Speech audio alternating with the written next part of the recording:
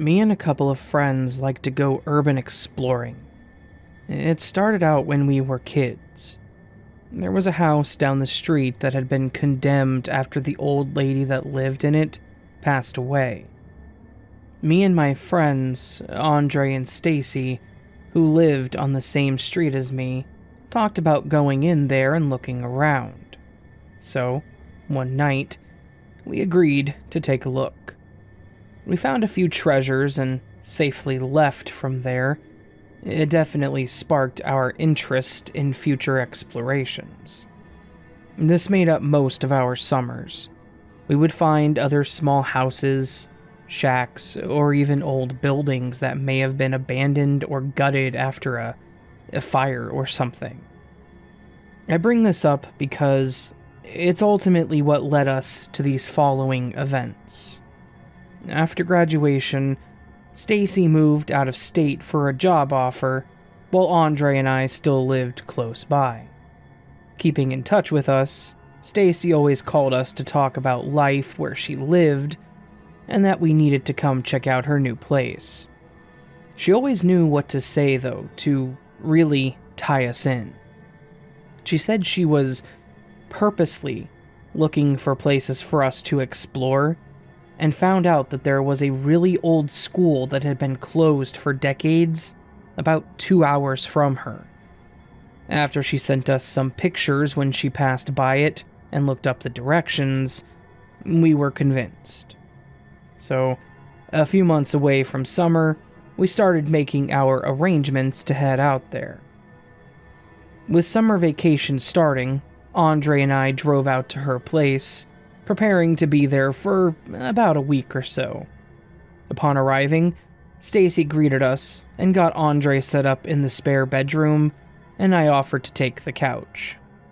That night we caught up over dinner, and she started showing us more pictures that she had taken from the outside. She wanted to go in, but decided to wait until she had us with her because she knew that we would be interested. The school sat in the middle of an overgrown field. From the satellite map, it looked like there was a small shed or house a few yards away. There was a fence surrounding it, so we were definitely going to be trespassing. And this is where I say don't do this. It was a stupid idea. Only go to places open to the public. So, we basically brainstormed what all tools and equipment we wanted to bring with us, packed everything up, and settled in for the night. The next evening, we headed out to the location. We wanted to go later on so there would be less traffic around, and hopefully less people likely to report us. We took Stacy's car since it had local tags, and parked off the side of a gravel road next to the property. The fencing wasn't anything fancy, just chicken wire basically, secured to posts. There wasn't even barbed wire above it, so we bent the top of the wire down, hopped over, and proceeded to the entrance. The door? It was barely a door. It was only on the top hinges, and the bottom part looked like it had been crumbling away. There was a big piece of thin wood in front of it, but it was only nailed to the top, so you could easily bend it up to slide under it. This was our way in. Upon entering, you could tell the air was stagnant. You could smell mildew, old wood, and maybe even that smell of decay. Like the smell that a lot of old buildings start having. If you do this, or start doing it, you'll recognize the smell. Most, if not all, of the windows were boarded up, so you could just see the light of the sunset peeking in the cracks. We put on our masks because you never know what you could be breathing in, grabbed our flashlights and headlamps, and started figuring out where to start. There were 2 floors, and 1 set of stairs to the right from what we could tell. We started on the first floor, of course. We walked to the left to see 2 classrooms on one side, and the gym and cafeteria on the other. We entered the first classroom. Most of the desks were still in their place. There was a bookshelf in the corner with some heavily damaged books and old toys on it. The pages in the books were all stuck together, most likely due to water damage, as the window right above it was broken out and poorly boarded up. There was still string hanging up from above the chalkboard for, like, a party banner or something of that sort. It was interesting to look at, and even though we didn't go to the school, it still brought back some good memories from those times. As we were looking around, we started hearing a scuffling sound coming from above us. Now, this isn't our first time, as mentioned. We've made rules for ourselves if we ever run into trouble, such as cops, animals, or other people. A lot of places are bound to have animals living in them. Not a lot of people are going to bother going in there, so they don't have to worry about danger. You just have to give them their space for the most part. You may run into squatters, and as long as they're non-violent, you can usually just walk out without much interaction. As for police, if there are trespassing signs, then you know the risk that you're taking. We've only run into them twice. Once as teenagers, and they just escorted us home, and the second time they suggested we leave due to the structure not being safe. With that being said, we just go quiet for a second to see if we heard anything else, or any talking accompanying the sound. We heard nothing, so we assumed it to be an animal, and moved on. We walked over to the gym to see what we could find. There was a basket in the back with deflated dodgeballs, covered in a blanket of dust. Stacy found an old doll that she ended up putting in her bag to take home. She said it reminded her of an old doll her mom or her grandmother had, but to me, it was just creepy looking. As we continued to look around, we heard more shuffling upstairs and paused. This time, we heard what sounded like a really weird meow. Andre made a comment about that not sounding like a cat, while Stacy argued that it was. It sounded enough like a meow to me at the time, though. We then made our way over by the stairs, where there also appeared to be an office for maybe a principal, a nurse's office, and a faculty room. It was starting to get a little darker, so we decided to head upstairs before it was too dark, so we could check out what was up there, then make our way back down to the offices. As we headed up, we could hear more noise, and now it sounded like it was coming from one of the back classes. Stacy was interested in finding the cat, while Andre was hesitant. He had a point, that we did have to be cautious in case it had rabies, or was just aggressive. So we at least convinced Stacy to hold back some. We went into one of the rooms closest to the stairs when we started hearing whimpering, like a small puppy. But this one definitely did not sound right. Stacy and Andre agreed, but Stacy thought maybe the dog was just ill or scared. After a little back and forth, we opted to check what the sound was coming from, so we could all relax and explore more. We started heading towards the back when the meowing started again, and this time, it legit just sounded like a person meowing. I remember Stacy staying back a bit while I entered the room, followed by Andre. It was another classroom, but appeared to be for younger children, like a nursery. In one corner, there were maybe 6 or 7 cribs stacked on each other to make like a sectioned off part of the room. Of course, that would be where the sound was coming from too. As we walked in further, we turned on our flashlight to point into the corner, And that's when we saw a full-grown man, crouching naked in front of us. Embarrassed, Andre and I turned around and I apologized for intruding. As I was about to say that we would leave, the dude starts barking at us. Stacy was asking us from the doorway what was happening when Andre started laughing and shouting about a crazy guy living here. As we started walking back, and while Andre continues to poke fun at the guy, his barks became louder and more aggressive. I'd swear that was a dog if I hadn't seen him. I told them it was best that we just leave when Andre yelled, "Look out!" Before I could register what he said, this guy had jumped on me and was scratching at my back. I tried to turn over, but this guy had to be at least 200 pounds, so it was a struggle.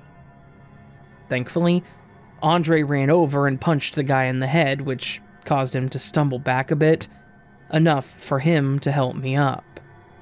I stood there for a second looking at this guy as I tried to gain back my composure when he proceeded to crouch on his hands and feet and growl.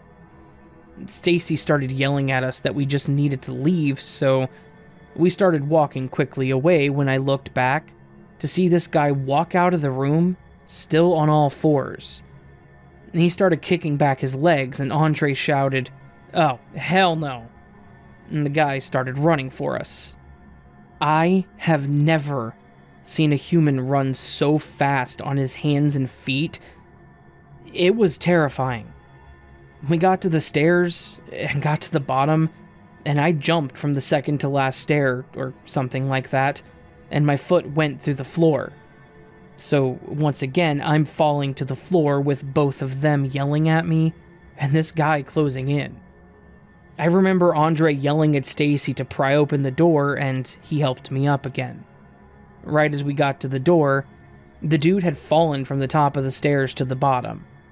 I kid you not, it was like he just fell over the side and landed in front of us, nearly scaring the hell out of me, but he looked like he had knocked himself unconscious.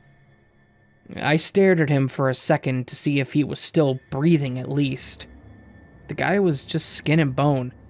I could see his spine clinging to his skin, and his arms and legs looked frail and thin. You could even see his cheekbones nearly protruding his face. He was terrifying looking. Stacy yelled at us, so we made our way to the door. We got out, made sure we didn't lose anything too important, and weren't hurt, and started making our way to the fence. As we were climbing over it, we saw that man again. This time he was standing on the school entrance by the door, just staring at us. He wasn't moving or barking, still on all fours, but just watching. We didn't waste any time after that, though. We ran to the car, got in, and locked the doors immediately. We looked up, and the guy was now howling. We went to grab our phone to take a picture, but the guy quickly ran back inside, and we obviously never saw him again. So, that scared the hell out of us for the night. We went back to her place, and had a few beers to try to calm down and laugh it off. We were debating on if we should call the cops to get the guy help, or if we would be worse off for trespassing. Andre thought it was probably someone really messed up on drugs, and he had just found a place to call home, but it was terrifying. It hasn't stopped us from our adventures since, but we did add that to our rules. If we find weird people, we leave ASAP. I'm trying to convince them to go back there with me next summer so we can see if the guy is still there, and maybe get photos for proof. So, did we run into just some really messed up guy? Or do you think maybe there was something more to it?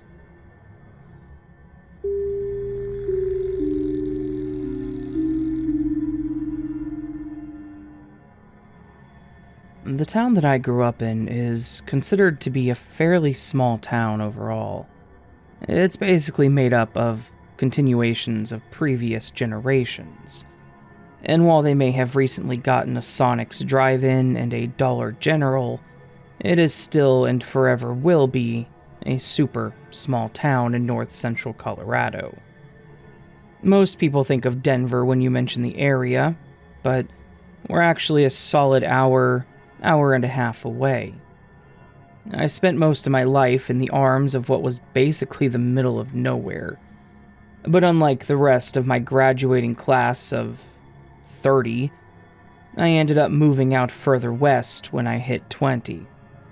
So, I know both sides of life. This tiny town that no one's heard of, and the big cities out on the coast. What's weird?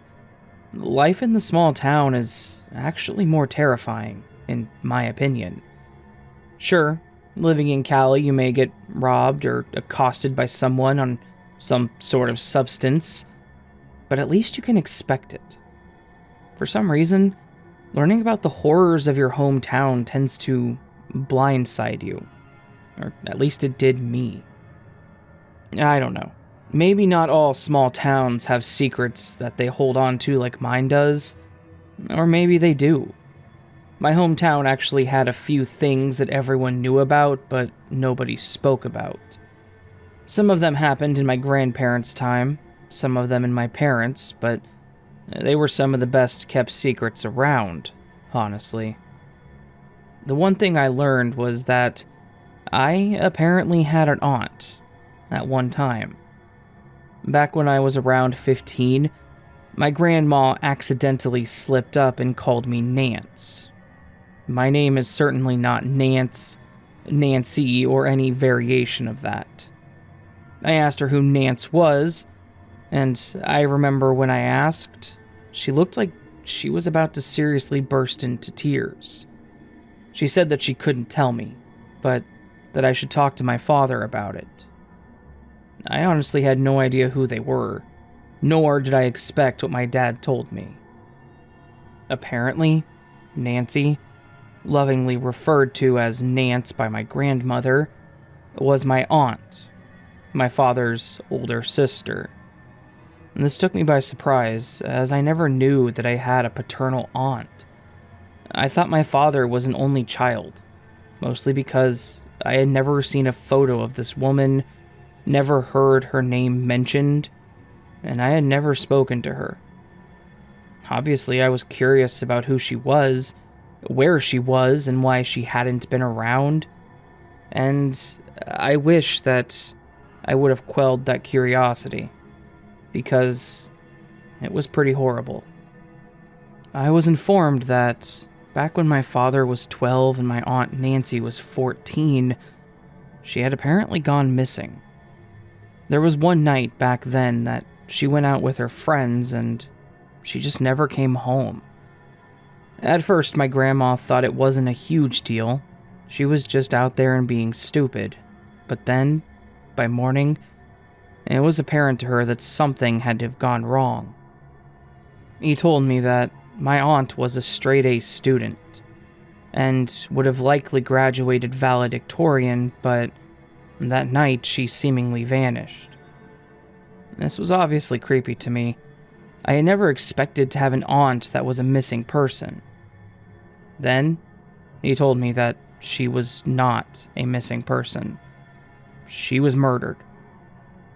He went on to tell me that when she went missing, the whole town went into what was essentially a small town lockdown.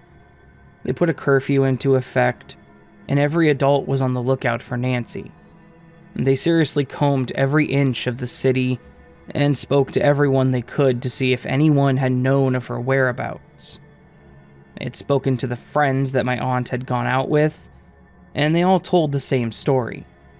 They were out, basically loitering wherever, and a police officer pulled up with his lights on. They said that the officer rolled down the window and called out to Nancy, and that she ran over to speak to the officer.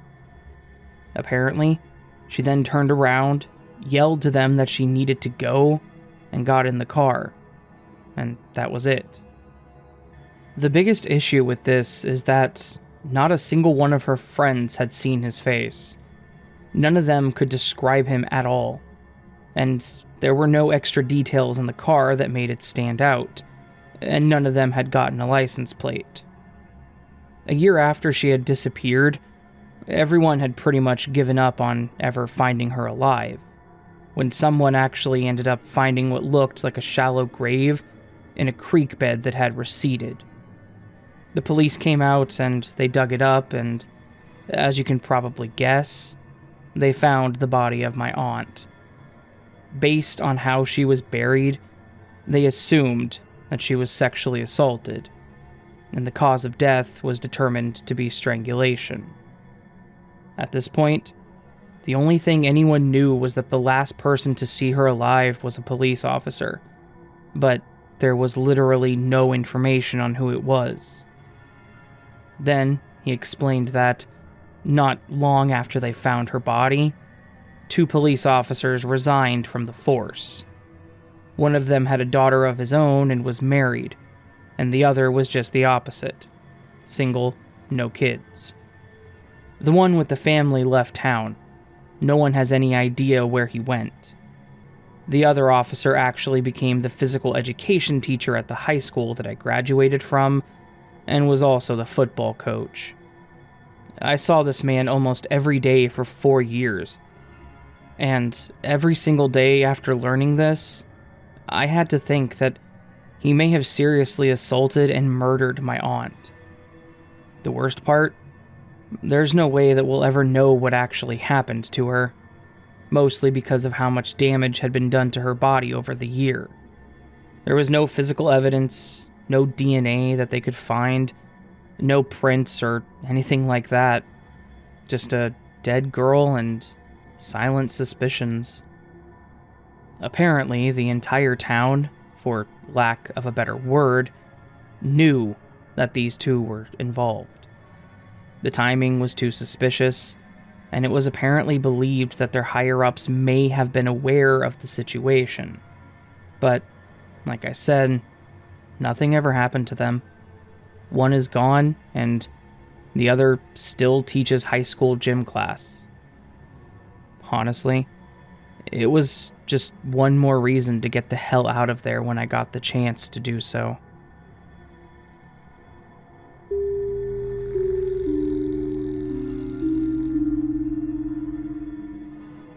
I live in a cozy little home with my son and husband. Since our home is on the smaller side, we usually go to other people's homes for holidays or parties. One past year, we wanted to do something for just our family, so we decided we would go camping for the 4th of July weekend. Our county also doesn't allow fireworks, so we thought we would find a place in the next state over and have a different view, see a fireworks show, and maybe light off a few of our own.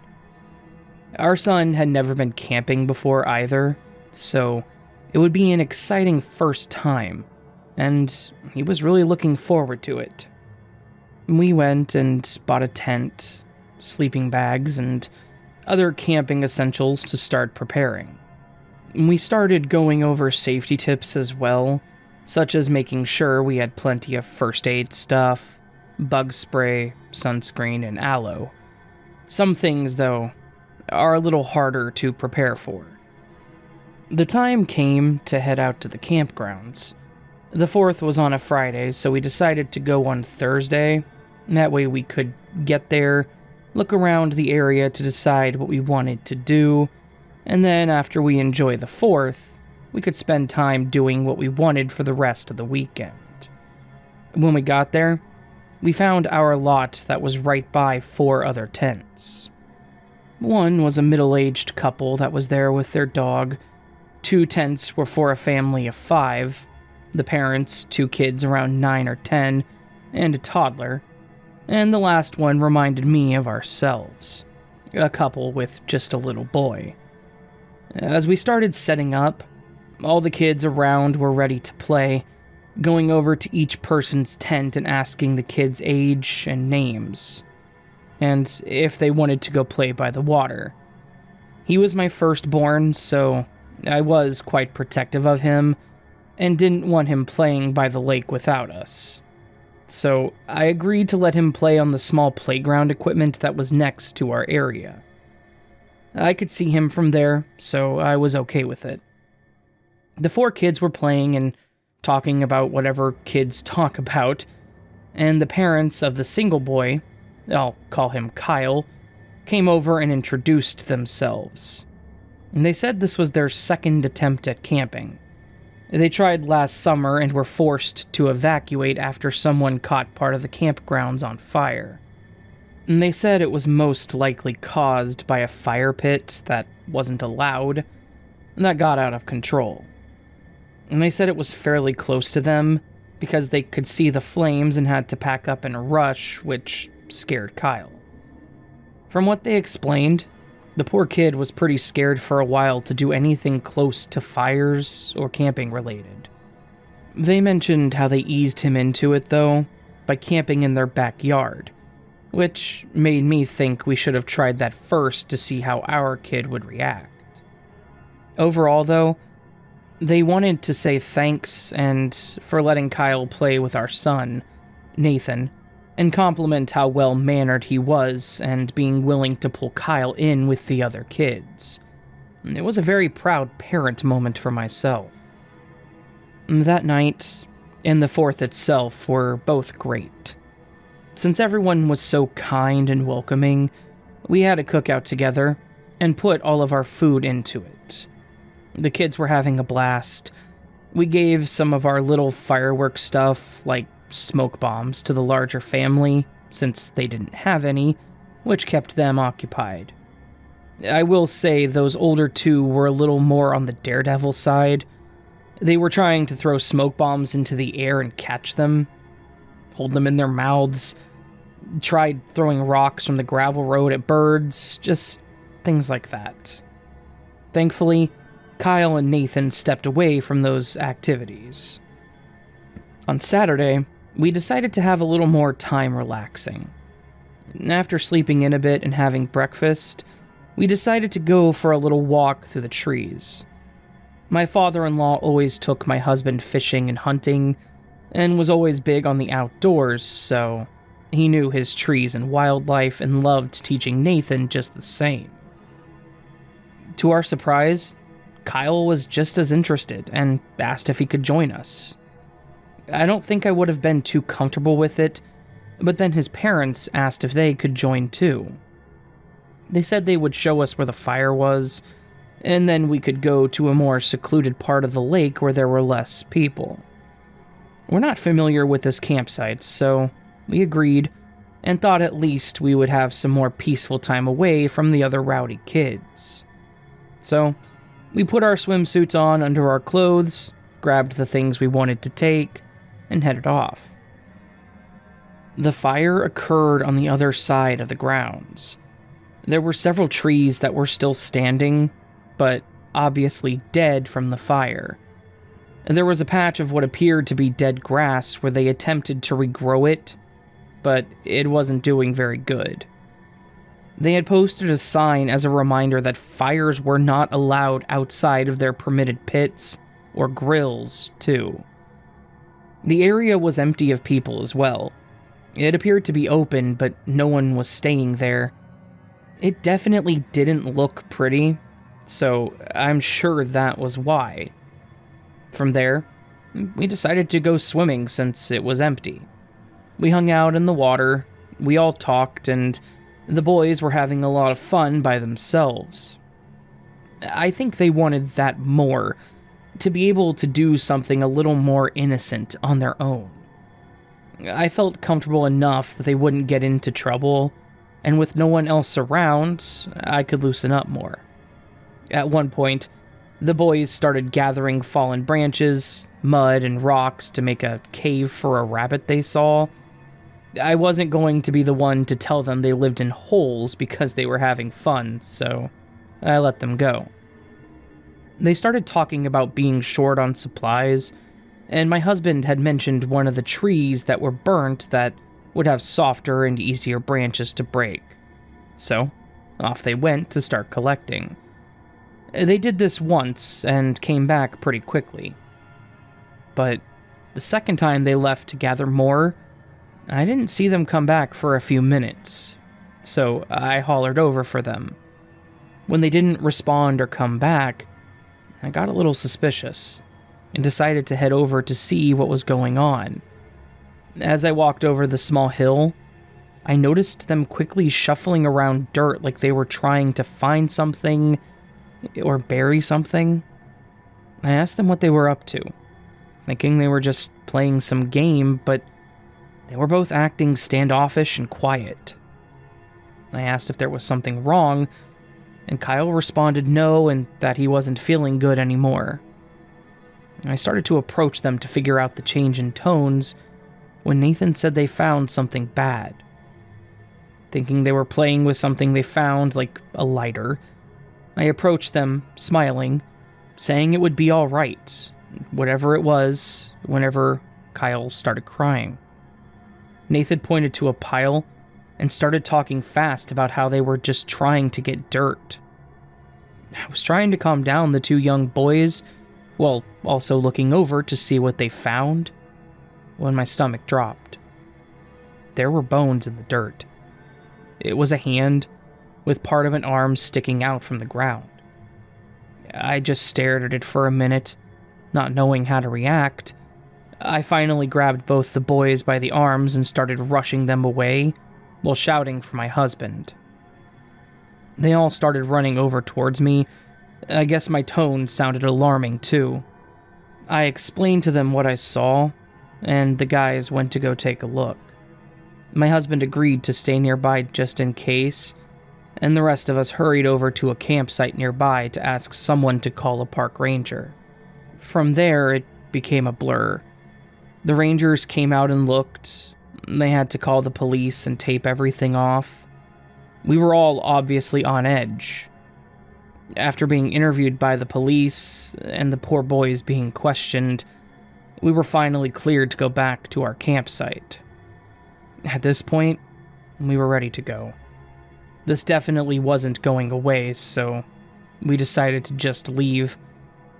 We spoke to law enforcement, gave them our contact info, as well as Kyle's family, because they still seemed like a great little family, and left.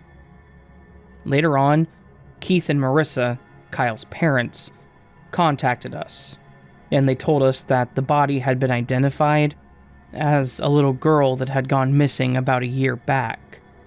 It was then assumed that the fire was likely used to cover up the murder, though the body wasn't found at that time.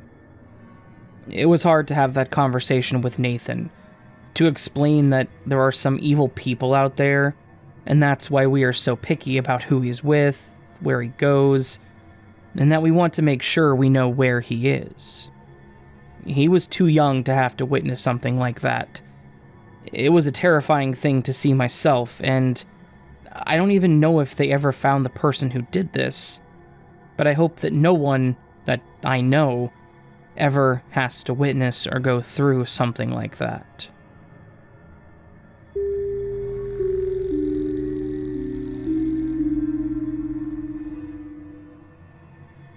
Growing up, me and my brother lived in my grandparents' home with our mother. She had us at a young age, so my parents didn't last long.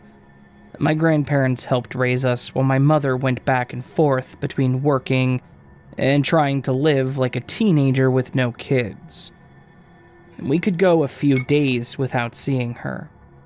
Our grandparents would get us off to school, feed us, bathe us. My mother didn't care much for responsibilities. The less work she had to do, the better, which is why none of her jobs lasted more than 6 months, and she was always taking advantage of whatever she could get, like unemployment. I bring this up because it shows how much I respected my grandparents and looked up to them.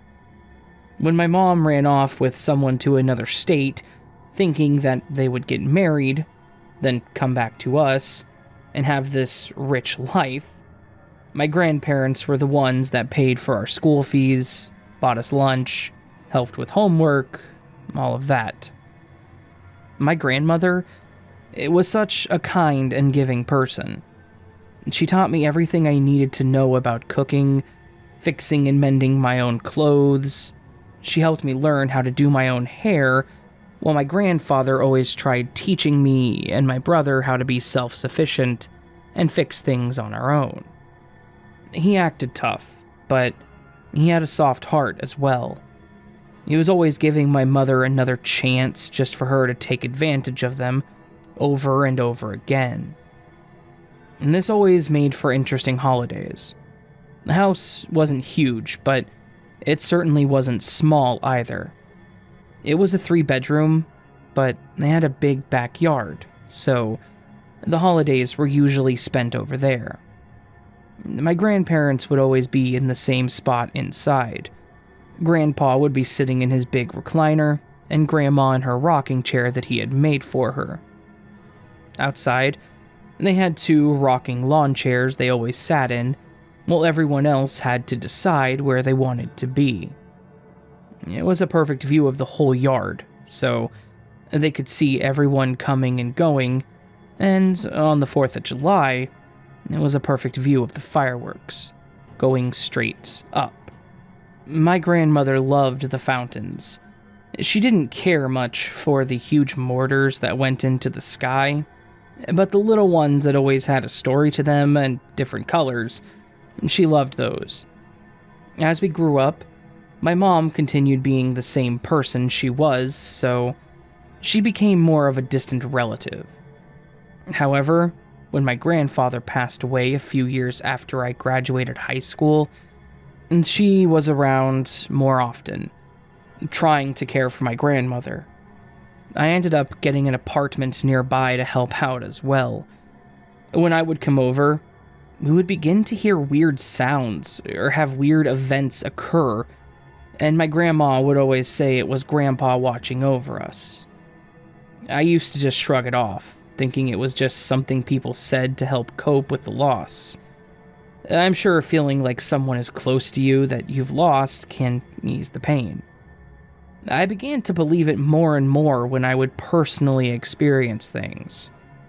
My nickname that my grandpa gave me was Buttons, because I started collecting them. I've bought many clothing items, purses, and bags just because I liked the way they looked, and would cut out the buttons and use the items for something else. My grandfather worked at a junkyard, and if he ever found any, he would always bring them home to me too. And so, when I started finding buttons that I'd never seen before in places they shouldn't be, I really felt like it was him giving them to me as gifts. I became a little more open to the possibility from then on. So, continuing with tradition, we would always keep Grandpa's seat open for the 4th of July, so he could be there with my grandma. Over the years, I ended up getting married and my husband moved in with me. My mom also started losing interest in helping out my grandma, so she would begin disappearing for days again, so I would have to go over to make sure she had enough food and toiletries, and just make sure she was okay. My brother also moved out of state, so there was little that he could do to help. I'm thankful my husband was always understanding when I would have to go over there after work, or when he was willing to help me to get her groceries for her. Sadly, my grandmother passed away too, due to heart complications, and once again, that meant that my mother would be back around. She wanted to help as much as possible with the funeral arrangements. She spent time with me and my husband too, and actually kind of seemed like a normal person. However, I would learn that it was more so to find out about her will. My grandpa, of course, left everything to my grandmother if she survived. So, now she would actually get something out of them. Turns out, they actually left her their house. But most of the money they had saved, they gave it to me and my brother. I could tell this angered my mom because she wanted the opposite. She threw many hints at us about it too, but we always ignored it or changed the subject. She actually moved into the house. We stopped talking to her for the most part and just went about our lives. I ended up putting the money I got into savings to hold on to, as we were planning on getting our own home and starting a family. To speed this along, it was less than 2 years since my grandmother's passing for my mom to destroy that house. I went over there a few times, and she had tried to sell almost everything she could. When she tried selling their lawn chairs, I actually paid her for them and begged her to keep them there until I had a place. Since she started running out of money and couldn't pay for the repairs, she was actually trying to find someone to sell the house. She tried letting her friends live there, but quickly learned that, much like her, they didn't want to pay rent. I couldn't stand to see this house go to someone else or take any more damage, so after talking to my husband, we agreed to try and buy it from my mom. After many discussions and her asking for ridiculous amounts, she finally agreed to let us have it. We made very strict rules about her not being able to show up uninvited, and that the locks would be changed to prevent this too, and she agreed. Of course, saying one thing and following through are two totally different things. Throughout the next year or so, we made the necessary repairs and moved in, but I noticed that, unlike my grandfather was in the past, there seemed to be no presence of either of them. I would notice this on those bad days where I just wished they were still around to see what I had all achieved. This made it even harder when I was pregnant and had my first child. I wanted them to be able to meet her and show her that grandparent love that I got. Before I continue, I will say that shortly before my daughter was born, I cut all ties with my mother. We found out she was involved in some really shady and dangerous things as well as people. She brought someone to my baby shower, uninvited, and they tried doing coke in my bathroom. I told them to leave before I called the cops, and that she was never allowed to come back. She has not met my daughter, and she tries calling to see her in between asking for money, so I blocked her number and tried to move on without her in my life. Now, my daughter was born healthy and happy in April. Other than my husband's birthday in June, the next big holiday coming up was going to be the 4th of July. So, we wanted to have a small party with a few friends. As we started setting up the yard, I remembered the lawn chairs, and I dug around the shed to find them. They weren't taken care of like I would have liked, but they were still there. So I cleaned them up and put them right back where they belonged. When we went to get our fireworks, I saw a huge fountain called the Beautiful Rose. My grandmother's name was Rose, and I just knew that she would love it, so I happily brought it home with me. The party was going great, as I expected. At one point, I went and laid my daughter down to sleep. I turned on the monitor and clipped the other one to my shirt so I could hear her if she woke up. While we were outside, a friend asked about the lawn chairs, and I explained their history. When I went over to move a plate that was sitting in one of the chairs, I noticed something under it. It was a button with the name Chloe on it, my daughter's name. It was odd that it was under the chair, and after a quick thought, I knew it was my grandfather, which made me ecstatic. As the night progressed, though, I started having more events like this occur. It may sound weird to some, but I would find the letter C everywhere. When we would move the dead fireworks, I would pick up the shredded pieces of paper, I would throw the plates away, and the sauce on it would make a letter. I mentioned it in passing to my friend who was there, who was very spiritual, and she said it may be a sign from someone else. At first I chuckled at the idea, and then became curious. So I went and grabbed the piece that I recently threw away in the plate, and to my surprise, it spelled out Chloe again. I thought I was crazy, but then my friend asked if she was okay. I thought it was weird at first because I knew she was fine, until she said it may be their way of getting my attention. So, we went to her room, and as I opened the door, to my horror, Chloe was not in her bed. The window was open, and the monitor had been turned off. My friend ran to get my husband as I ran to the window. Her room faced the front of the house, and we were all out back, so we didn't notice. As I ran out the front door, I noticed someone sitting under her window. As I approached the person, preparing to knock them out, I realized it was my mother, rocking my daughter back and forth. I grabbed her from her, as I noticed she was obviously on something. She was twitching a lot and trying to talk, but could hardly make a sentence or stand up on her own. I started screaming at her, and all she could say was sorry and choking. I started looking at Chloe when I noticed she wasn't hardly moving. I brought her inside and then noticed that she was turning purple. By the time the police and ambulances showed up, we found out she came over wanting to meet Chloe, high on something. She had a bottle of apple juice and she was trying to feed it to her, and she nearly made her choke and drown. Thankfully, Chloe was okay. My mom, she was taken to jail since she had stuff on her too, and we decided not to press charges but did get a restraining order. We haven't heard from her in quite some time, but my brother still talks to her. He claims that she's cleaned up and doing better, but I'm still not sure that I'm ready to see her.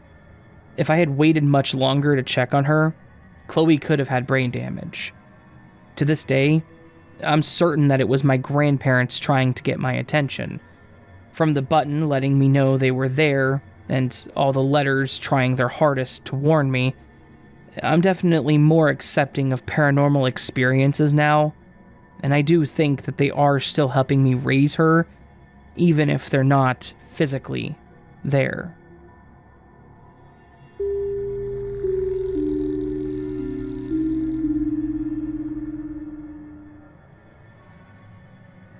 I've been delivering food for one of those popular gig companies that you all know and love.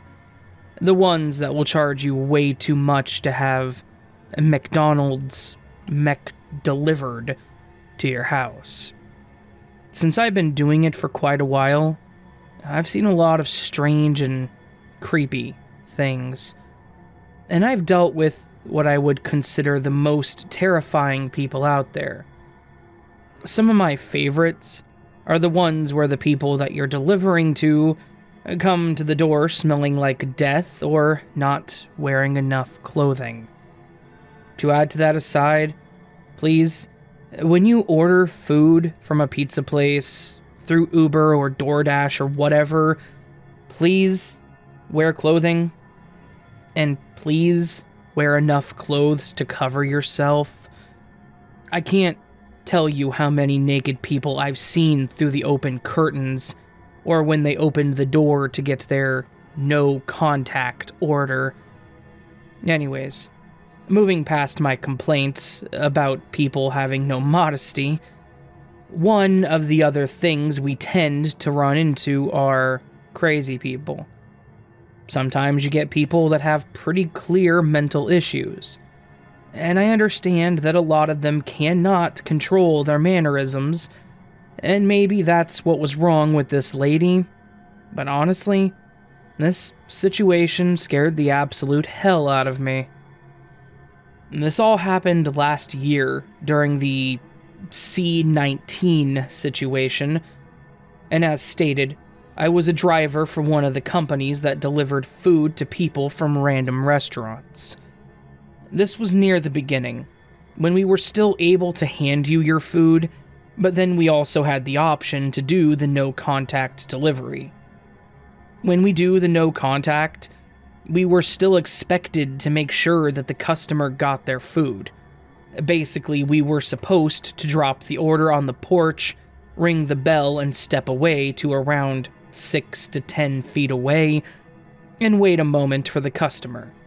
I was very specific with how I did things, I wasn't one to just drop the food and run back to my car. And this order was a decent-sized order from a bar and grill, which was fine. I drove to the restaurant, got the food, and then headed out toward the customer's house. I was heading down the street and approaching the destination when I noticed the overall appearance of the neighborhood was starting to decrease. By this, I mean that the houses went from pretty normal suburban homes to a bit run down, all the way to some of the houses looking really bad. I would go as far as saying trashy. I was driving to the end of the road and was trying to find the house that I needed to deliver to, and was honestly starting to get one of those pits in my stomach. The last couple of houses went as such. One house looked kind of meh. One house was completely and totally trashed and looked like a drug house. And the last one looked decent. Looking at these three, I was honestly scared that the drug house was going to be where I had to deliver. So, imagine my surprise when it wasn't, and the number matched the cleanest of the three houses. Anyways, I parked my car in front of the house and grabbed the food, making my way up to the porch. As expected, I dropped the order on the porch and then I rang the bell, and then I stood back and waited for the customer. Within a few seconds of my ringing the bell, I hear the door next door, the door at the drug-looking house, fling open hard and smack against the siding. Obviously, this caught my attention, so I looked over to see what was going on, and I really wish I hadn't. Out of the door comes a woman that had a look about her that was nothing shy of horrifying. She looked like she was genuinely pissed off at the world, and like she wanted to hurt someone, and at that point in time, the only person nearby, and the only person making eye contact, was me. Out of nowhere, she yells, "What the f*** are you doing and what do you want?" I immediately looked back to the customer's door to wait for them to answer and tried to move on from the situation. I reached forward and rang the doorbell a second time, and once again stepped back to my waiting position. Then, out of nowhere, I get this incredibly sharp pain in my leg. I didn't think much of it at first, but when I looked down, I see this literal screwdriver handle sticking out of my leg, and this crazy woman standing there and staring at me like I was literally the cause of every problem she's ever had, and the only solution was to stab me with the rusty screwdriver from her junk pile. I honestly cannot overstate how awkward the situation was. Yes, I had a screwdriver sticking out of my leg, and yes, I was starting to bleed, and yes, she had seriously just stabbed me, but something about the moment of silence between us was just awkward. What exactly do you say to some crazy woman that had just stabbed you with a screwdriver while you were trying to deliver chilies to their neighbor? After a few seconds of silence, the customer opened the door and reached for their food, and almost grabbed it to go back in, until he saw me, the neighbor, and the screwdriver. He dropped his food and ran out to the yard and basically stepped forward to get between me and his neighbor. I don't really remember much between that moment and when the whole thing came to an end. I know that the neighbor was screaming that she had just stopped me from robbing him, and then the customer was screaming about something else. I just remember feeling woozy and asking them to call an ambulance, and for some reason, randomly thinking about how I wasn't going to be able to mark my delivery as finished. If anyone is curious, yes, the cops came, and yes, I ended up going up to the hospital. Getting stabbed with a rusted and weathered screwdriver is something that they typically want you to go get checked out for.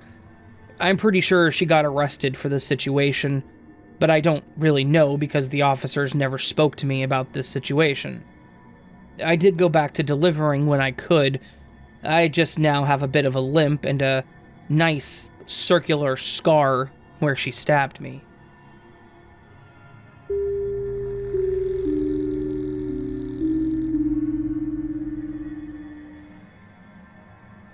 This actually happened to me a few years ago. I started working at a local gas station part-time after high school. I figured, if I'm staying home, I might as well do something productive and make my own money too. Most shifts were at night, so they were either dead or full of drunks. But I usually worked with one other person, so it wasn't too bad, especially when we had people get out of hand. I actually like it for the most part. On the slow nights, I let the neat freak in me come out and I start organizing the shelves better so that everything is lined up right, not scattered around and piled up. There was one guy, Mark, that usually worked the nights with me, and he would play music on his phone, so it wasn't completely silent, which was nice. One downfall, though, was that I didn't have a car anymore, as mine finally died on me, so I had to rely on rides from my parents, friends, or sometimes an Uber to get to places. Still, it was manageable, because I only lived a few miles away from my home, so I could even walk there if I had to. I believe it was late September when this happened, because it wasn't too hot, but it had started getting cooler overnight.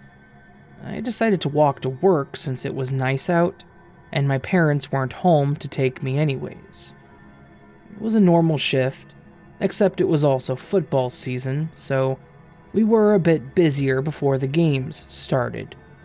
We were dead while it was on, and then we would get a quick burst of people at the end. As I'm ringing people up, I looked up to see my line, and I noticed a guy in basketball shorts, socks with sandals on, and a shirt that said something about the gun show. High roll, am I right? He was looking right at me and smiling, so I just smiled back and continued working on the line. After a few, I looked back and noticed the line wasn't going down, so I called for Mark to come up and help. Sandal Guy was up next. I noticed he had one of those tall cans of tea and nothing else. And he was still smiling, so I just said, "I'm sorry you had to wait so long just for this." Without taking his eyes off of me, he said, "Oh, it's alright, sweetie, as long as I get to see your beautiful smile." I haven't really dated much, nor have I had much experience in flirting, so I didn't really know how to react. Not to mention he had to be close to my parents' age, so I just made some weird chuckle sound and didn't say another word. He paid with a card. I handed him his receipt without saying another word to him, and he said, "Good night, sweetie," as he walked out. I didn't have time to process what happened, as I had a few more people in line, so I just continued until we cleared out again. When I was done, I was about to ask Mark to help me with something when he said, "Oh, sure, sweetie." He was a nice guy. We never had problems with each other, so I knew he was teasing, but it snapped me back to that when I started laughing and asked, "So you saw that too? Was that not weird?" He said he thought the dude was weird, but the flustered side of me was adorable. Funny to him, I didn't know what to say, and the guy was just off, so none of that was enjoyable. Our night went back to normal for a while. He was in the back again as he did some of the book work while I was in front messing with the shelves. We were kind of shouting back and forth about something that we were both really involved in when someone came in. I started walking back around the counter when I noticed it was Sandal Guy again. He noticed me, and he waved, so I waved back, and he started walking towards the coolers in the back. I quickly made a comment to Mark about him being there and just waited for the dreadful checkout. He walked up to the counter and said, "I forgot to get gas." If that was the case, why did he walk to the back? I just smiled and rang him up. As I handed him his receipt, he made sure to reach further in to touch my hand and said, "I'm glad I decided to stop here tonight," and smiled as he shook my hand. My hand was limp because I was not interested in this at all. At this point, Mark had walked out from the back and said, "Hey Kate, my part's done. I'll take over." Thank God. I pulled my arm back real quick and dashed to the back and waited. I didn't hear another word from the guy, but I heard the bell on the door, and then Mark walked back to the back. He said when I turned around, the guy cocked his head like he was trying to look at my ass when he walked in front of his view. He said that when he noticed this, he grabbed his candy and dashed out the door. Who does that right in front of people? Anyways, the rest of the night was okay. We had some lady come in singing and got Mark to sing, so that was funny. We were having a good time. It was getting close to closing, so Mark had taken the trash out back so we could smoke, and I was up front again, reading a magazine. To my surprise, Sandals walks in again. It had to show on my face that I was not okay with this, but he again immediately smiled and was looking around quickly, like he was trying to find something. That's when he grabbed another candy bar and said, "For you, Catherine Lee. I can't stay away. Can I give you a ride home so we can talk?" I was shocked. My name badge says Kate. I don't go by Catherine or my middle name, so how would he have known that? I didn't know how to reply, so I just said, "No, thanks, I have a ride." To which he said, "But you walked here, right?" How would he have known that? I just told him I had a ride and he would not stop, saying he wanted to get to know me more and take care of me. I, remind you, was around 19 years old, and this guy could have been my father. I tried cutting him off to ask him if he was going to purchase anything when he tried to reach for my hand again, and I pulled back. At this point, Mark walked back in right as he started pleading. Mark immediately walked over to the guy telling him that he needed to leave. He started shouting as he was being pushed out that he'll wait for me. Mark locked the door and made sure I was okay, but I was just more shaken up than anything. He had me doing some other things from there, like more organizing, stocking anything that was empty, and mopping while he watched the door. He would unlock the door to let people in and then lock it again. At closing, he was finishing the last things, so I pulled out my phone and opened up Facebook when I noticed I had a friend request. It was Sandals Guy. That's when I figured out where he knew my name from, and also realized that my address was on there. I told Mark about this, and he suggested that he take me home. I didn't refuse, either. As we left, I was looking around to see if he was waiting, but I never saw anyone.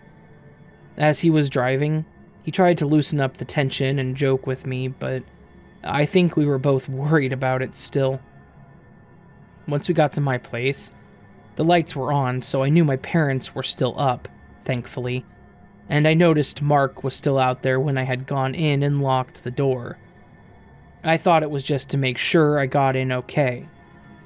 After I was in, I changed clothes and went to get something to eat, and there was a knock on the door.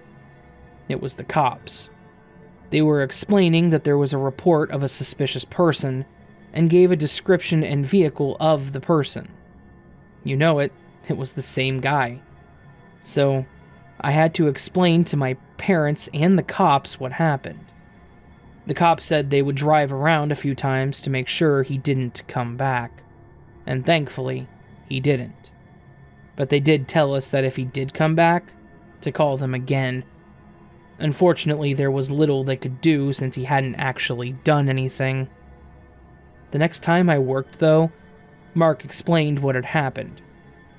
He said he noticed a car following us, but he didn't want to say anything and scare me. After I got inside, he saw the truck turn the corner onto my road, so he got out of his car and noticed it was the same guy as he was driving by. He said he thinks he recognized him too as he started to speed up, so he had called the cops to report it for us. I was so incredibly thankful for what he did too. Thankfully, we never saw the guy again, so hopefully he got the hint. But you can bet that I did a lot of cleanup on my Facebook as well.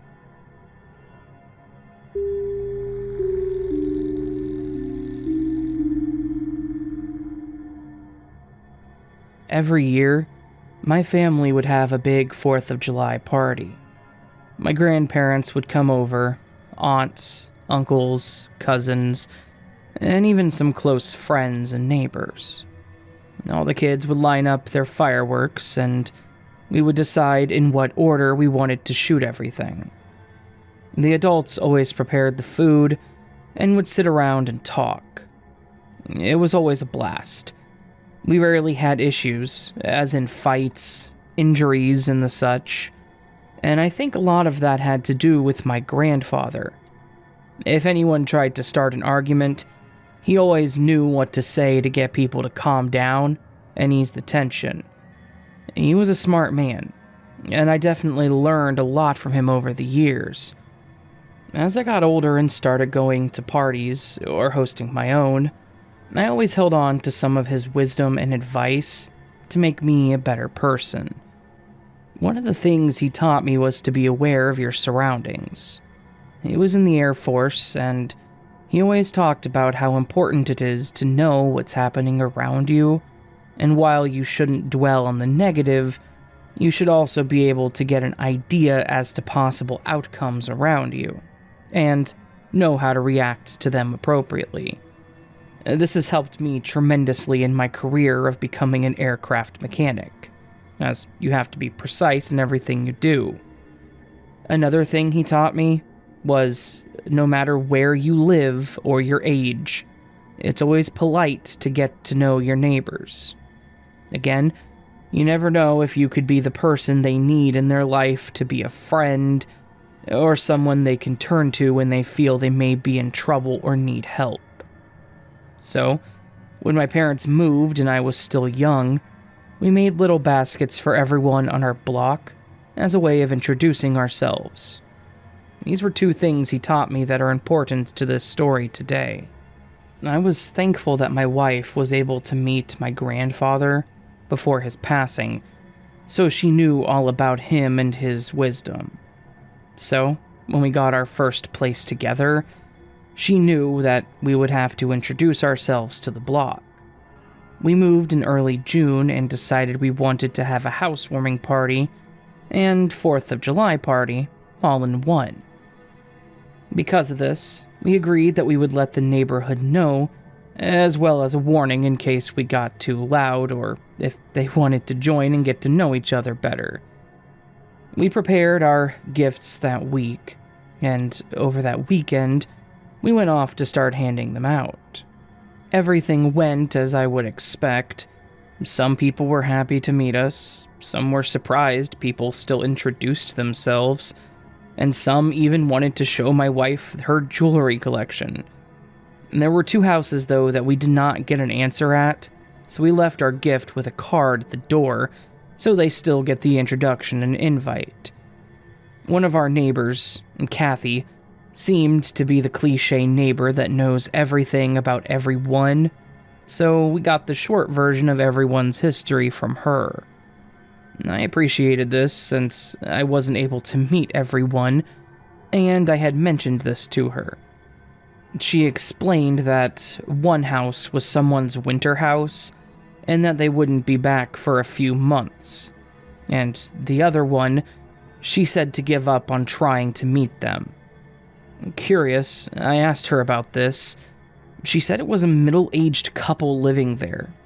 They rarely went outside. She thinks the guy worked overnights, as she always saw him coming home late at night and not leaving until the evening, while the woman always left midday, looking her best, and coming home before he left for the night.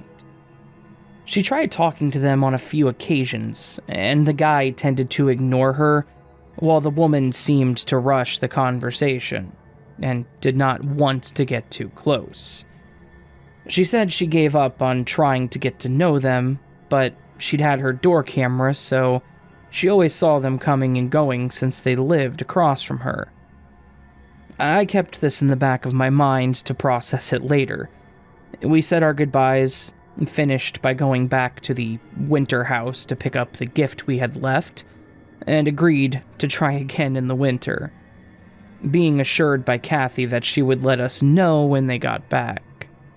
The following morning, as we left to get coffee, I noticed the gift from the mysterious couple's home was gone, so hopefully they got it, and at least enjoyed it. The next couple of weeks went by as normal. We unpacked and prepared ourselves for the party. This whole time, we never saw the couple. Kathy was certainly right. It was going to make for a difficult time if we ever wanted to try meeting them. Then came the night of the party. Both of our parents showed up, a few of our siblings, because some couldn't make it, as well as some old friends and new neighbors. Kathy came over and brought us a cake, I believe, but said since her dog was afraid of fireworks, that she would watch ours from her home so he wasn't alone. A few people had kids with them, so we kept it appropriate for the time being. After the kids finished off their fireworks and those families left as well as our parents, we started getting a little more rowdy. There was more drinking, a little more stupidity with fireworks, but everyone was having a good time. At one point, I was fetching more rounds for everyone, asking who all wanted one, when I noticed a guy that was talking to my wife's friend over towards the side of the patio that I didn't recognize at first. He was wearing dark jeans that appeared to be really muddy, a button-down shirt that was halfway open, and a baseball cap. Thinking it was someone her friend brought along, I asked if they wanted anything, and made my way to the kitchen to grab the drinks. I gave her friend and the guy the drinks, they both said thanks, and I carried on passing out the rest. As the night went on, I saw the same guy talking to the other people, including my wife. He was still carrying around the same bottle that I got him, and when I asked if he wanted another, or if I could take it from him, he always refused, saying that he was still drinking it. I kept an eye on him just because I didn't recognize him, and no one had introduced him to me yet. We still enjoyed our night, taking pictures and recording our stupid antics, until it was time for people to start dispersing. When my wife was seeing her friend off, I noticed the guy wasn't with her, so I went and asked her about him. She said that she had come alone, but the guy was talking to her for quite a bit. She said she didn't recognize him either, and thought it was one of my friends from work since I was talking to him quite a bit.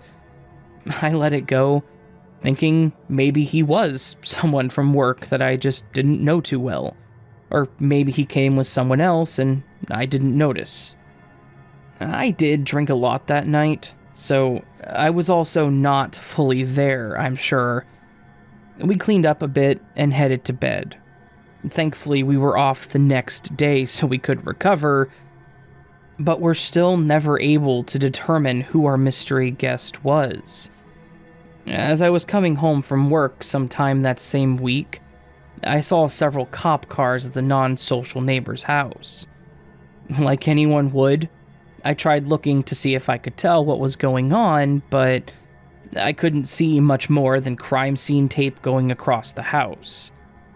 I got home to be greeted by my wife and Kathy in the living room.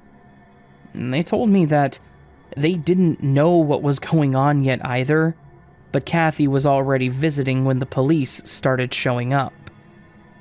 Shortly after I got home, Kathy mentioned going back home so she could try to find out more, and we actually had someone else knocking on our door. It was another officer, wanting to ask us questions about our neighbor and if we had seen him. I explained that I didn't even know what they looked like, but Kathy began describing them more and said that she hadn't seen them in a few days. The officer pulled out a picture to show us and asked if we had seen him, when my wife and I realized he was the guy that was at our party. Kathy and the officer both looked shocked. The officer began asking us what he was wearing, how long he was there, wanted to know when he got there and when he left, if he said anything to us or if he was acting suspicious at all.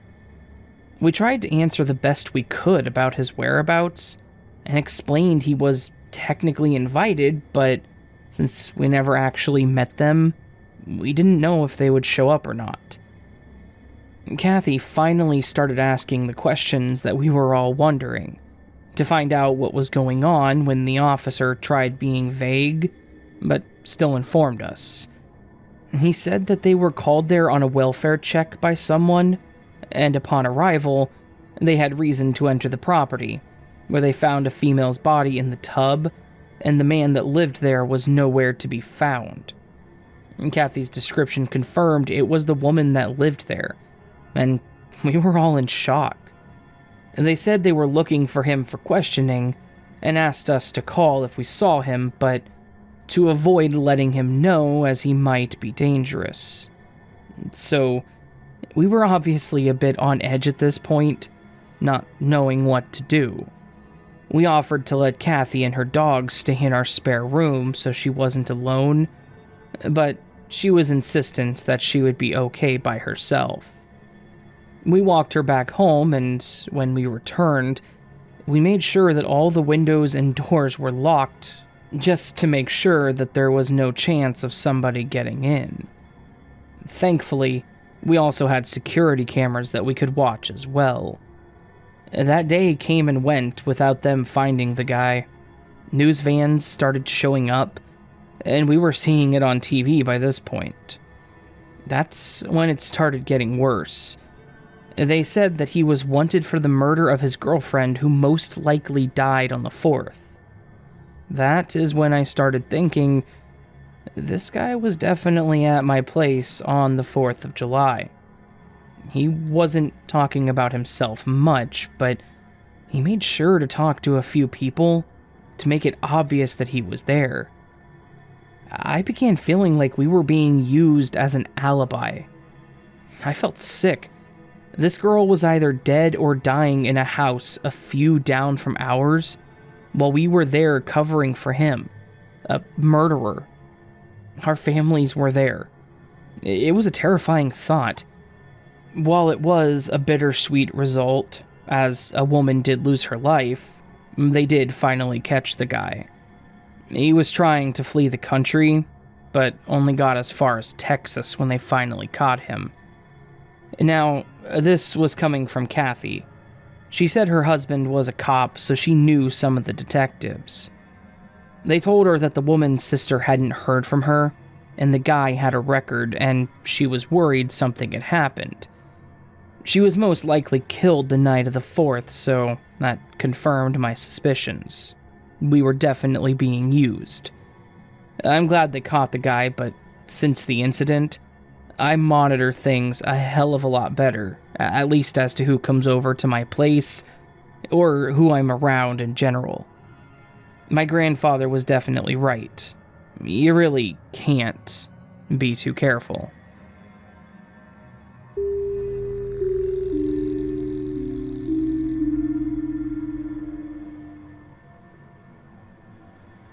Back in the early 2000s, I worked in a gas station / rest stop that was off of a highway. It was one of those stops that was in the middle of nowhere, that you see as the single stop for the next 100 miles. So, it was quite the drive getting there, and getting home, but it was also quiet, for the most part. You can get some weirdos crossing the state line, but it's always nice knowing you probably won't see the same person again. Outside truckers. Maybe. Sometimes, my husband would come in on his day off and sit up in one of the booths, reading or something, while I worked. I remember this event happening in the summer because it was so hot. So I had the fans on near the front just to keep cool since I would be close to the doors. My husband wasn't feeling well, so he had stayed home, but there were two other people working. An older woman, Rosa, who worked in the kitchen area where we make the hot foods, and the other cashier, Evan. Rosa had left as we had closed the food station at 9, so it was just going to be the two of us. Again, with our location and it being as late as it was, we didn't get a lot of customers. More so, it would be people coming in to buy a phone charger, use the restroom, and sleep in the parking lot. It wasn't uncommon to see cars parked, but we still kept an eye on them for our safety. On this night, Evan had just walked away to get something to eat and take a short break. I was up front, sitting behind the register, reading, when a few people had walked in. By this time, it was around 11, so the first couple to walk in looked exhausted. They were looking at energy drinks and donuts, and all I could do was chuckle to myself, knowing that they were going to crash soon. While they were looking around, I saw another person walk in. Because the door makes a sound when it's opened, I looked over immediately to see them, and she turned her face away, quickly as she started fidgeting with her hair. It was a woman who appeared to be by herself, but she stood out to me, because she was wearing a hoodie and sweatpants. Like I mentioned, it was summer, and it was hot. The state I'm in is known for being hot and miserably humid, so I thought it odd, especially because she didn't look cold. In fact, it looked like she was sweating. So, maybe she was ill. She looked like she hadn't brushed her hair either, but was trying to run her fingers through it and pull it around her face. Again, we can get some oddballs, so I didn't think anything else of it, other than to just watch to make sure that she didn't steal anything. After walking around a few aisles, she came up, and while trying to avoid eye contact, she asked where the restrooms were. I noticed when she approached that she didn't really look well. Her face was pale, lips dry and cracked, and she was, in fact, sweating. I asked her if she was okay, and she smiled slightly, saying that she was just car sick. I let it go, as it was none of my business as long as she wasn't in any danger, or anything, and I pointed her to the restrooms. So, the restrooms are on the little diner/food side, so she had to walk towards the other side to get there. We have one of those corner mirrors hanging so we could see people coming and going from that direction, though. I watched her walk over there and head down the hall with no issues. A couple of minutes later, the first couple walked up with 6 different energy drinks, donuts, and 2 bottles of water. I remembered this because I teased them about the water to caffeine ratio and convinced them to buy more water. I speak from experience, after all. We joked and talked for a bit, where they were from and headed, and how they mentioned they grossly underestimated how much they would spend on gas. They gave me a 10 to put towards their gas, and they left. shortly after, Evan came back up from break and we started talking about the couple that came in when the phone rang. There was a phone up front that was usually only used by us employees to call in, or when we needed to make a call. Management when they would ask or remind us to do something, and, of course, emergencies. It was the manager calling us, asking how it was going, and to check if Rosa turned off all the fryers and oven, as she had forgotten a few times. I remembered this because the kitchen is creepy when it's closed, because it gets really dark and all you can hear is the AC/heater blowers, or faint talking from the front. So, what else does a lady do but ask the guy to go do it? So I stayed there, and I started reading again when Evan came back in one piece, thankfully, and we turned on the small TV that we had up there. It had been a few hours of us sitting, walking around, getting a customer here and there when we had one lady walk in and again ask for the restrooms. As she started walking in the back, I remembered the lady in the hoodie, because I never saw her leave. I started asking Evan if he had seen her when the woman had come running back to the front, saying that there was a baby in the restroom. I remember I just paused for a second to register what she said when she clarified. There was a newborn in there. Alone. I immediately rushed to the restroom, and in the stall was a newborn in the toilet. It looked like someone tried to cover the poor thing with toilet paper and seat covers. I have a daughter.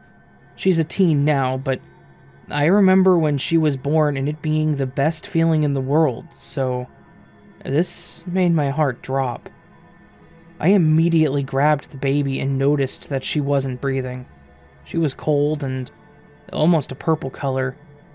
I took her to the sink and tried my best to run some warm water on her and clean her up, and I did my best with CPR. I was so worried that I was going to hurt her or that I was too late, but she finally started crying. I was relieved, but still in shock, as I held this baby with no sign of her mother. I picked her up and immediately ran to the front, asking Evan to grab towels from the kitchen as I grabbed the phone to call 911. When Evan came back, he looked as confused as I did at first. I wrapped the baby up the best I could and got her to stop crying. The woman that found her said she just opened the stall and saw her in there, but there was no one else in sight. She was the only person that had asked for the restrooms since the woman in the hoodie. That's when it dawned on me that she probably looked the way she did because she was going into labor. But if so, she left without me even seeing her, and how long was she in there? We didn't even hear someone, and believe me, labor is not a silent thing.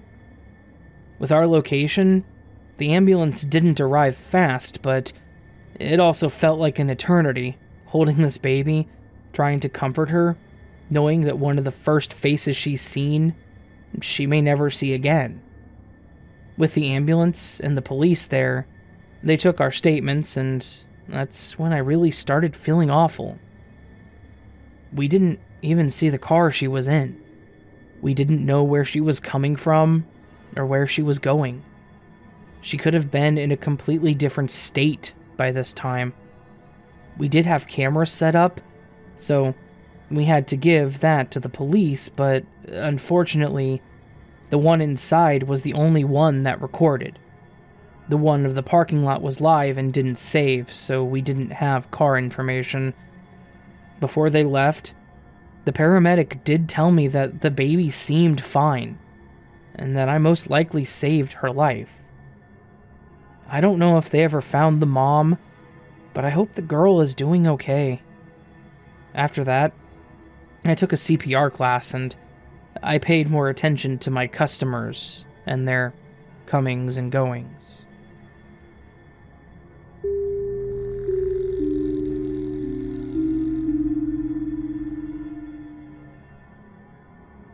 This story takes place back whenever I was a teenager. Back then, I lived with my parents in part of South Dakota that had a lot of wilderness, and I was one to always take advantage of the woods in the area. I was all about heading out onto the trails in the woods to see what I could find out there, and I loved to spend my weekends hiking and finding new areas. We lived near a small pond that was right by a small section of woods that is then right by a cave system. I spent way too many hours of my teen years in that cave system, and honestly, I loved to spend my entire days out in the wild, just taking in the sights and sounds. That said, nothing is perfect, and there were a few close calls I had when I was young, and I thought I was invincible. I once fell from a pretty high ledge when I was 13, and I broke my arm. Thankfully, that was all I broke, because I could have died. No, that's not the scary story, just a point of note to tell you who I am as a person. A risk taker. An idiot, essentially. I used to go out and do pretty much whatever to whenever and then head home and do it all again the next day. Like I said, nothing's perfect. And I can recall 2 specific stories that made me feel like maybe spending all of my time out in the wilderness where no one knew where I was, maybe that wasn't such a great idea in the end. The first incident, it happened during one summer where there was a good amount of foot traffic in the area. Some years, there would be more tourism than others. We weren't really a tourism city, but some people that were nature buffs would stop by in the area for the scenery. Like I said, this year was one where we had seen more people in the area. On this day in particular, I wanted to go down to the pond and just watch the animals down the way. I did as I always did. I got up, got dressed, ate, and then head out to hit the path as early as I could. One thing to note, I had gone this exact same route the day before, and nothing was out of place. About a quarter of a mile into the path, I ran into the body of an animal. That may be gross to a lot of people, but living in nature kind of desensitizes you to animal death. There are so many predators out there, bears, wolves, etc., that you just kind of accept when you see a carcass. And then you put yourself in a bit of a defensive mentality in that there may be a predator nearby. Now this kill was fairly fresh, so that as well puts you in a position where you watch your surroundings even more. The main thing I found to be odd about the carcass was that the head was missing. Again, a little bit strange, but nothing too crazy. Animals do weird things. I continue down the way and make my way toward the pond when I see something that legitimately makes me sick to my stomach. Down by the water, I see what looks like a shovel or spade, or whatever, stuck in the ground near the water's edge. And on the end of the stick that's pointed upward is the head of an animal. I'm assuming it's the head of the one that I found on the trail, as it's a deer and it also looked rather fresh. This alone was enough to scare the hell out of me, but as I got closer, I saw there were a pile of Polaroids scattered around the ground near where the shovel was. I hesitantly stepped forward to look at the pictures, and they were just as sickening as you might think. The pictures were basically each part of the timeline of how the people that killed this deer did so, and then beheaded it. There were about 15 pictures in total, and they were each taken at different points. There were 2 people, but they were wearing masks and dark clothing. Like I said, this path was clear the afternoon prior, which meant that whoever did this did so in the middle of the night. Now, I'm sure they were doing it all to be edgy, but it was absolutely disgusting. I ended up heading home and calling the police. They came and took the evidence, which was pretty much just the pictures and the shovel, and they had park services come out to clean up the scene. I'm pretty sure they never actually caught anyone, which lends more to the possibility of it being a tourist that did it. The other story I have is one that's less straightforward and is more on the probability side. Like I said, there was a cave that was down by the pond, and it was a fairly large cave. I spent many days of my summer checking it out, and I'm certain that I never found every vein that it actually had. Mostly because I didn't really try. And the situation proved that was the right way to do things. On this particular day, a friend of mine and I had decided that we would go through a part of the cave that I hadn't yet explored. And this was an idea that he'd had that I honestly wish that he hadn't. We got to the cave, and we started to explore. Pretty much nothing was out of place until we got to the back far left, and then into a vein that we had never traveled. Back in the rear vein, there was a small pocket that pretty much looked to be the size of a small room. Inside this pocket, there was what looked like a makeshift bed, made of a sleeping bag and some clothing. There were posters that were basically taped to the wall of the cave in a sloppy manner, and there were a handful of books that were scattered around. While this was creepy, the part that made it worse was that there was also a lantern lying on the ground that was still lit, which told me that whoever was staying in the cave wasn't too far away. Now, you may think, that's not that bad. It's just a homeless person making the most of what was available. The problem lies with the fact that we lived near a federal prison, and there had been a few escaped inmates in the past. And around the time that we found this, there was an inmate that had gotten through the fence and hadn't yet been caught. Odds are, what we found was a makeshift camp of an inmate that was hiding out. Of course, at the time, as a kid, I didn't realize this. We just bolted out of the cave and laughed about it, and then never went back to the cave. Or at least not deep into it. I don't live in South Dakota anymore, but if I did, well, I can promise you that I would probably still be out there every weekend, just like back then.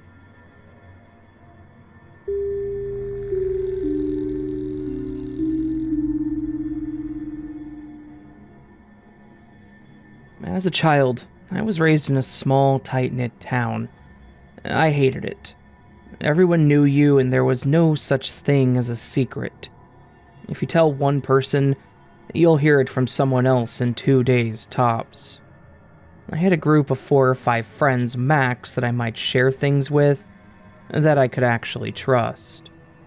Hell, some things, I couldn't even tell my little sister without getting something on her. Otherwise, we would just use it as leverage on each other. That's what makes this situation even crazier to me. Our school classes were pretty normal in curriculum and size, in my opinion. We had maybe 10 to 15 of us in a classroom. No one outside of our town was interested in going to our school, and as soon as they were given the opportunity, kids in high school that had cars would get to choose to go to school outside of our district to get out of here, or people would move out before then. I was not so lucky. My family was far from wealthy, so we stayed in our town till I was old enough to move out. Anyways, back to the classes. Obviously, being a teenager, relationships are bound to happen. There weren't many to choose from, and some may have even been a year younger or older than you. I dated a few different girls, but there was one that I was with for about 2 years. For privacy reasons, I'll call her Macy. From the outside, Macy was a fun girl to be around. She was tall, had about shoulder-length dark hair, and dark brown eyes with freckles. She could talk to anyone. She was definitely outgoing, and I never really saw a mean side to her. I think she would strive to be everyone's friend. She was just part of a group of friends for the longest time. She wore makeup and dressed more feminine, but also loved going down by the river with me and a few of our friends to catch things. destroy things, and maybe enjoy some drinking. It was over the summer that I really got to know her more. I know her dad was a drunk and her mom worked a lot, so she didn't see them much. She came over to our house a lot for dinner, and sometimes even slept in our living room. There was one time that she had gotten into an argument with her father. He had grabbed her and started choking her when her mother finally convinced him to let her go, but her mother told her it was best for her to leave for a while. She came over in tears, and I helped her calm down, and I think that really solidified our relationship in a weird way. I was angry. Now, my parents weren't perfect, but they never hurt us kids. How could a parent do that to their own child? It was worse when the cops showed up and did absolutely nothing. They showed up to their house, took him in. He said he was sorry and was able to come home after sobering up. Like, that really changed anything, though. She practically lived with us at times. She slept on the couch. Sometimes she'd fall asleep in my room, and I would sleep in the living room. We acted like a normal couple for the most part. Hanging out with friends together, always walking to class together, things like that. But after a while, I started seeing a different side of her. I noticed that some of the smallest things would set her off. If a friend teased her about something, like throwing a ball weird, and I didn't immediately defend her, she would be pissed. It started as her just ignoring me for the rest of the night. Then she would complain to me in private about how she was embarrassed. But then, it started to become more public. She would call me out in front of our friends and even my parents, and then storm off. This was my first real relationship, so I didn't really know how to react to it. I'd go through the motions, apologize, and we'd make up and be fine. However, it always seemed to get worse. The more serious fights would happen when it was just us.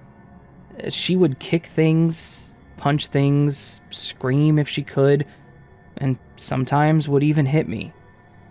It was usually just punching me in the chest or smacking me in the face, but it was still unusual. I thought, surely this had to do with her father being the person he was. Maybe this is what she did because she was used to it.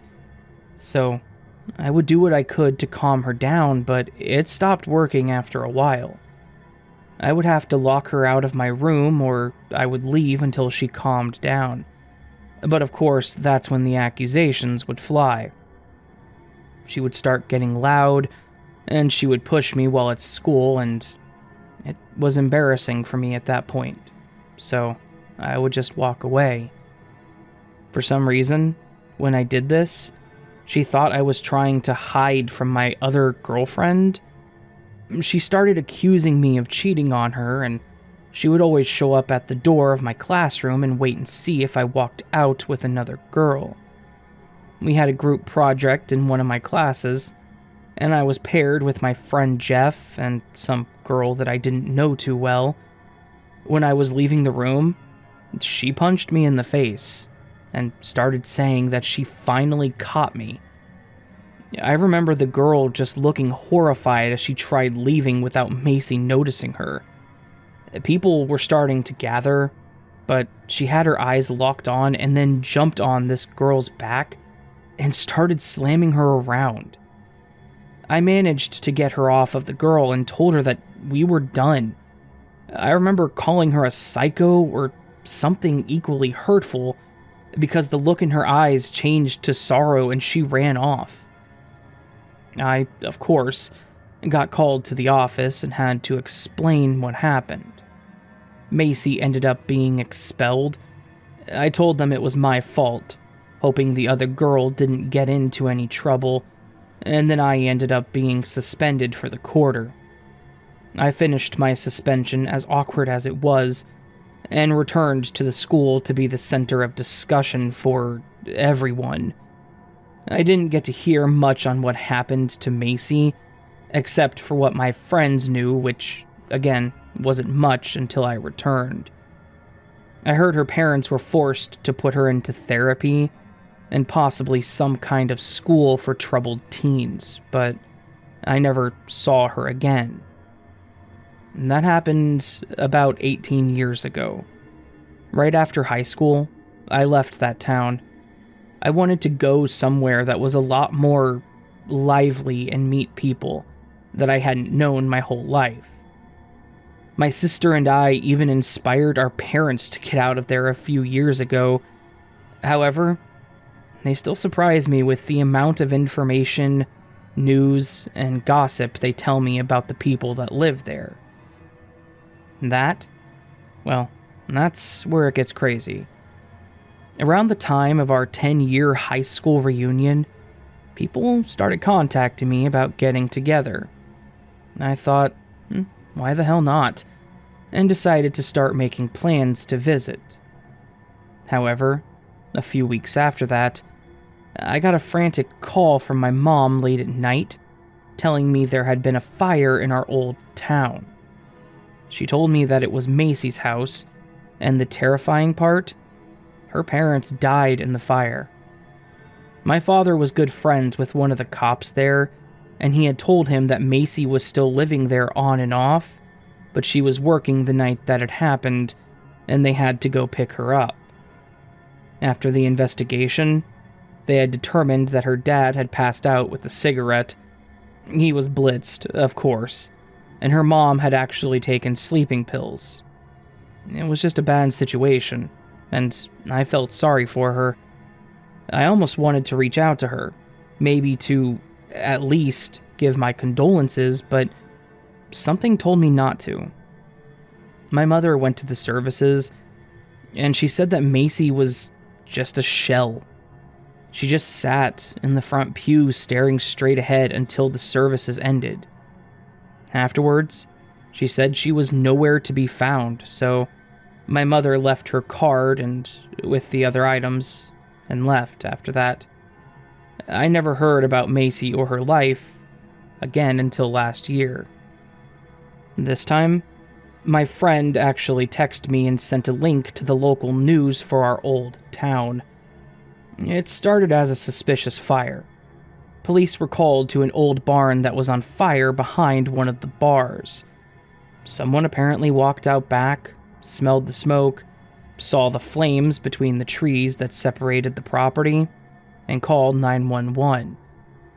After they put out the fire, they found a man's body in there. He had been stabbed multiple times, bludgeoned with a shovel, and then doused in some kind of oil and set on fire. They couldn't ID the guy because he didn't have anything on him. That was crazy enough, right? Not at all. Not for that place. Rumors started flying pretty quickly. People started talking, but not to the police. But that didn't stop them from finding out. That's when my friend started filling in the blanks where the story left off. He still lives there. He actually took over his parents' truck store, so he gets just as much information. The guy ended up being identified as the owner of the bar.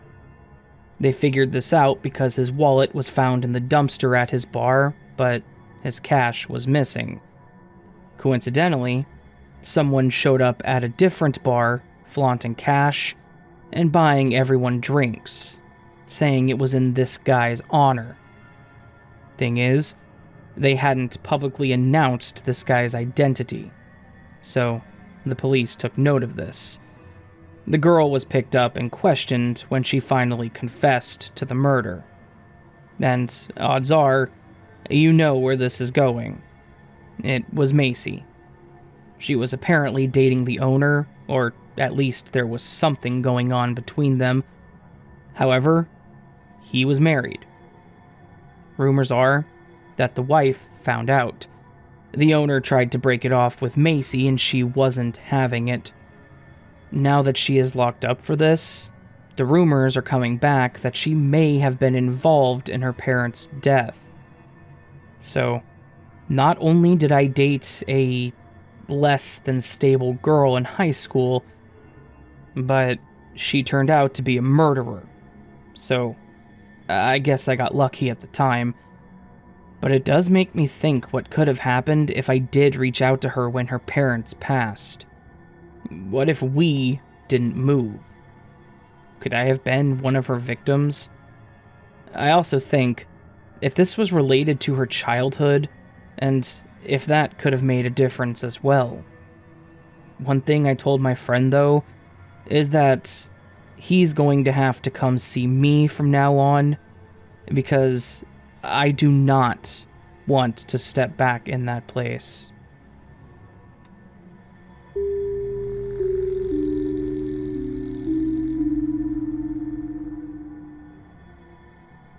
This happened to me and my wife when we were in our 30s.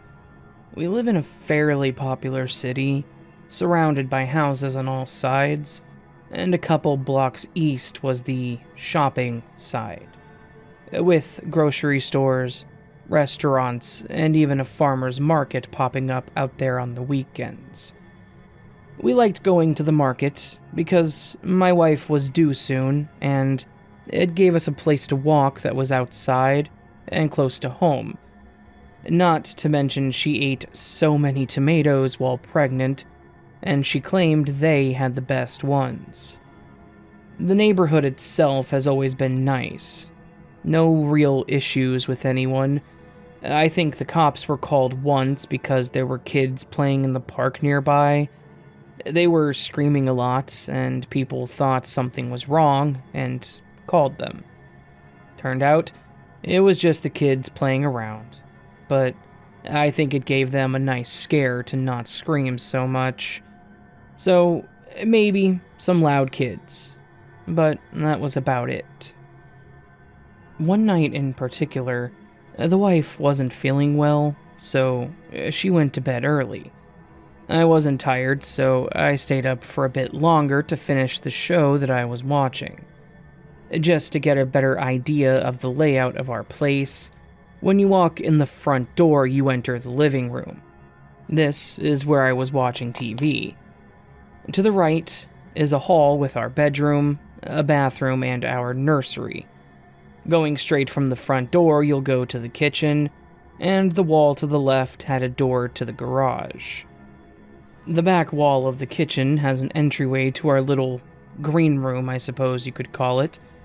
It had tall windows on all three walls and a sliding door on one that led to our backyard. We had some long curtains hanging on all the windows because it can get pretty hot back there, and we used that as an office and now extra storage. The yard wasn't fenced in, which was fine because the two houses next to us were owned by an older couple with no kids or pets, and the other was owned by an older guy that appeared to have his daughter and granddaughter visiting, so there was no trouble with them. So on this night, while I was watching TV, I thought I saw a light go by the window, like a flashlight or a reflector on a bike or something. I didn't really think much of it at first because it also faced the road, so I thought it was probably just a bike passing.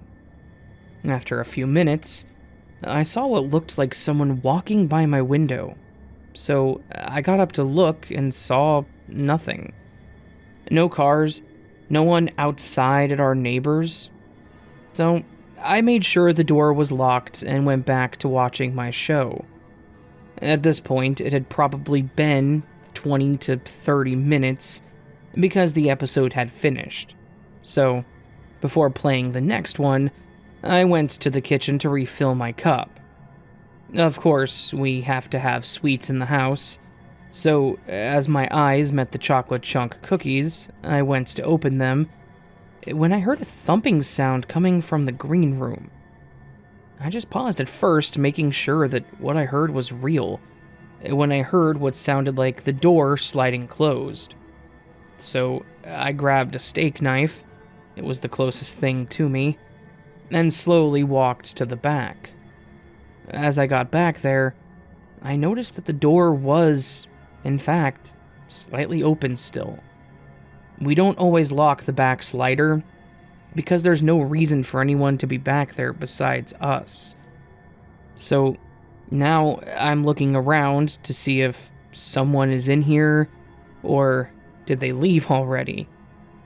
Mind you, the lights are still off, so there's a light coming in from the neighbor's patio, but that's about it. I'm walking as close to the back wall as I could while looking around the room when I noticed someone very poorly hidden in our curtains. As I mentioned, they are pretty thick, which makes them stick out some, but they don't go all the way to the floor. So if you're trying to hide behind them, you'd better hope you can levitate, or else your sneakers are going to show off. So with that, I mustered all the bravery in me, and as deep and threatening as I could, I said, "You've got 10 seconds to run out the door you came in, and if you make it, I won't call the cops." I don't even think I got it all out before the guy darted out from behind the curtain and took off out the door. I'd be lying if I said I was totally calm and prepared if he ran towards me instead. I did take notice of what he looked like, though. It was dark, but the light by the door coming in was enough for me to tell that he had long, dark hair, pulled back in a hair tie.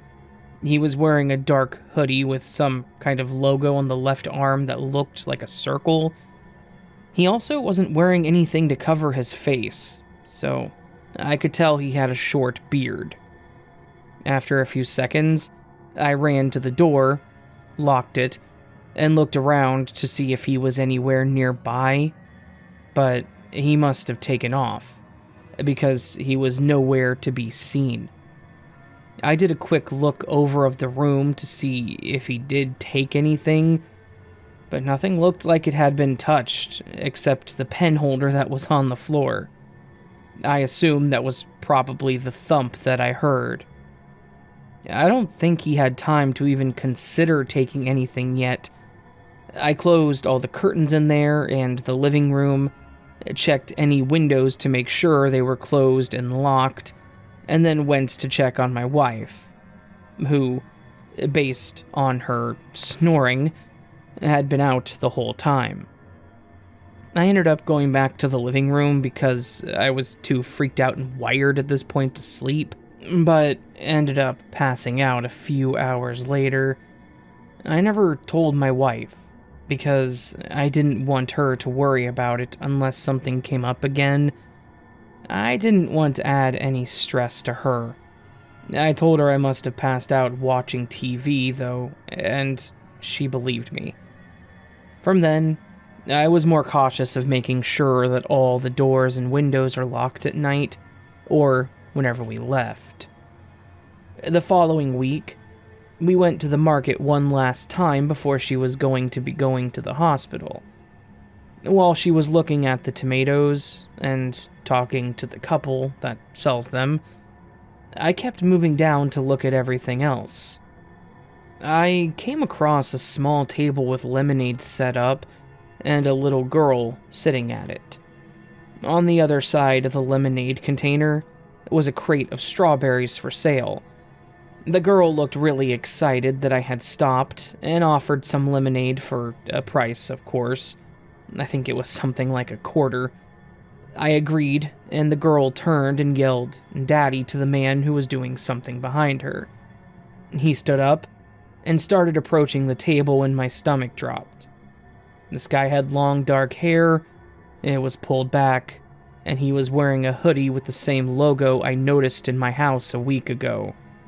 It was for a local community college by us. He had shaved recently, though. The girl told her father that I wanted a lemonade, so he helped her begin pouring it. I asked how long they had been set up out here, and I think that's when he recognized me, too. The guy's voice began to crack and he was shaking. He said he was trying to make money since his wife was pregnant with their second child, and the people agreed to let him set up here. He had strawberries he was selling, and he had bought some lemons to make lemonade with them to entice people to buy them. He said they were down on their luck, with her not working and him losing his job recently. He also said it felt like he was given a second chance to do the right thing.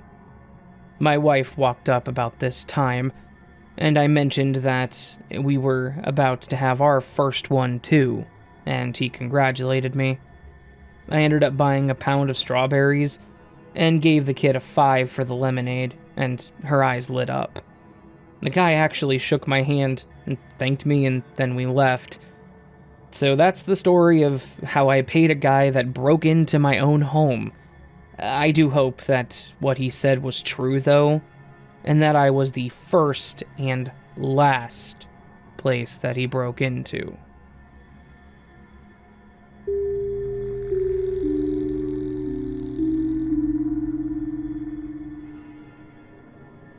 This is about my younger sister, who had many visions about her past life.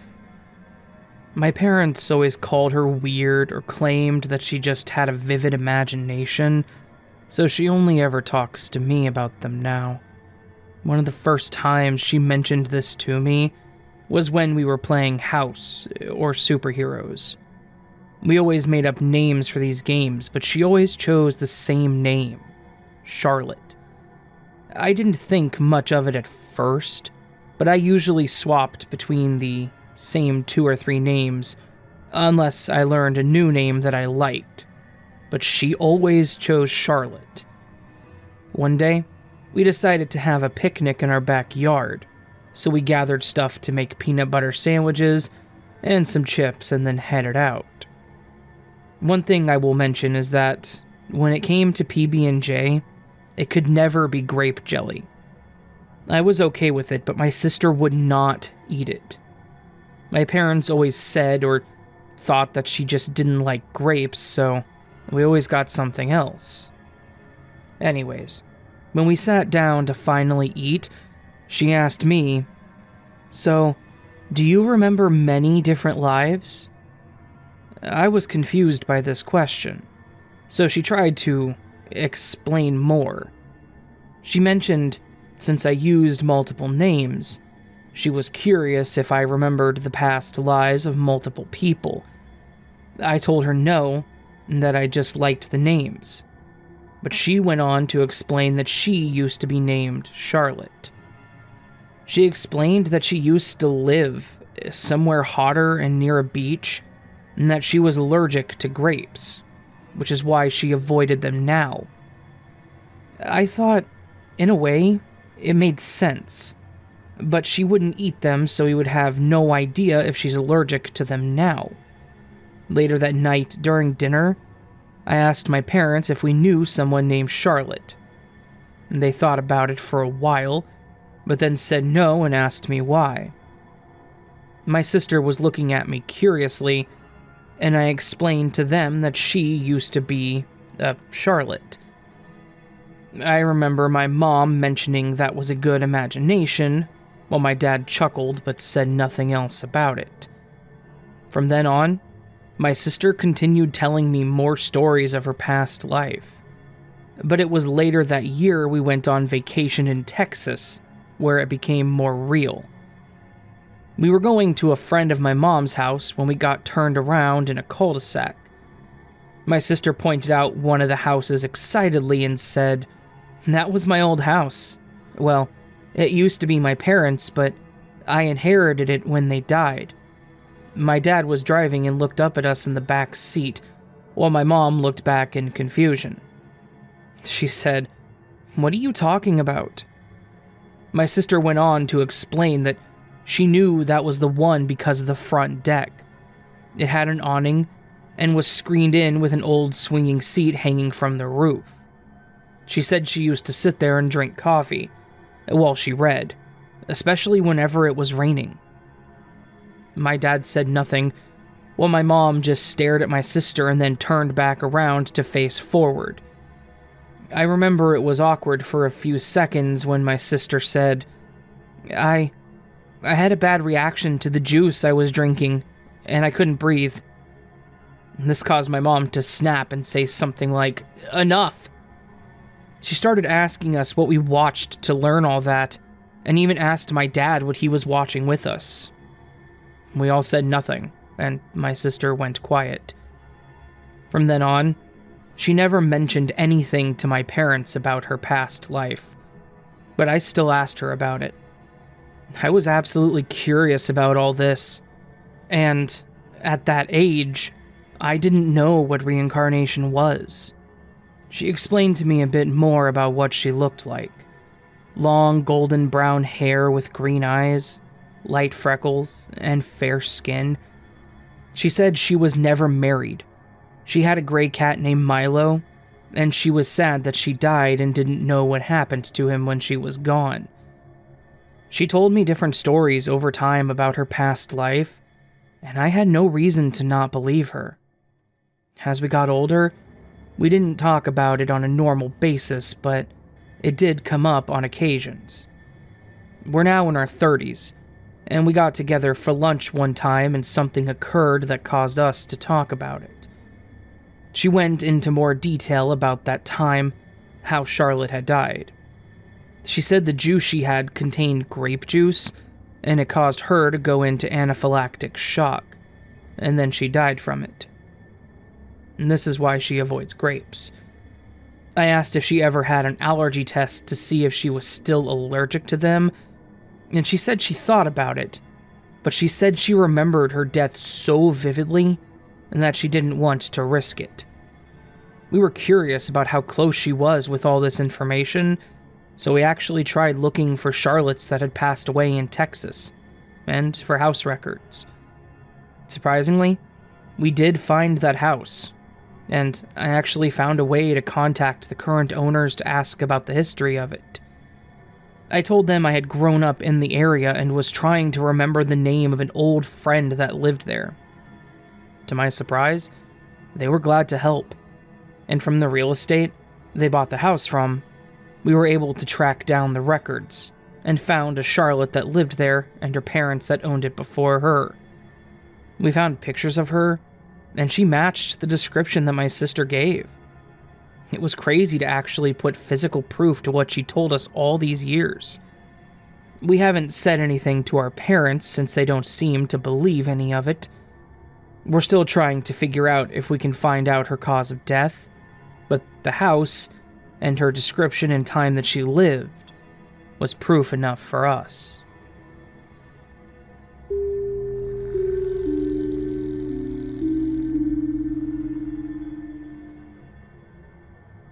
So the wonderful Walmart was my first real job.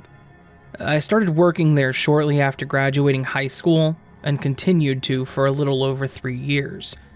I was younger, as mentioned, right out of high school, so maybe a little naive and didn't run into many serious conflicts, so I didn't know how to react to some situations. But I quickly learned. Walmart makes you grow up pretty fast as an employee. I'm sure others will relate to that. I bring this up because of these 2 memorable experiences that I encountered during my time working there. The first one was about a year into my working there. A young child around a year old in a neighboring city had gone missing. There was a lot of speculation about the whole situation, from the mother being suspicious and even cadaver dogs alerting authorities to specific spots in their home, but sadly, they never found anything on their property or any evidence to make any arrest at that time. This case was always fresh in my mind as I worked the early shift, and I heard about it on the news every morning before I left for work. I was a cashier and also worked at the customer service desk on occasions. I'd see a lot of people coming in with their kids, and most of the younger ones that are in the cart like to watch the big carousel as it spins. Sometimes they talk to me and their parents always smile and try to be a part of the conversations as well. especially with smaller babies that can't talk, but they can smile and laugh. So it makes for a good time. On one occasion, though, I had an older lady come in with a small infant. The woman looked old enough to be the grandparents to this child.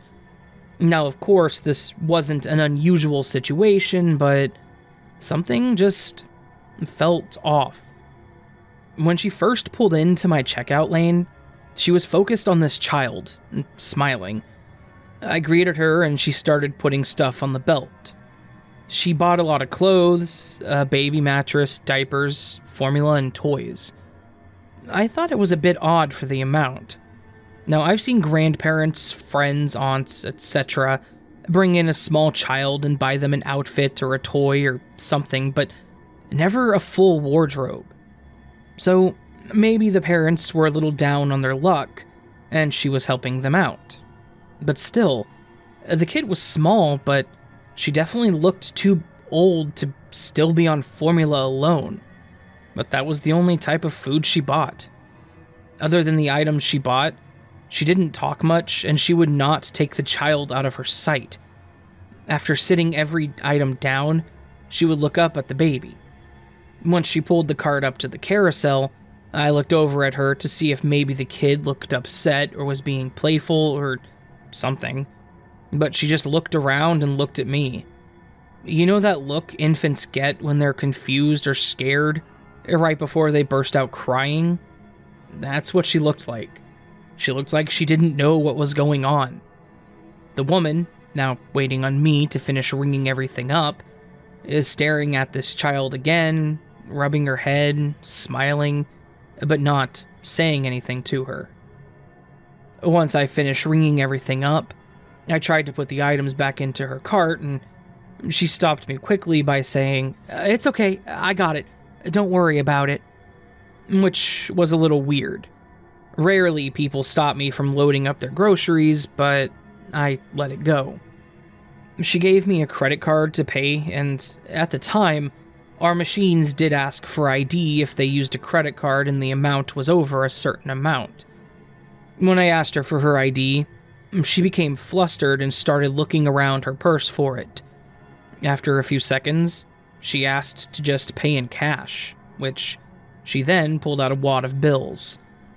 I completed the order, and she started leaving so quick that she almost forgot a bag and her receipt. After she left, my line was empty again. It was around 6 or 7 in the morning, so we were really slow at that time.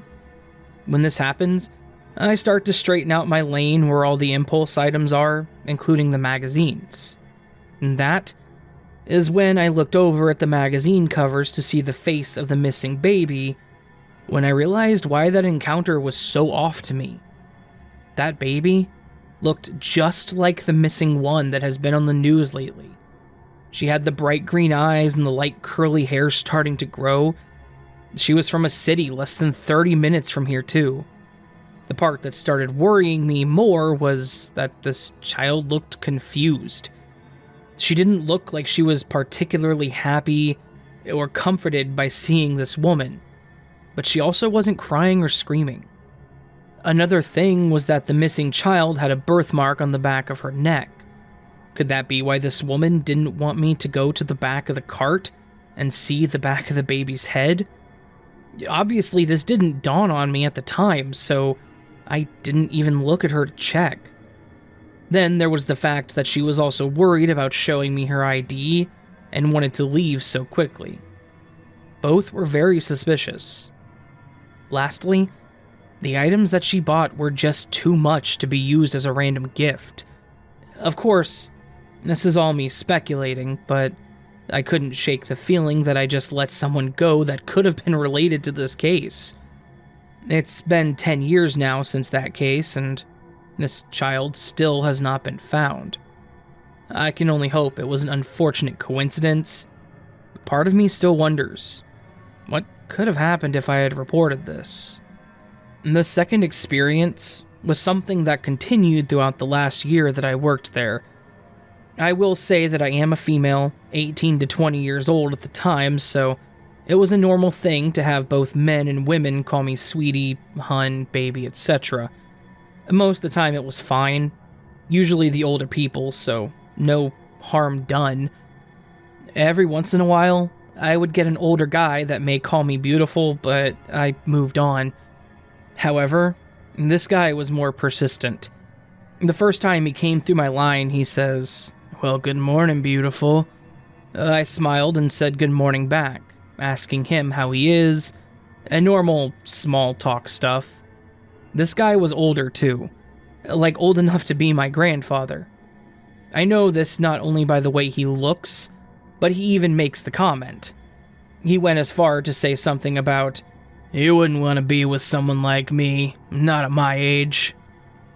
By the end of his purchase, I hand him his receipt and he holds out his hand to shake mine. Kinda weird, but I held it out. He put his other hand over mine like he was cupping it as he looks at my name badge. He says something about, "It's a pleasure to meet you, Marie. See you next time." I again smile and say, "Same to you, have a good day," and I move on with my day.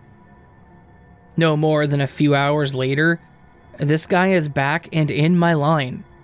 He's literally only buying a soda from one of the small cases right up front by the registers. I remembered this because I thought, why go to a Walmart for a single soda when you could have just gone to a gas station or something? When it was his turn, he said, "Oh, we meet again." And I just smiled and made a comment about, "Miss me that much?" To my surprise, he said, "Yes, actually."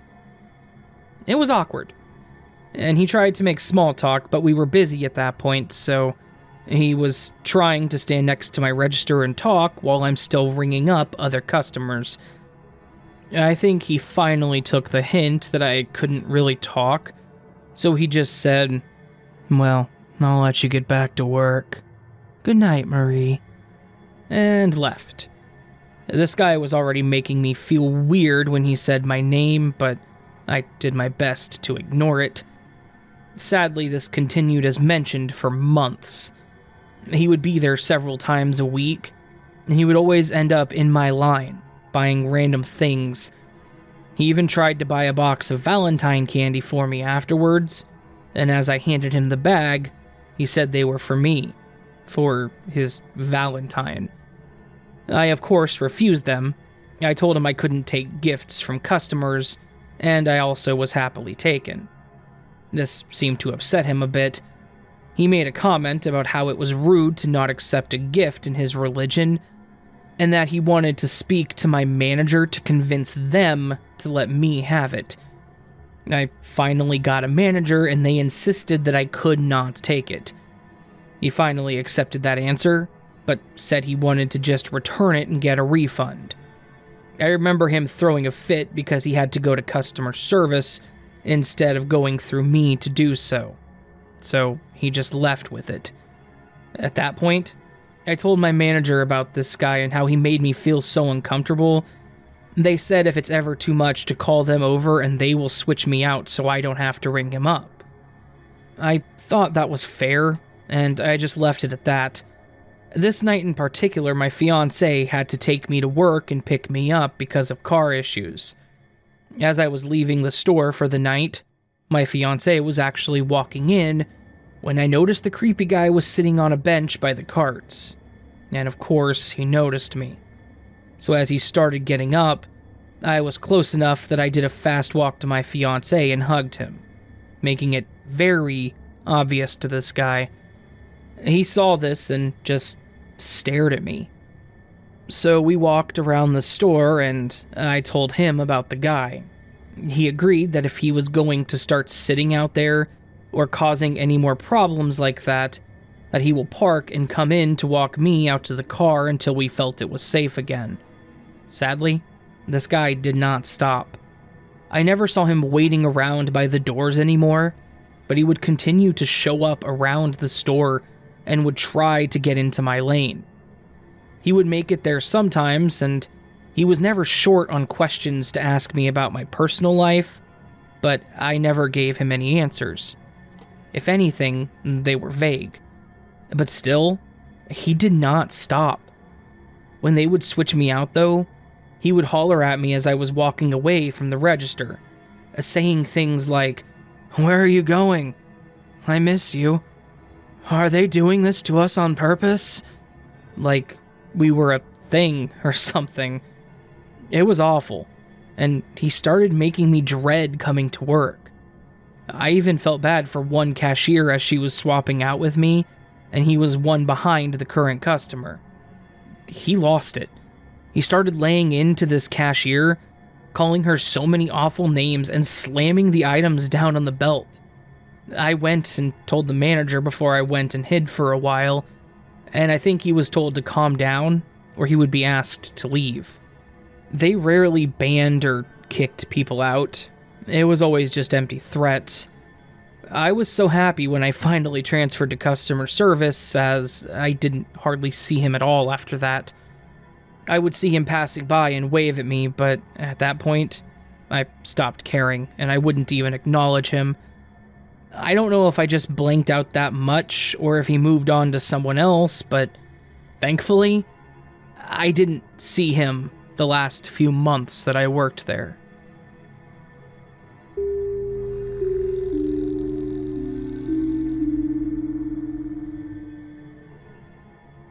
This isn't as much a small town horror story as it is a middle of nowhere horror story. Or a horror story that took place just past a small town. But I think it still qualifies because it occurred on our way out of said small town. A few years ago, around the summer of 2018, my girlfriend and I came into a bit of money, and we decided that we basically wanted to take a cross-country road trip. Basically, we would drive from Pittsburgh all the way to Las Vegas. We'd spend a few days in Vegas and then drive back. The trip in both directions was going to take around 32 hours total. If we went straight across on I-70, and we would be tasked with driving from PA to Ohio, Indiana, Illinois, Missouri, Kansas, Colorado, and Utah, before finally getting to Nevada, and then our final destination. We planned to do this over a few days, and we wanted to stop in a few states to get pictures, and just kind of enjoy the Midwest. I know that a lot of people will say that the Midwest is boring, but if you think too hard on it, every state is boring. I think they all have their own personal charm. So, we plotted our whole route, decided on a few places to stop, and everything was going smoothly. Most of the trip was just driving straight. We were making great time, and this event was really the only thing that stood out. There was one point where we had to stop to get gas, and my girlfriend said that she also wanted to stop and get something to eat. At this point, we were about 2/3 of the way through Kansas, and the next town was a small town called Ellis. Ellis, Kansas is a bit to the west of Hays, which is actually a decent-sized city for being in literally the middle of nowhere. But Ellis is pretty much the polar opposite. Small town vibe with pretty much nothing to do or see. But, again, it has its own rustic charm. We pulled into Ellis and we got gas, when I saw a menu for a restaurant that I decided we needed to try. It was a locally owned pizza and Mexican food combination, and I'm kind of a sucker for small town pizza. I grabbed the menu and got back to where my girlfriend was finished filling the tank, and I told her that we had to go. She agreed. It sounded interesting if nothing else. So we left the station and we found the small building for this anomaly of a restaurant. Cutting out the details about the food, it was seriously good though. If you're ever in Ellis, check this place out. You'll find it. It's the only pizza and Mexican food place there is. The visit seemed to be fine for the most part. I was enjoying my lunch, and I thought that she was as well, until I looked up and saw that she had a strange look on her face, kind of like she was a bit worried. I immediately asked her what was wrong, and she mentioned that there was a guy at a table at the other corner that was staring intently at us. At first, I didn't think much of it, but then I looked back and, sure enough, he was staring. He didn't even make an attempt to look away when I checked. He nodded at me, basically confirming that he knew I saw him. I quickly looked back to my girlfriend and I tried to play it off. Maybe he knew we were tourists and he didn't like the idea of outsiders. Maybe he thought she was pretty. Maybe he thought I was pretty. Maybe he was just a very angry man by nature. She didn't really buy it, but my attention got pulled away from the situation when the waitress came to the table, asking how we were doing. I told her we were doing well, and then I started to tell her that we were actually from out of town and traveling across the country. As I mentioned this, I tried to pull my girlfriend into the conversation in hopes to get her mind off of the creep in the corner. It sort of worked. The waitress seemed excited to talk to us about our trip. We explained that we were from Pennsylvania and that we wanted to drive all the way to Vegas so that we could see the parts of the country that we otherwise wouldn't have. The conversation between us, all three, was great. She mentioned one or two other places that we should check out. She started talking about the one time that she had gone to Vegas when she was younger. Really? It was just friendly small talk. When we finished talking and she walked away to go do what she had to do, my girlfriend looked back and told me that the guy was gone. Honestly, that was a relief. I was thinking that we could stop worrying about him and she would calm down to finish her lunch. I really thought that was going to be the end of that situation. That we would leave, get back on the highway, and just continue driving for a few more hours before we checked into a hotel somewhere. Unfortunately, as fate would have it, that's not how things went. At least, not right away. After lunch, we got back in the car and we hopped back up to I-70 and started out of town. It was less than a couple miles down the way when we spotted what looked like a minivan stopped in the middle of the road, long ways. It looked like they were in the middle of a U-turn on the highway and just stopped. Or maybe their car had died. Either way, I slowed down as I approached, and I stopped the car a bit of a distance from the actual van, a couple car lengths at most. After a few seconds of just sitting there, I noticed that there were two guys sitting in the van, one in the driver's seat and one in the passenger seat, and they looked like they were discussing something, or arguing. It was hard to tell. Then, after a few more moments, they look back at us and get out of the car. That's when my girlfriend said, "That guy that just got out of the passenger side, that's the guy from the pizza place that kept staring at me." I thought maybe she was mistaken, and maybe she was just being a bit paranoid because she was freaked out by the whole thing. But then, the guy walked around the van. Same flannel shirt, blue baseball cap, and torn jeans as the weirdo from before. It was at that moment that it clicked what this was. Or more so, what it likely was. These guys were looking to do something aggressive toward us. Obviously, I didn't know the specifics. I didn't know if they were going to rob us, steal our car, kidnap us, etc., but it wasn't going to be good. Everything seemed to be incredibly still and silent for a few seconds, until I saw the pizza creep start to reach for something. I have no idea what it was, but as soon as I saw him reach, I told her to get down and I floored it. I pushed that pedal as hard as I could, And while I may have been driving an early 2000s Honda, that thing jumped in speed quickly.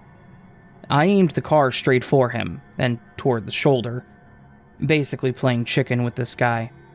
He was either going to get out of the way and let us pass, or be embarrassingly run over by my tiny-ass sedan. Thankfully, for his sake, he jumped out of the way, and I got past them on the shoulder. We kept going at max speed until I thought it was safe to slow down. Honestly, it was really weird, and I realize now how dumb it was to do what I did. If he'd had a gun, he would have shot me and killed me while I was driving toward him. If he hadn't moved, I would have murdered him with my car, and, well, that would have been a whole other situation. Alternatively, they could have chased us. And let me tell you that Ellis is one of the last small towns that have an actual presence until Colorado. It was a solid 4 hours to Denver, which was the next metropolitan, and I'm assuming that these guys wouldn't have been keen on letting us lead them for 4 hours without trying to ram us off the road. As lovely of a city as Ellis was, and as good as that pizza was, I don't think we're ever going to go back.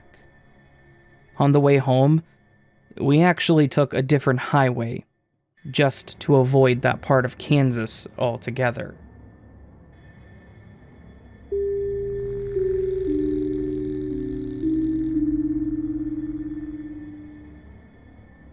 It never fails to amaze me how brave some people are in public, especially towards other people, such as myself. I started working at Walmart a few years out of high school, so I was barely 21. I definitely ran into some jerks before, but the creepy old guys were the kicker. What's worse is how they didn't seem to care who else was around to witness this. I started working in the fitting rooms, and we saw plenty of people attempt to do inappropriate things in them. Those are stories for another day.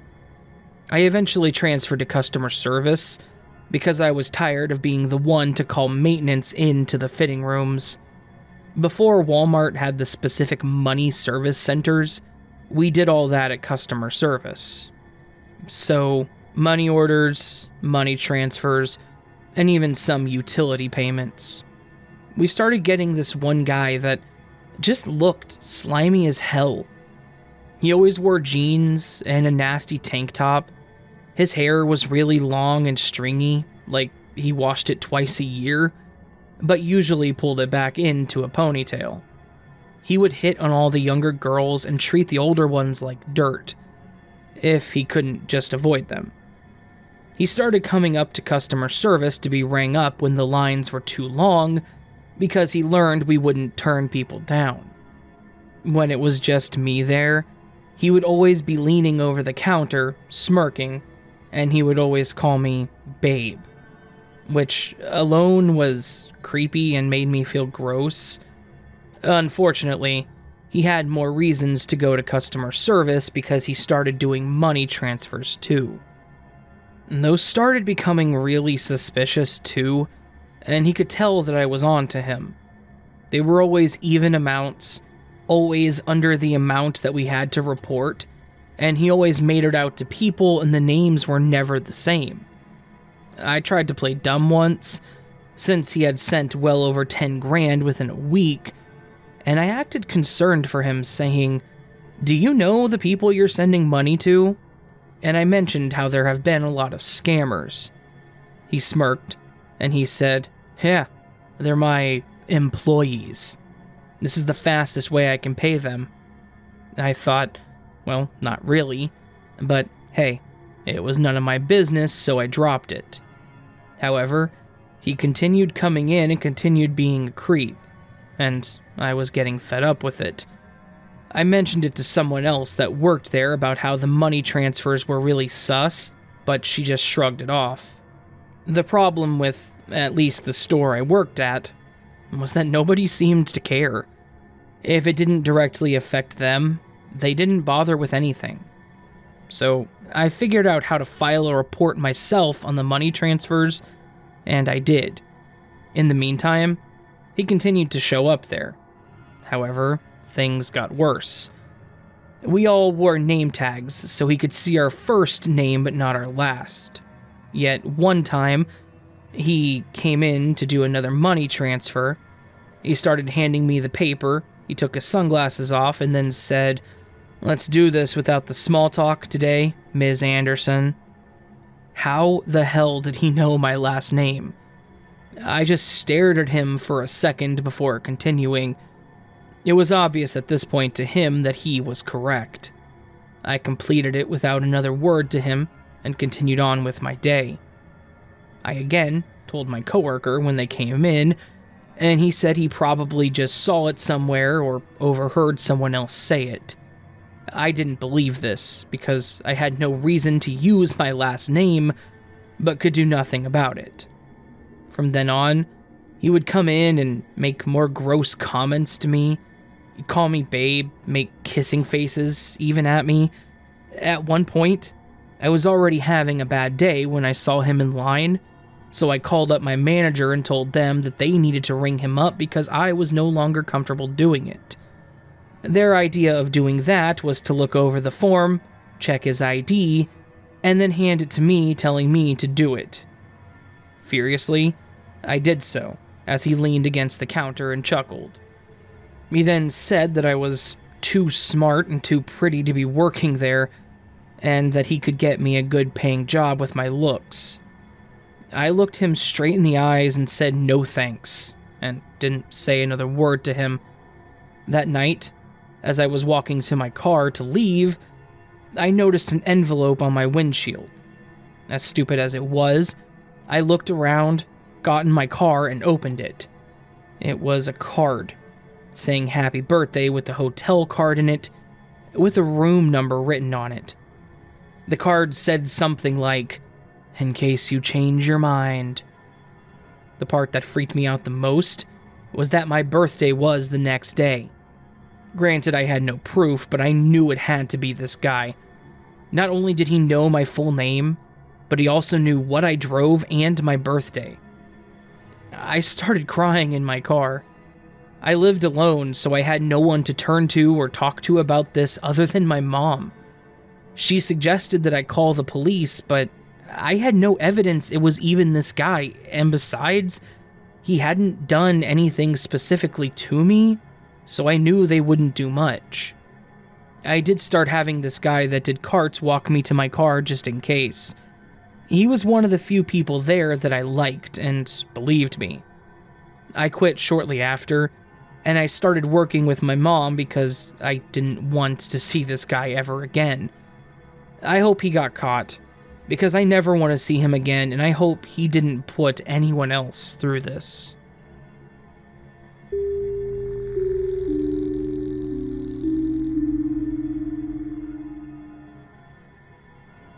I grew up in a small, local town. It's one of those that you would just pass through on your way to your destination. Hell, most people probably wouldn't even stop there nowadays. If it's not the lack of Wi-Fi, my parents still live there, and they use some crappy local service that gets like 5 megabits max, or the one hotel located there. It's nothing fancy, and usually just the home of meth users and runaways. That it has to be the homely look of the rusty metal siding and abandoned-looking farmhouses with the really creepy child swing in the front yard that actually drive people away. I was born and raised here in the 90s.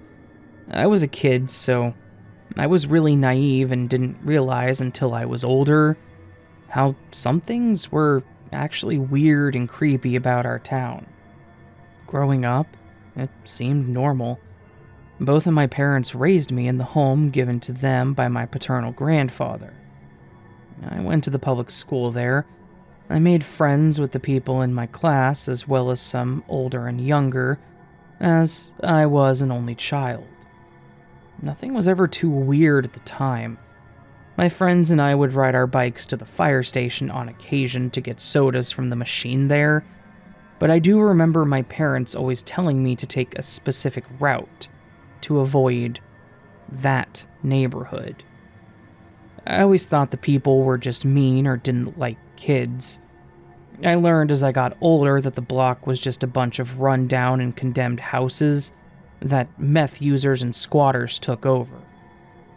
There was always something illegal and dangerous going on, so they of course didn't want to take any chances. Fair enough reason for me. So, as if I was on autopilot, that road didn't exist, and I always avoided it. Even now, when I go to visit my parents, I don't dare to walk or drive that way. Now, some may call this good or bad, but because of how small our town was, everyone knew everyone, and everyone knew your business. And that included this older lady that we called the neighborhood grandma. I called her Grandma Carol. She was always such a sweet and forgiving soul. She would make so many sweets during the holiday and bring them to the church, and she would pass them out to us kids on our way to the bus stop or at home. I remember her even bringing me a handmade scarf one year for Christmas and having dinner with us. She didn't have any kids, and she was never married. She said she could never find a man that could keep up with her, but she did have a dog. I believe it was a Boston Terrier, the small dog that always looks old and has a long mustache. His name was Prince, and she spoiled the hell out of him. He always had on different sweaters in the winter that she made, and I was so impressed by this that I actually went to her house once so she could teach me how to crochet. I still have the doll dresses that she helped me make. Carol was also very giving to our town. She was a lunch lady for a while, but she ended up retiring. She was also very active in the tiny church there, as mentioned, by making sweets and other food items for parties and ceremonies. She also made what she called a care package, which included long-life food items like canned goods, boxed meals, juices, etc., as well as small necessities like small travel bottles of soaps and Band-Aids. She always included a card with a different Bible passage on each one, and she would drive them over to the forbidden neighborhood and hand them out.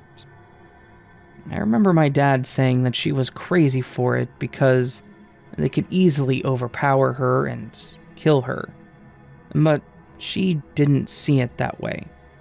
She brought them food and water and treated them like everyone else. They loved it.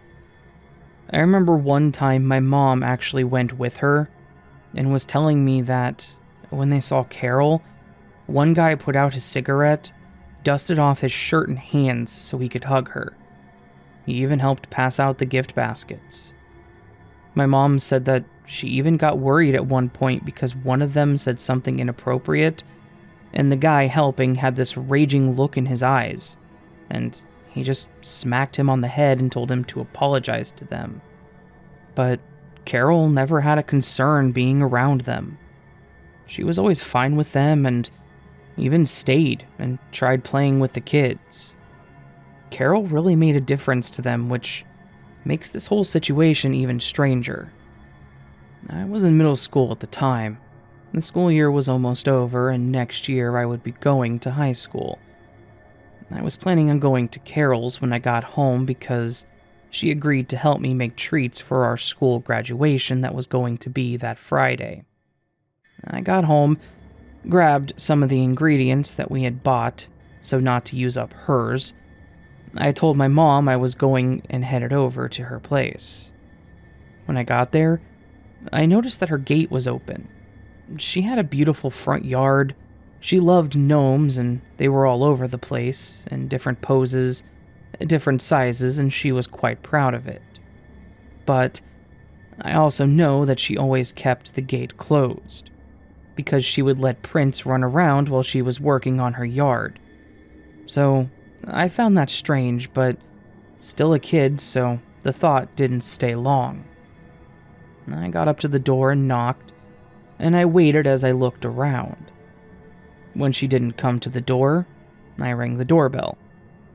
Maybe I was being impatient, but I remember it feeling like I waited forever. After a while, I tried the door and it was locked, so I carefully walked to the back to make sure I didn't step on any flowers, and I noticed that the door was cracked open. I knew it wasn't okay to go into someone's house without permission, so I yelled for her. I called for her a few times, and I even called for Prince because he always came running to the door. Now, even as a kid, this seemed very off, and I started getting scared. So I left all my supplies sitting on her porch, and I ran home to tell my mom. She thought maybe she was just in the bathroom or fell asleep and forgot to shut her door, so she called her. When she didn't answer, my mom and I drove back over there. She told me to stay on the front porch and she went around the back. After several minutes, she came back to me with my supplies and told us that we needed to go home. Once I was home, I wasn't really told much, but I do remember her telling me to go to the kitchen to make my treats. And that's about when the police showed up. My mom went outside to talk to them, and then they left. I found out after a while that Carol was missing. My mom tried not to scare me, but at least tell me what was going on. She said when she went in there, neither Carol nor Prince were anywhere to be found, and she wanted to make sure that she was okay, so she called the police. Not only our home, but the entire town was affected by this. It wasn't the same. There were many rumors, some hateful comments, and some flat-out crazy conspiracies. This was over 20 years ago, and Carol still has not been found. As I got older, my parents explained to me more as to what happened, and I would get little bits of information from people still living there. My mom explained that when she went in, her TV was on and the kitchen table still had a bowl of oatmeal sitting on it. Her medication was also sitting next to her breakfast, but hadn't been taken for that day. It was one of those weekly pill boxes. Now, I remind you, we noticed this after I got off of school, so around 3 or 4, way past the time that she would have taken her meds and eaten breakfast. She said that Prince's food bowl was either empty or knocked over, which that bowl was never empty, and that her purse was sitting open on her bed. My mom knew pretty quickly that something was wrong because she didn't leave home without her purse. And when she was home, it was always sitting on her kitchen table. The fact that it was in her bedroom and open was not right.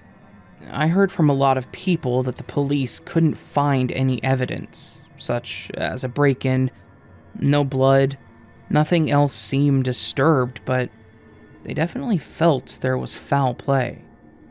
A lot of people accuse the addicts, including my father, which is possible. Maybe someone was high and thought they could get money out of her or something, but I didn't feel the same way. She was the only person that didn't see them as less of a person. She tried helping them, and they seemed like they had a lot of respect for her too.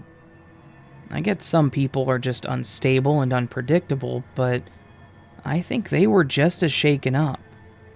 But that didn't stop them from being harassed and interrogated, I heard. The only thing that ever gave us hope, but also tore us down more, was a few years after her disappearance.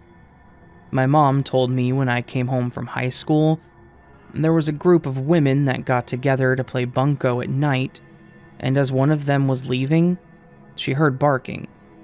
When she finally saw where it was coming from, she noticed it was a small gray dog that looked malnourished and in need of a bath. She brought the dog back inside the home when she started realizing he looked just like Prince.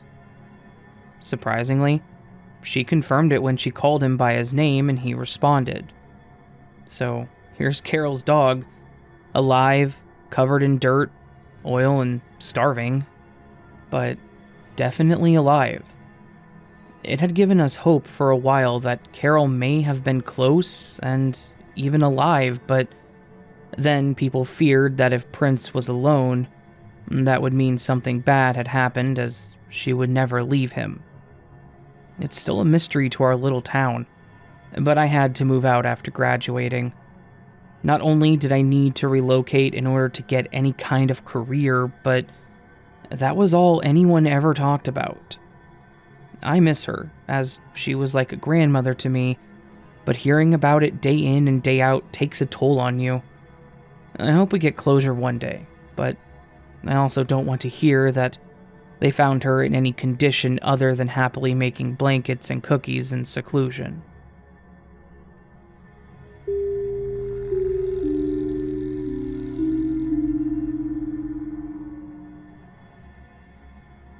So, thinking back, I actually have a story from back when I was a delivery driver for a certain sandwich shop that pretty much doesn't exist anymore.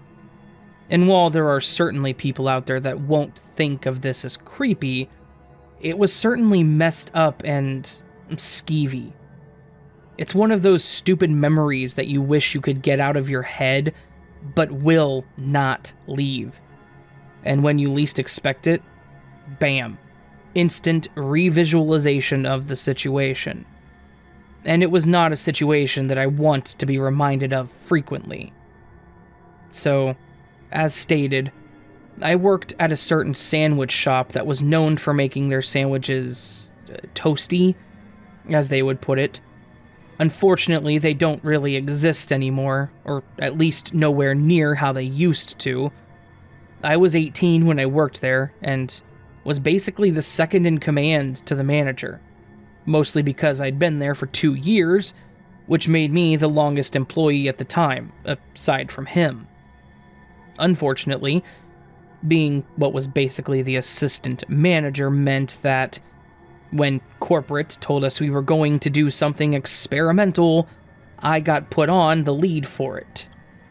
In this instance, we were told that we were going to start doing deliveries during what was essentially the dinner hours. Because of this, we would need a delivery driver, and he said he intended to hire one, but until then I had to do the deliveries during my shift, and he would do them on the days that I was off. I was honestly not happy with this, but since it was so new and wasn't even being advertised yet, it was most likely going to just be people that knew about the location and regulars. Because of that, I was a little more okay with it, but still annoyed. Anyways, after a couple of weeks doing deliveries, it became pretty clear that the manager was in no rush to hire a real delivery driver. So, I was going to be stuck doing it, and I pretty much just accepted that it was my job at that point. And again, most of them were fine. That is, until my manager decided that we didn't have enough deliveries and put flyers on every car in his apartment rental complex and every car in the parking lot of our shared strip mall. Basically, he went hardcore on advertising the deliveries as much as he could, and it resulted in us having more than we could handle, and in places that we had never gone. This was obviously a mess, and it really pissed me off, but it's also what led to this delivery that, I guess, stuck with me. The delivery started just like every other one that I'd gone on, except it was to the rental complex where my manager lived, which was basically the absolute farthest we would ever go for a delivery. The delivery comes in, I roll my eyes angrily and I make the sandwich. Then I tell the other 2 coworkers that I would be back in about half an hour, and if another delivery called in, tell them it would be a while. I get in my car, and I drive out to what is probably one of the darkest rental complexes I have literally ever been to. I spend several minutes trying to figure out which townhome this guy lives in, until I manage to spot his number on what is probably the darkest corner of the entire property. To add to this, he didn't have his porch light on, and it didn't look like there were any lights on inside. I hesitantly park my car in front of his building and just sit there, staring. The main thought going through my mind being that I was about to be robbed. It was way too dark and desolate looking for this to go normal. After a couple of seconds, I just sighed and got out of my car, and then I walked up to his door and knocked. After knocking, I turned to look back out into the parking lot to make sure there's no one sneaking up on me. I just kind of stood there awkwardly and stared off into the nearly empty lot for longer than I was comfortable with, before knocking a second time. This time, there was a response to my knocking. I heard a guy's voice say, "Who is it?" To which I said, "I'm with the sandwich place. You ordered food for delivery?" He then responds, asking, "How old are you?" This question was weird. I just responded saying that I was there to deliver his food and that was all. He pushed again and asked if I was at least over 18. I really wanted out of this situation, so I just said yes, hoping he would move on. Then he replies with, come on in then," which is not something I expected nor wanted to hear. I politely informed him that I just needed him to take the order since he had already paid for it, and I would be good to go. He then again says that I should just come on in so he didn't have to get up. It was at this point that I was legitimately livid. I wasn't going to risk my life and blindly walk into someone else's house just so this guy could be lazy and not get off his ass for a damn sandwich. I respond as firmly as I could without being rude that I could not enter his home and that I needed to get back to the store. I then said that if he did not want to get up, I could leave the bag on the porch for him to get at his leisure, but I would not be entering his home. Within a second of me saying this, the door opens and it got worse. The guy that answered was standing there and staring at me with a big grin on his face and was completely naked, wearing nothing but a baseball cap and his socks. Obviously, I jumped. I didn't expect to see some dude in the buff come to the door for his sandwich, much less one with such a creepy stare on his face. I turned to look away, and I pushed his food order for him to just take it so we could end the ordeal as quickly as possible. This guy then reaches out and seriously caresses my hand with his, and then says, "Oh, come on. No need to be shy. You sure you don't want to come on in?" I seriously almost puked as soon as he said this. I more or less shoved the bag at him and turned, making a mad dash to my car. When I started my car and my headlights kicked on, all I could see was him in all of his horrifying glory, standing in the doorframe and laughing at me. I pulled out and I drove back to the store as quickly as I could. As I was driving, it hit me even harder about how pushy he was for me to come inside. The whole thing just made my skin crawl. When I got back to the store, I called my manager and I informed him of the situation. I expected him to be livid that this happened, much more so that the fact that this guy was practically his neighbor. Much to my surprise, I got nothing more than, "Well, if he didn't hurt you, then we can't do anything about it." I then asked that he be blacklisted from the deliveries, seeing as how he had pretty much attempted to do something, and if nothing else, this was indecent exposure. To that he said, Well, I can't really blacklist him, so just be more careful next time. And as soon as he told me that I needed to be more careful, I told him to find another assistant manager and that I quit. I hung up, put my hat, apron, and store keys on the desk in the back, and I left. I only went back to get my last check, and I didn't even say anything extra to the manager. I was genuinely disgusted that this happened, and also angry and hurt that my manager did not seem to care. It just pains me to think that if I were a little more naive, a year younger, maybe a bit less observant of my surroundings, I may have thought that it was okay to go into this guy's house. And then, who knows what would have happened to me.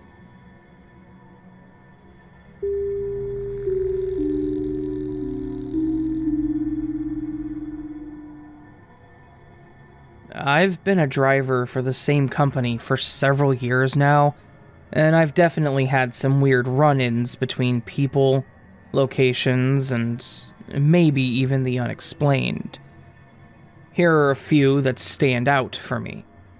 When I have to stop to sleep, I'll try to stop in an open or empty parking lot instead of an actual truck stop. Usually in those of businesses that have been closed, so there's no chance of traffic blocking me in or making it difficult for me to leave. Word of advice, if you see a semi parked in the back of a lot, don't be an ass and park next to them. Like I said, it just makes it easier and there's less traffic in those. Also, doing this, I don't normally have to worry about people coming up to my truck. So, on one trip, I pulled into the parking lot of what looked to be an old Circuit City building and prepared to sleep for the night. I had just called my wife to tell her that I was going to sleep and headed to the back for the night.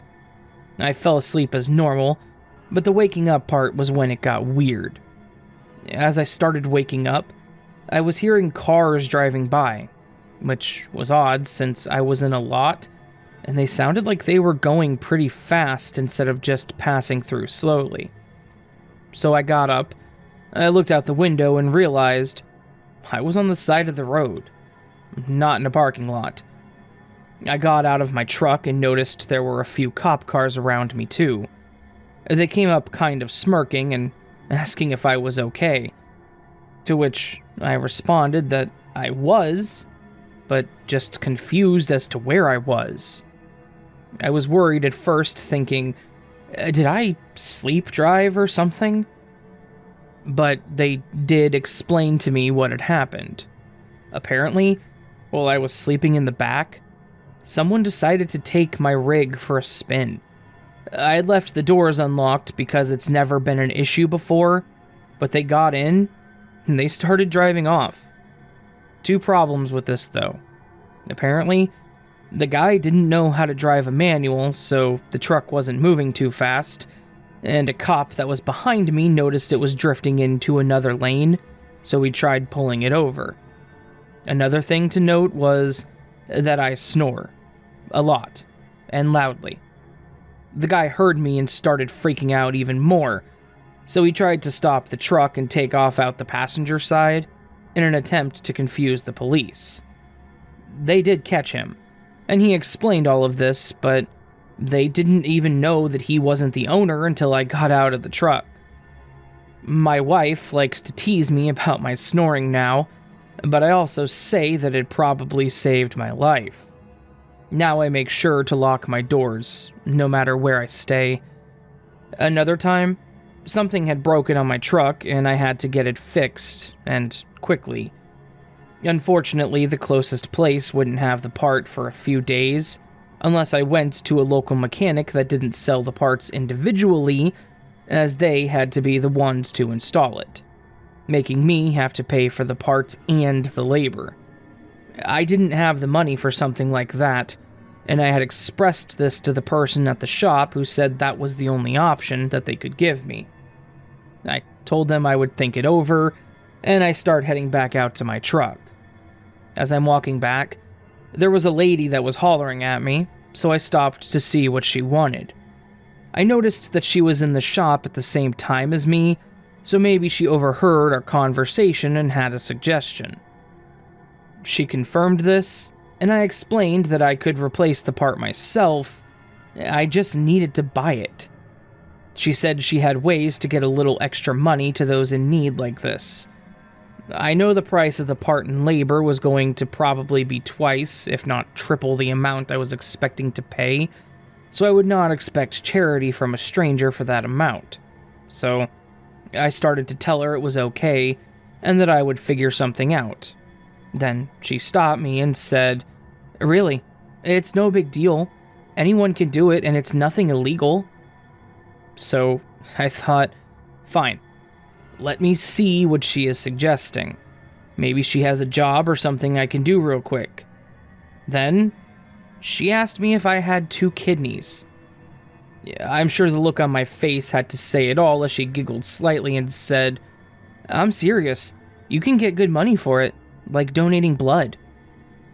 I asked her out of confusion if there was a hospital nearby that was just openly taking kidneys or something, and she said, "Not a hospital, but we do have a facility that can have you in and out pretty quickly."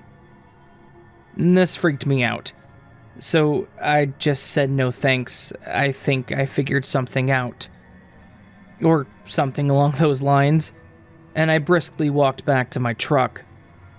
I sat in the truck for a bit and called my wife to try to figure out what to do, and I noticed this chick had not left yet.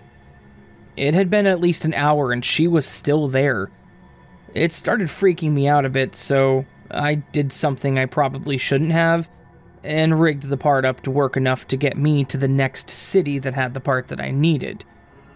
My wife called a few places for me to find it as I drove so I could get out of there, 'cause who knows if she was serious, and if she was serious enough to try and get one of my kidneys by force. I didn't know that was a thing, that people just tried to solicit around here, but, well, now I know.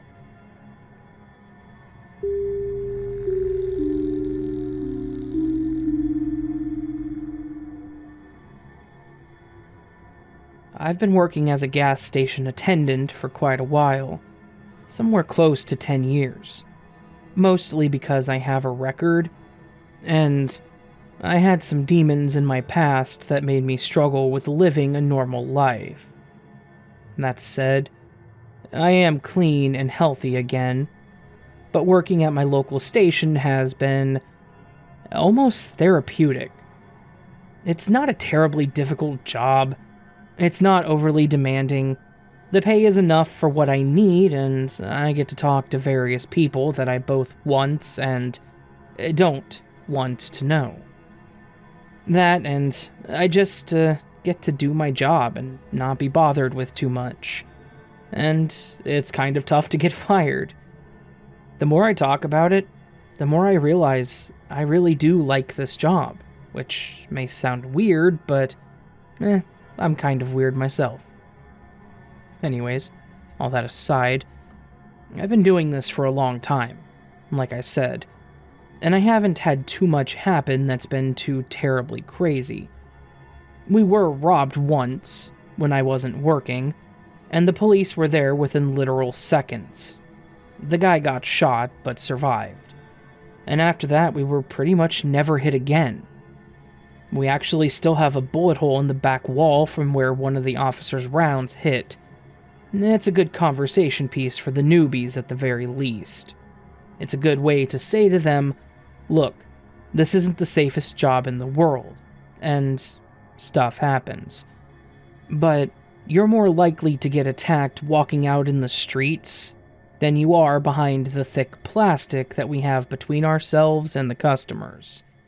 So, all that aside, let's get into the one major event that made me dislike this job just a little bit. It's less of a scary story, and more like an unsettling event/situation to be put in. Plus, it kind of messed with my head, to be honest. It all started on a Thursday night, which is not a busy night for our station.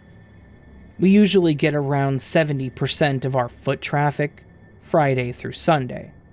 So, I was pretty tired and bored with the night. Anyways, we get a customer that walks in the door, and I immediately knew it was going to be a problem. And this guy looked incredibly familiar to me, and I could tell by the look in his eyes that he recognized me. For most people, that wouldn't be an issue. For me, that meant that he was probably a druggie and that I most likely knew him from back when I was a user. Based on his appearance, which I know you really shouldn't do, he was a user. When you work in retail, and when you know those kinds of people, you tend to watch them to make sure they aren't shoving things in their pockets. I was watching this guy like a hawk, keeping my eye on him and on the camera screens. To my surprise, he didn't do anything bad. He didn't take anything, he just grabbed some chips, candy, a Red Bull, and a few other things. Then he walked up to the counter and gave me a mostly toothless smile. Being as polite as I could, I asked how he was that evening, just trying to make small talk and keep it shallow. He tells me that he's doing all right. I start scanning his items, and then I turn to tell him his total, and he smacks the counter with his hand, making me jump. As soon as he does, he shouts, "Wait a minute! Daniel! I knew I recognized you, Danny! How you been, man?" Which, again, was something I was hoping wouldn't happen. I've been clean for a long time. I've avoided these kinds of people for years and have been trying to keep myself on the straight and narrow. I told him I was doing good, and that I was just chugging along, keeping clean and working hard. He laughed and told me that he was trying to stay off the junk, and that it was really hard. I agreed. I told him that it takes time and a lot of willpower, but it's worth it. I told him that ever since I stopped using, life became more clear, and I realized what kind of damage I was doing to myself. I knew it was probably preachy, but I was hopeful that I could get him to see that being clean was important. After a bit more of me trying to convince him that being clean was worth it, and even mentioning and giving him the name of a great rehab center in the area, he literally asks me if I know where he can score some heroin. I just paused, and I stared at him, my jaw clenched and my eyes half closed. He realized that he had just asked someone that had been clean for years where to get drugs. I know he realized this because he said he was sorry and out of line, which should have been enough, but honestly, he hit a nerve. I didn't say much more to him. I just finished bagging his stuff and told him to have a good night, in a manner that could be seen as cold. I felt bad, but at the same time, you don't ask a former addict, one that worked hard to get clean, if they can help you score a hit. You just don't do it. After he left, I kind of just forgot about him. I moved on with my night. We had a few more customers, but overall, the night was pretty standard. I rang up everyone, stocked the shelves when I could, and pretty much just killed the hours cleaning and so forth. About 4 or 5 hours later, my second person came in for the end of my shift, so I could go ahead and start doing the outdoor cleaning. Trash, pumps, and cleaning up the lot. Anyways, Jay gets in, he clocks in, I run the count on the register and put it in the book in the back. I then inform him that I'm going to take out the trash, so he takes over the register. I get all the bags ready, and I head out to the back towards where the dumpster is. I throw the first bag in and the sound seems off. It sounded like there was something in the dumpster. It may sound really dumb, but after doing this for damn near a decade, there are patterns and things like that sort of click in your head. They empty the dumpster midday around here on Thursdays, so it should have been empty. And the trash bags usually make a decent thump in an empty dumpster. This time, it didn't. It sounded like it hit something soft at the bottom. My first thought was maybe they just didn't pick up the trash earlier, which would have been an issue, as the owner pays extra for that service. I sighed. I put my foot up on the rung, and I hopped up to look in the dumpster. And then, I see him. The guy that came into the store a few hours prior. The guy that asked me where he could get some heroin was lying on the bottom of the dumpster and was clearly blitzed out of his mind. He even still had the cloth around his arm. I was livid. This guy had seriously jumped in our dumpster to shoot up. He seriously had the audacity to do this after everything I had said to him. I threw the second bag off to the side and went back into the store. I then told Jay to call the cops. I told him that some junkie had shot up in the dumpster and passed out, and that we needed the cops and probably a paramedic. He called 911. I told him to wait out front for the cops and that I would take over the store until then. He did as I asked. I called the boss to let them know what was going on, and he said he would be there in about 30 minutes. This whole time, I'm just fuming at the fact that I told this guy that I knew from back when I was hooked on drugs, all about how I got clean, how life was worth it, and how he should look into getting help. And I even gave him the name of the facility I went through, and then he felt it was okay to go get trashed in our trash. My anger was, best way to put it, short-lived when the paramedics showed up. I expected them to just pull him out, wheel him up on the stretcher, and get him to the ER. Then, I noticed that, with the stretcher, they pulled out one of those plastic body bags. My rage immediately shifted to a deep sense of pity. Jay came back in with the boss and one of the officers, and they asked questions, obviously. I told them that he came in earlier and bought some stuff and that we chatted. I told them that I actually recognized him from back when I was an addict, but that I was clean and hadn't seen him for at least 10 years prior. They then informed me that they found the candy and a half-empty bag of chips on his person, along with a card that I had written the number for the rehab facility on. They also informed me that he pretty much for certain died of an overdose, that he probably just overdid it and passed out, then didn't wake up. Honestly, this was a terrible situation, and while I was upset that he went and did that, I was just as depressed over the fact that I was probably the last person this guy talked to. I know that there was nothing more that I could have done, and I feel like had this guy woken up in the morning and saw the card with the number when he was sober, he might have gone and gotten help. Of course, we'll never know, and it really does haunt me that, had I not gotten clean when I did, that could have been me in that situation. I do feel bad that he passed away, but users all know the risk when they push that needle in. I really, honestly do hope that he found peace on the other side.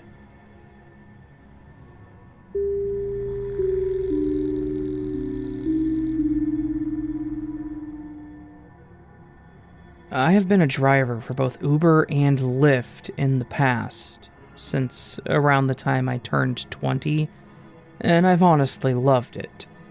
It's been a fantastic way to make extra money when I needed it, and I love the whole work when you want thing that they have going on. Yes, I know I sound like a walking advertisement. Trust me, I'm not. While it is a great way to make extra cash if you have a good car and live in a good area, there are absolutely some really messed up people out there. And that's the biggest issue I have with working with these services. Most of the time, I would say around 99.99% of the time, you get normal people that just need a quick ride to wherever it is that they're going. Then, that 0.01 comes along and makes you seriously second-guess everything in life. This story involves that 0.01, that tiny bit of the population that terrifies the living hell out of me. The story is actually one of the reasons I stopped driving for a while. I have since gone back to doing it, but I think you'll get why I decided to take a break by the end. I remember that this was one of those ride pings that I would look forward to. Those ones where you get the message saying that there's a rider nearby, and that their destination is a good distance from where they are. I like these ones. You get to enjoy the ride, maybe have some small talk, and get paid an alright amount to do so. I accepted the ride and headed over to the house where I saw that he was standing outside. I rolled down the window and told him that I was John, his driver. He nodded and then got into the back seat. He buckled in and just kind of stared at the back of the seat that was in front of him. At first, I thought maybe he looked tired, and that would make sense because it was late in the afternoon and I was a bit drained myself. I started in on my small talk routine, basically just talking about random things like how the day was going. When I asked him how his day was, he seemed to flinch a bit and told me that he wasn't having the best day. I apologized and asked him if he wanted to vent anything, basically saying that therapy sessions were a free perk of using Uber. You'd be surprised how many people open up when they think about the fact that you'll likely never see them again. He just shook his head and told me that he didn't want to talk about it. So, I moved on to my last attempt, which was basically just mentioning any small detail to get him thinking. He was heading to another house on the other side of town, over in a neighborhood that I personally knew, so I said as much. Oh, hey, you're going off over road name. I know that area. I used to have a friend that lived over there. It's a really nice part of town. She used to take her dog over to the dog park because they don't require a leash. After I finished my statement, he just nodded and kept staring out into space. It was then that I noticed that he was clenching his jaw really hard, and that his eyes looked bloodshot, and that he just seemed out of it. We pulled up to a stop sign, and I stopped and glanced back at my passenger. Hey, I just need to check and make sure you're okay to be out here. You look like you're in pain or that something is seriously wrong. I know this may sound incredibly annoying, but I'm not gonna be that driver that lets some injured person get out of my car and then die because I didn't speak up. If you need to go to the hospital, I'll take you there. We can just get the charge for the ride canceled. I just want to make sure that you're okay. He didn't even look up at me. He just started shaking like he had the chills and continued staring off into space. Hey man, I won't report you or get you in trouble. I just need to make sure that you're okay and that you're not on some sort of substance. This is for my safety right now. I'm willing to help you in any way you need me to. When I said this, he finally glanced over to me and actually looked me in the eyes. He said he was fine, just that he was stressed and had had a really bad day, and that he needed to get home.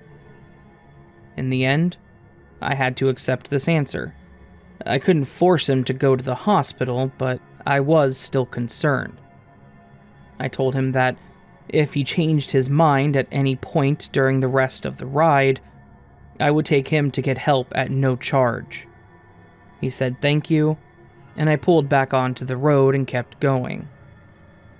The ride was silent for quite a while. I think we were about 3/4 of the way to his destination when he asked me if I could stop.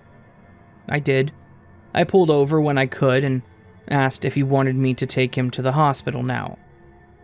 Then, he surprised me and said, "No, I need you to take me to the police station." At this point, I was starting to wonder if this poor kid was the victim of a crime, or if something happened at his original place. I asked if we needed to call 911, or if he just wanted me to drive him there, and he said to just drive. I canceled the trip and made a mental note to call support and explain the situation to them after the fact.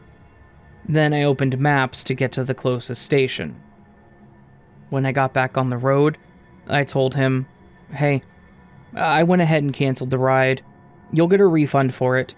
I'll contact support and let them know that this was on me so they don't think that you did something wrong." He then replied with, "I killed my mother." Obviously, this caught me off guard. I assumed that I misheard him, and I said, I'm sorry? "I murdered my mother. I strangled her because she pissed me off. She made me mad, so I killed her. I want to turn myself in." As he said this, I could see his tears starting to well up, and my heart was seriously pounding. I nodded and told him that we were on the way to the station and that he was doing the right thing. Clearly, he was not stable at this point in time, and I didn't want to antagonize him or make him second-guess talking to the cops. As you can imagine, the entire time we were driving to the station after that, I was watching him in the mirror. I pulled up as close to the door of the station as I could.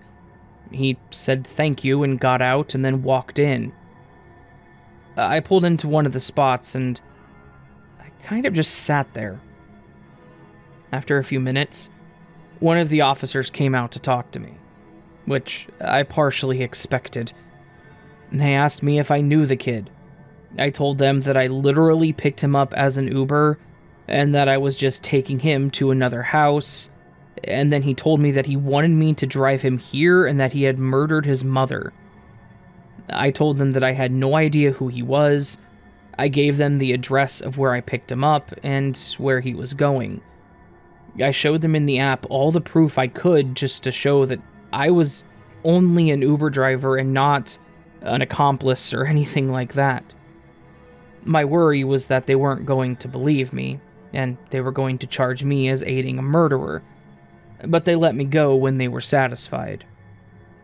And you can bet your ass I called support, and I spoke to them about this whole thing. I don't really know what I expected them to do, but I felt like I needed to tell them about it just in case the police contacted them. In the end, I have no idea what happened to the kid. I have no idea if he was telling the truth, and I have no clue what went on after I left the station. Honestly, I kind of prefer it that way.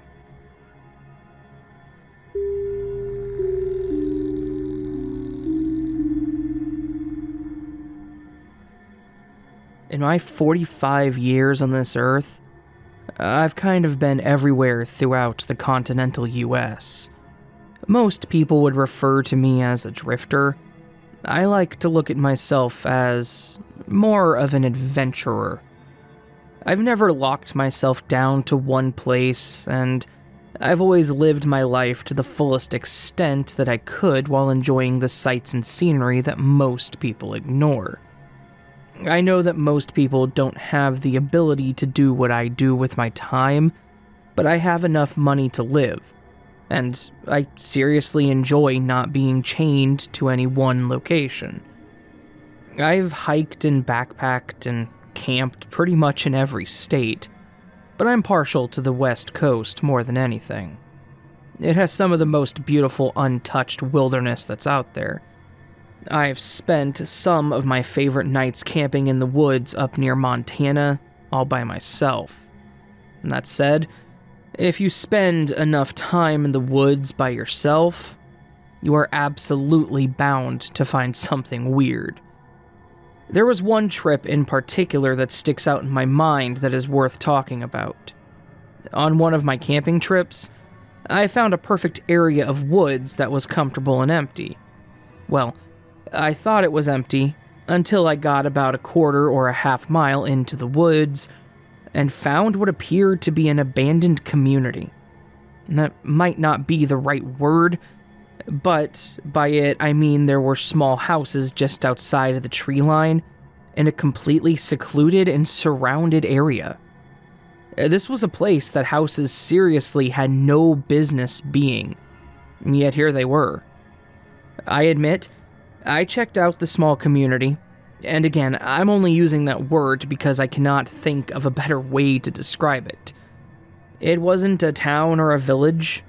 It was just 4 houses that looked old as hell and run down sitting inside of a forest clearing.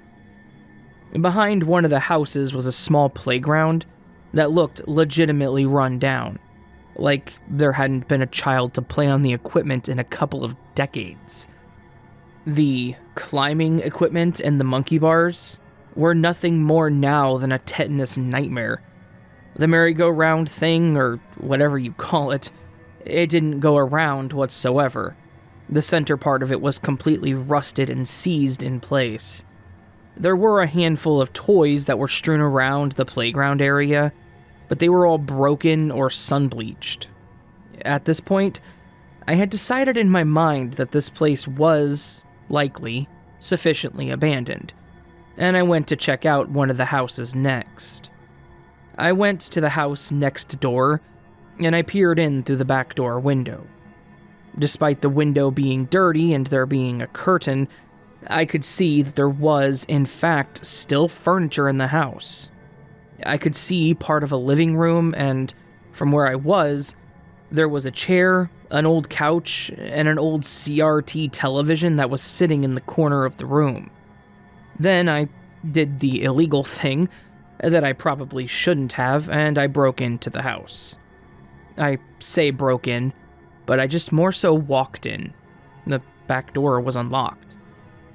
The first room in the door was what appeared to be a mudroom with a washer and dryer in it. There was a half-empty box of detergent sitting on the washer and some dryer sheets on the dryer, but nothing too crazy in this room. Then I walked into the kitchen area where the door led, and honestly, that's where it got a bit strange. The cabinets were all closed, but as I opened them, they were full.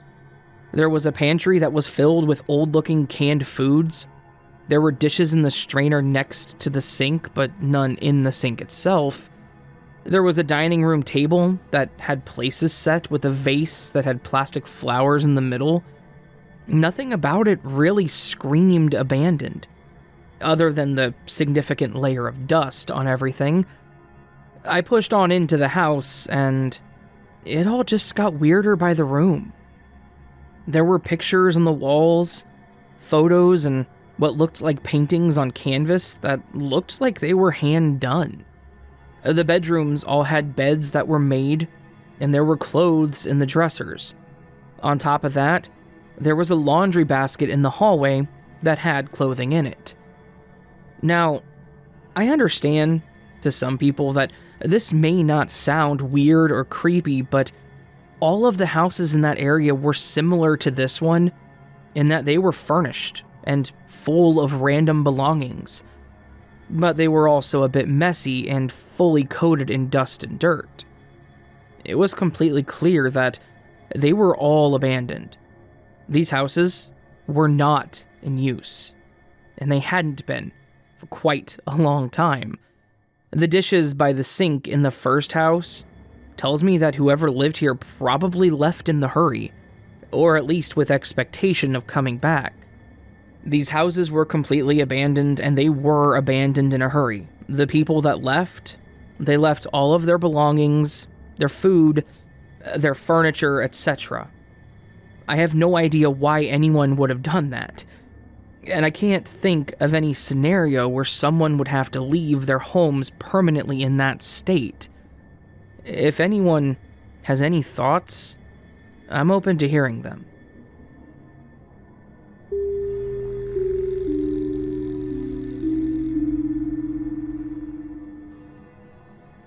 Like a lot of other people in this country, I have to depend on Uber and Lyft and other ride services to get from point A to point B anytime I don't have someone that I can ride with. While most others out there use the services because they're convenient and easier than calling a taxi, I use them because I actually have to. I have no choice. I was unfortunately diagnosed with very serious epilepsy, and as such, I'm actually restricted from ever getting my license. Something about being a high risk and possibly having a seizure while driving. Apparently, the state looks down on people that may hurt themselves or someone else because they started seizing on the highway. As such, using these services has been a godsend. I don't have to sit at home and wait for my boyfriend to come home to go anywhere, or have to call my parents and ask if they have the time to come and get me, just so I can go to the store to get some avocados for dinner. They've seriously changed my life, and I am beyond grateful for them. That said, not all of my rides have been perfect. Most of the time I put it in the app, I get the people that show up at my door, and I get in the car. Most of the time there aren't any issues, and most of the time it's just a matter of making sure that I have enough money to pay them. I will seriously say that almost all of the drivers I've dealt with have been nothing short of amazing. They're fast, dependable, and I'll sometimes explain to them that I do have a medical issue that makes me unable to drive. Usually, when they hear that, they loosen up and realize I'm not just some girl that doesn't want to drive myself. Now, all of my praise for this wonderful service is one thing, but, like I said, it's not always perfect. Sometimes, you get drivers that are straight up rude, or just not talkative. I can typically deal with the ones that don't want to talk. It's whatever. In the end, they're there to do their job and nothing more. That's fine. But when they get rude for no reason, that I do have an issue with. I'll rate them low and pretty much just move on. That is, I'll accept this one driver that this story is about.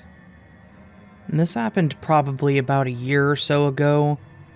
I think it was late 2019, because it was definitely before we all had to spend a year inside, but not by much. It was one of those days where my boyfriend was at work. I didn't want to bother my sister or parents, and I needed to go to the store for various things. For the most part, just like any other day, I loaded up my app and I put in for a ride. I marked the local supermarket, and it said that my driver, Manny, was on the way. Great, no problem.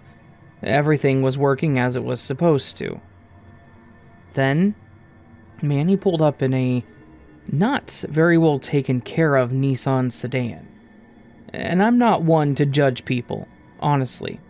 I know that some people can't afford new cars, and he may have just been doing this to make ends meet for whatever reason, but this car kind of looked like it was coming close to the end of its life. The paint was peeling, the rear passenger side tire was half low. There were more issues, but in the end, I just said whatever and got in. I needed to get to my store. It was only about a 10-minute drive at most, and I could just call for a new driver when I needed to get back home. In the end, if the car got me to where I needed to go, then I would be happy. As soon as I got in, I noticed that this guy was just staring at me. Like, intently staring at me. I tried to smile in an attempt to maybe break the tension, but he just kept his face focused and his eyes wide open. After I got situated in the back seat, I looked up and, sure enough, he was still staring at me. It was at this point that I realized this guy looked like he hadn't slept in a couple months. His eyes were sunken in, the skin around them was bluish, and his face looked dry and tight. Again, not one to judge, but he was clearly either not well or on something. But, once again, me being the self-contained and fairly small woman that I am, I just kind of nodded and asked if he knew the best route to the store. His response was, "The phone will tell me where to go." And then he slowly shifted his gaze forward. He starts pulling forward back onto the road, slowly, and he glances back at me again and asks me my name. I gave a slight smile and I told him that my name was Ashley. It didn't click until after the ride that the app would have told him my name, and he should have known it. He nodded slowly and started to make that weird noise people make whenever they suck on their teeth, followed by a bit of a low grumbling sound. I reflexively asked him if he was okay, and he seriously said no. It was around this time that I was certain that I was about to die. This whole trip, the whole 4 minutes and less than half a mile of it, were honestly enough to make my stomach turn and my skin crawl. I grabbed my bag and put my hand in it, gripping my mace and just holding on to it just in case. He turns onto one of the main roads, making the turn as slow as he possibly could, and then looks back again. "Are you religious, Ashley?" I sheepishly replied, "Not particularly." And he laughed at my response, and then slightly shook his head. "You should be." He nodded as he started talking again. "You should be, Ashley. You should be. You need to be." I think I just replied with, "Okay." He glared in the mirror again and started back up. "No, it's not okay. You don't know what's coming." His tone was seriously freaky at this point.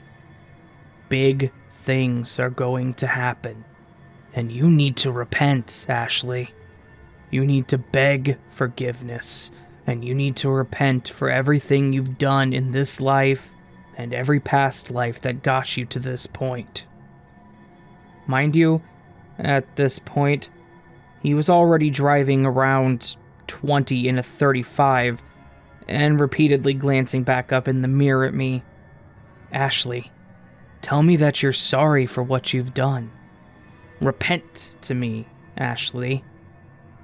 I'm sorry for everything that I've done. I just kind of felt like if I did what he asked, I might make it through this ride. "Good. That's good, Ashley. Now that you've started to repent, you can beg for forgiveness when it matters." It was at this point that he pulled the car over toward a sidewalk and looked back at me again.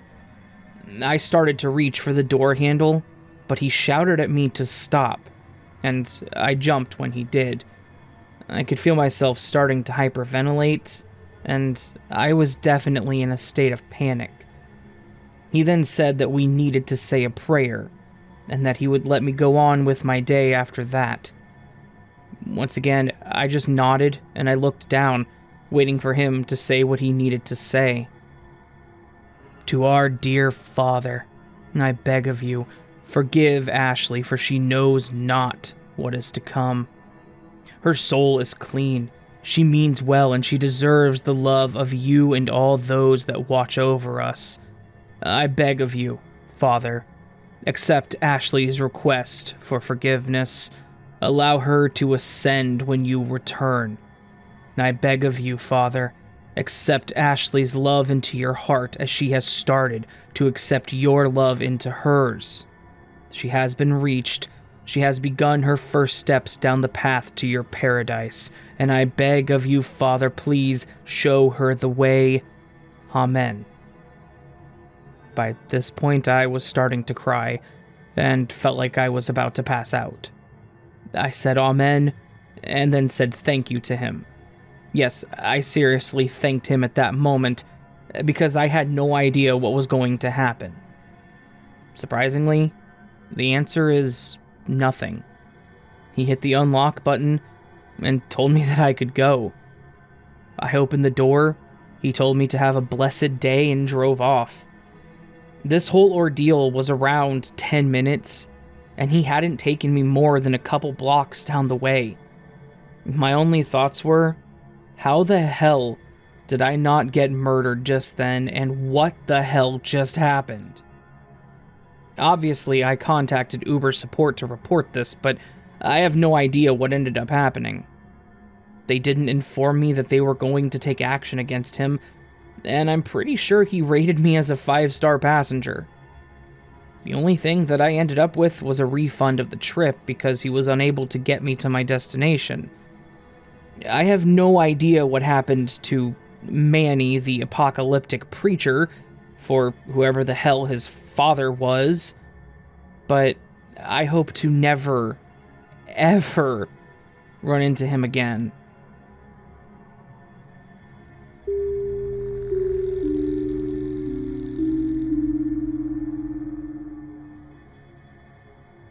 My daughter is weird. I'm not even going to sugarcoat it. She does normal kid things and plays weird made-up games, and has nonsensical jokes. I love her to death and the things that she comes up with, but sometimes it's hard to know when she's serious or still playing around. One morning, she woke me up and said someone was tapping on her window, and she looked scared. I thought she was joking around at first, until I started focusing and realizing how serious she looked. So, I got up to go look, and she had a stupid wind-up toy that flaps its arms like it's flying, sitting next to the window making it tap it. The grin on her face when she saw me turn around with it in my hand was enough to make me laugh too. This is just to show you how playful she can be, and why this really alarmed me. So, she started to come up with imaginary friends. I say imaginary because it's your normal stuff. I see her playing in her room, and she talks like someone else is in the room with her. Our rooms are right across from each other, so while I was in my room putting laundry away and getting ready for bed, I heard her play into the conversation. It got weird. One of her dolls died, I guess, and she grabbed another one saying something about getting it to live again. So, as I'm listening, she's explaining to her friend that she lets her dolls relive since she got to do the same. She then said that her old name was Rebecca, and that she didn't like her old mommy, but she forgave her. I thought this was weird.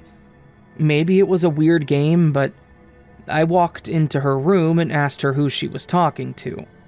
She said it was her friend, Lily. And I tried playing dumb and said, "Oh, I thought you said Rebecca." She just kind of looked down shyly and said, "No." So I dropped it for then, thinking it was just a make-believe thing. A few days later, I picked her up early from school for a doctor's appointment. Afterwards, I had a few errands to run myself, and since she was so patient and helpful, we decided to stop for ice cream, since she had already had lunch at school.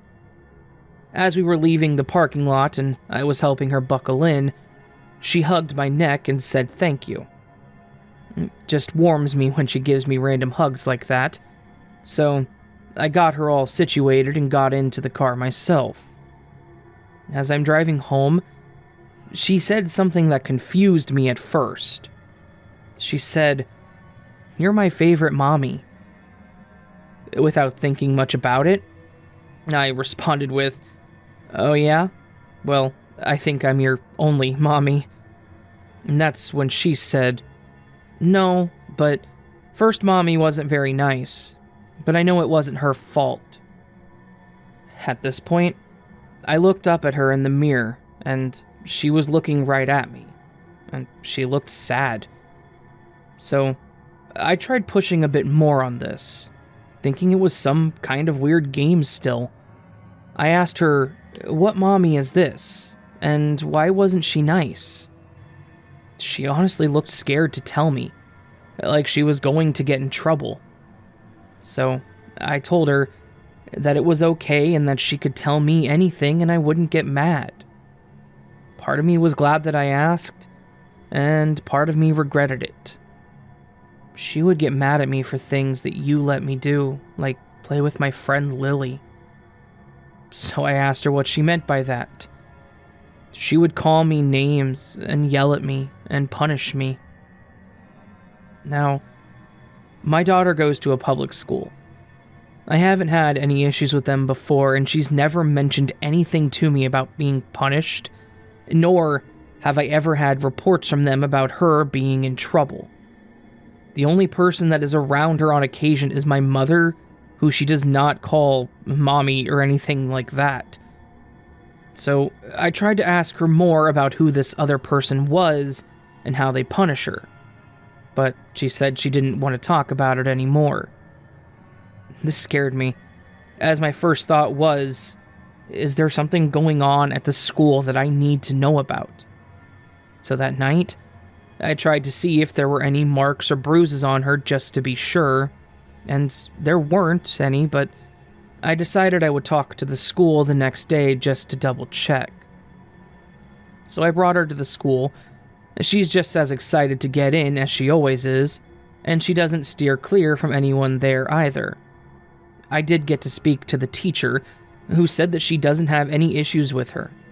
She's not shy, and she's kind to all the other kids, which makes sense.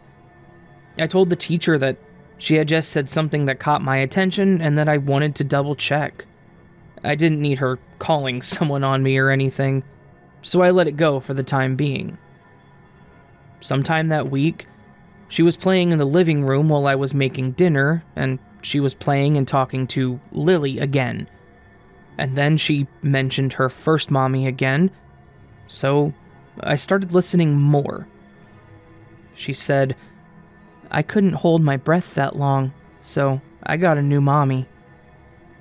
Something set me off with that one, so I went in there again and asked her about it. I again tried prying who she meant by this first mommy, and I told her that she can trust me, that I won't tell or she won't get in trouble. She started whispering to the air and then looked at me and said, "Lily said I should tell you, so I will."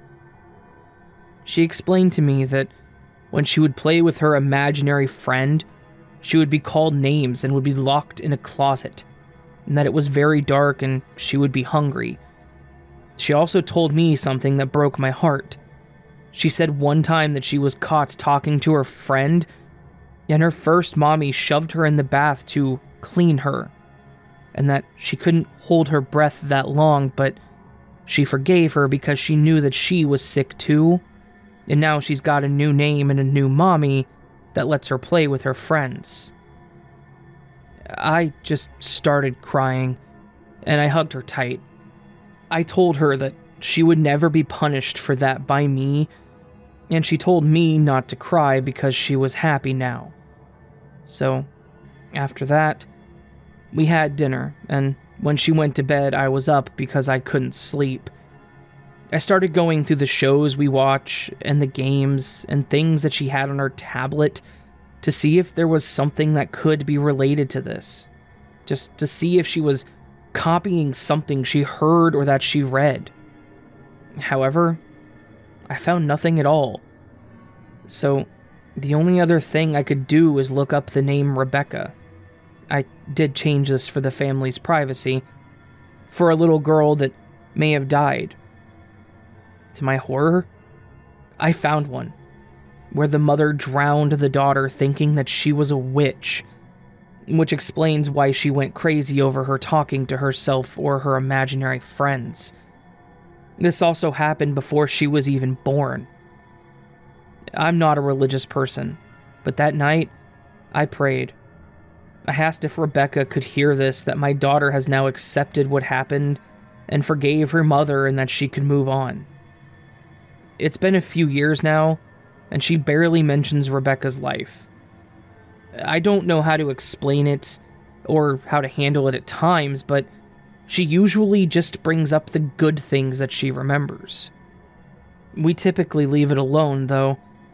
However, Lily is still around, so now I'm no longer thinking that it's just an imaginary friend, and I'm going to wait to look into that one.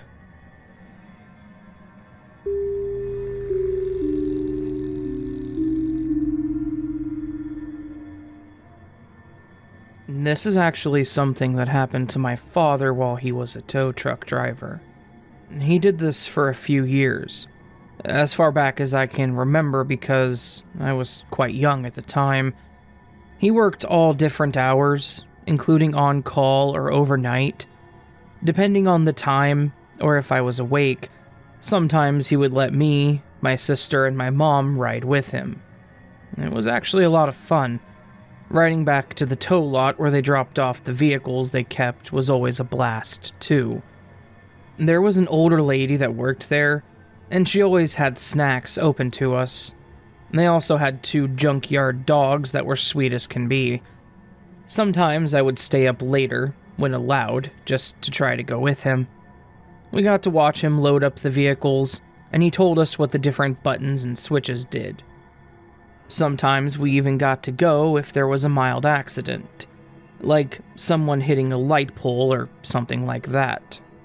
Of course, he's also been called on some pretty bad accidents too, like when cars flip, or when there are severe injuries or even fatal ones.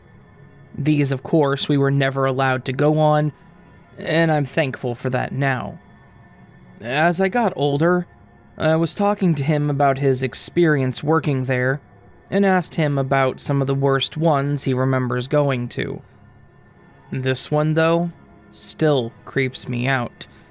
He said he even remembers telling me and my mom that we couldn't go with because of the situation. There was a convertible speeding and swerving between the lanes on a highway. It was like a main road and highway because it still had stoplights on it. It was also next to an open field, blocked off by the guardrail and barbed wiring. Of course, the highway also has warning lights a few miles back to tell you when the light is red, to warn you to start slowing down. Apparently, this guy didn't see those, didn't care or something, and thought he would try to run it. My dad said he doesn't remember if he was racing someone else or just speeding. Sadly, there was a small decline before the intersection, and there was a semi already at the light. This convertible must have hit the decline and got a little air, and before they had time to react or brake, probably because the car was partially airbound, they went under the semi, causing the underside of the semi to act like sandpaper. The scene was not pretty, and they were already in the process of the cleanup by the time my dad arrived. However, he said they were just pulling out the body, and from the looks of the accident, he could piece it all together. He remembered this one, of course, because of the gruesome details, but also what he saw while trying to load up the vehicle. He mentioned it was taking longer than normal because They had to try to get the car out from underneath the semi and then get the car onto the tow truck. Towards the end, as he was loading up the car, he felt like he was being watched. So he looked around to see the cops and the other people weren't nearby, and no one was trying to get his attention. Then he looked over towards the field. From there, he saw a figure standing by a tree that appeared to just be watching him. He just stared at him for a minute to see if he was maybe just a bystander, trying to watch what was going on. Unfortunately, you get people like that, going to these scenes to try to get pictures or something. However, my dad noticed he wasn't holding a camera or anything, just standing, hands to his side. Once he finished loading up the car, he started walking towards them to see what he was doing. As he got closer, he noticed the person looked like a younger kid, maybe in their teens. He took note of the clothing he was wearing in case it came up in the future, like missing person, someone fleeing from the scene or family, etc. As he continued walking, he says that he got a page, if that tells you how long ago this was, and when he looked up from the pager, the kid was gone. He looked around to see if he ran off, but he didn't see him anywhere, so he went back to his truck, finished up what he needed to with the authorities, and left. A few days later, he said he heard additional information about the crash and saw a picture of the kid from the accident. To his surprise, the kid he saw in the field looked just like him. He said even the hairstyle and shirt he was wearing was identical. Of course, my mom said he probably saw his ghost who was trying to piece together what just happened before he moved on, and that's when he left this world. My dad, of course, doesn't believe in any of that, so he claims he probably just saw the kid as they were pulling him out and saw what he was wearing and chalked it up to him being tired. I don't know, though.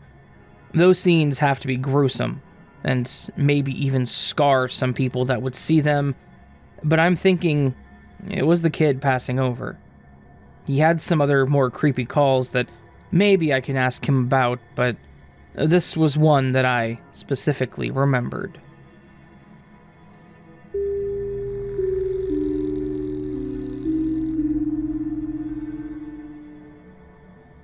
I was lucky enough to work at Walmart for 4 years.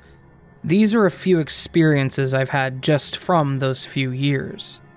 I started working there in the evenings, usually noon to 9 p.m., or as late as 3 p.m. to midnight. The first one I recall was closer to when I started, which is why it was so memorable.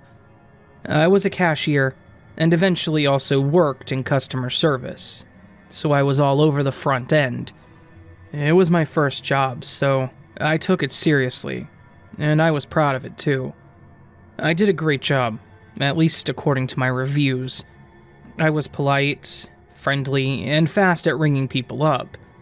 I got a few people that I would call my regulars, some of them that price matched, if that tells you how long ago this was, and extreme couponing.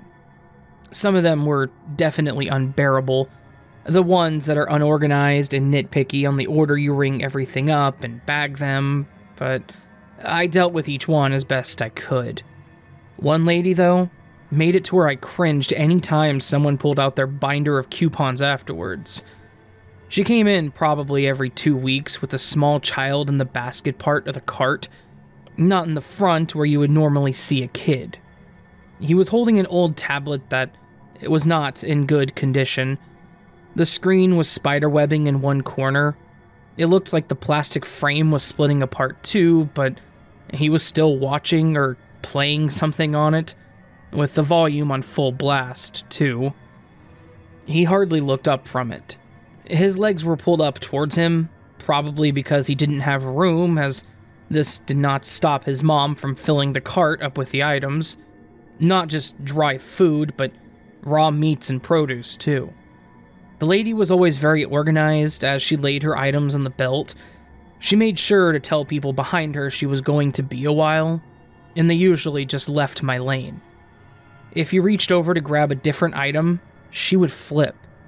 She would yell slightly to say, "Stop," or "Don't," or give you some kind of lecture about doing items in order, but without ever making eye contact with you.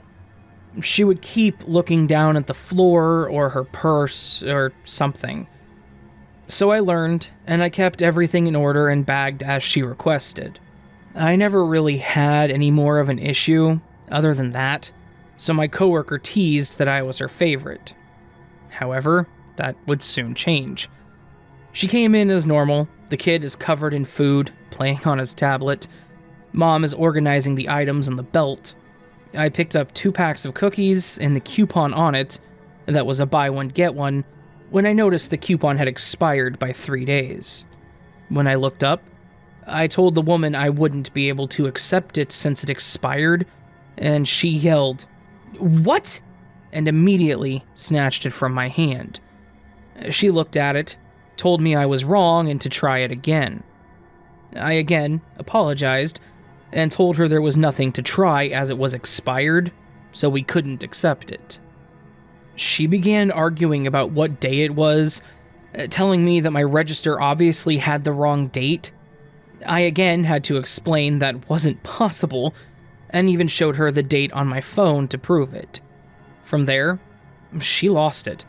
She started screaming about how I was incompetent and a liar, and that Walmart's brainwashing had finally gotten to me. At this point, I called for a manager.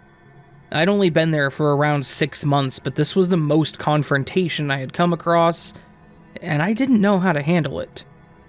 Thankfully, the manager's podium was within my view, so they could see the look on my face and started coming over quickly. When they arrived, she immediately directed her anger to the manager, saying I was refusing to take her coupon. I tried explaining the situation to the manager when this lady pulled a steak knife from her purse. My manager immediately called security on the walkies and tried calming her down. She was pointing it at us, screaming that we were just trying to ruin her and cause her to lose her kid. And this whole time, I kid you not, this kid has not looked up once. He continued to play on his tablet. He was not fazed at all, which, sadly, made me feel like he was used to this from her. At this point, the whole store seemed quiet, but her screaming and my manager trying to calm her down. There were people all around recording and taking pictures, which only seemed to make her angrier. After what felt like forever, she tried to run towards my manager with the knife raised, when another customer saw this and bravely tackled her to the ground. The knife slid away from her and my manager put his shoe on it to hold it there. Thankfully, 2 cops walked in as this was occurring and quickly took over. This whole time, again, the kid has not looked up. The cop actually had to come up and grab the kid out of the cart before he even looked up. The mom was already outside, but I would expect a kid like him to be crying or scared. But he didn't even ask for his mom. It was actually sad. I don't know what happened to her son, but I think CPS showed up to take the kid. These next 2 are from my late night shifts. Maybe not necessarily dangerous people, but definitely ones that I wouldn't approach on my own. This first one is the lady my coworkers nicknamed Gucci Grandma. We called her that because she always came in around midnight with the flashiest clothes on. Typically, it was a really tight pencil skirt, heels or knee-high boots, and some kind of shirt, and she had to have a dozen of those fuzzy half jackets. At this point, I swear I've seen one in each color, some with different patterns or sequins, and she had those giant sunglasses on. As I mentioned, it was midnight.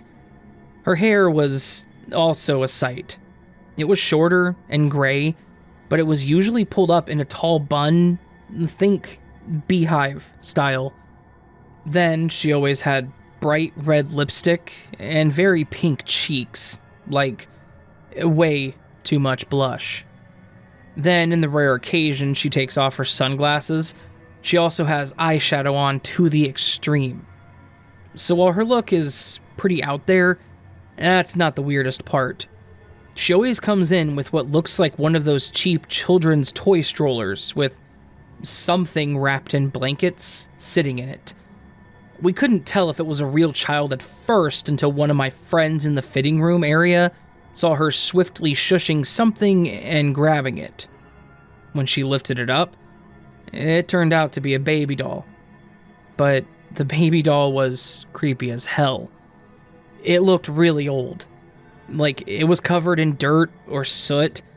Its hair was a mess and tangled, and it was definitely not making any noises.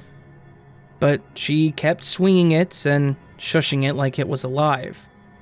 My friend tried not to make eye contact and just kept working on her stuff when she walked up to her and apologized for all the noise, saying, "She gets cranky around this time."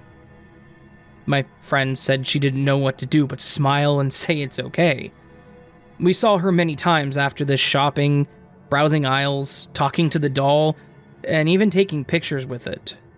It became a normal thing, as weird as it looked, but the last time we could account for her, she came in looking rough.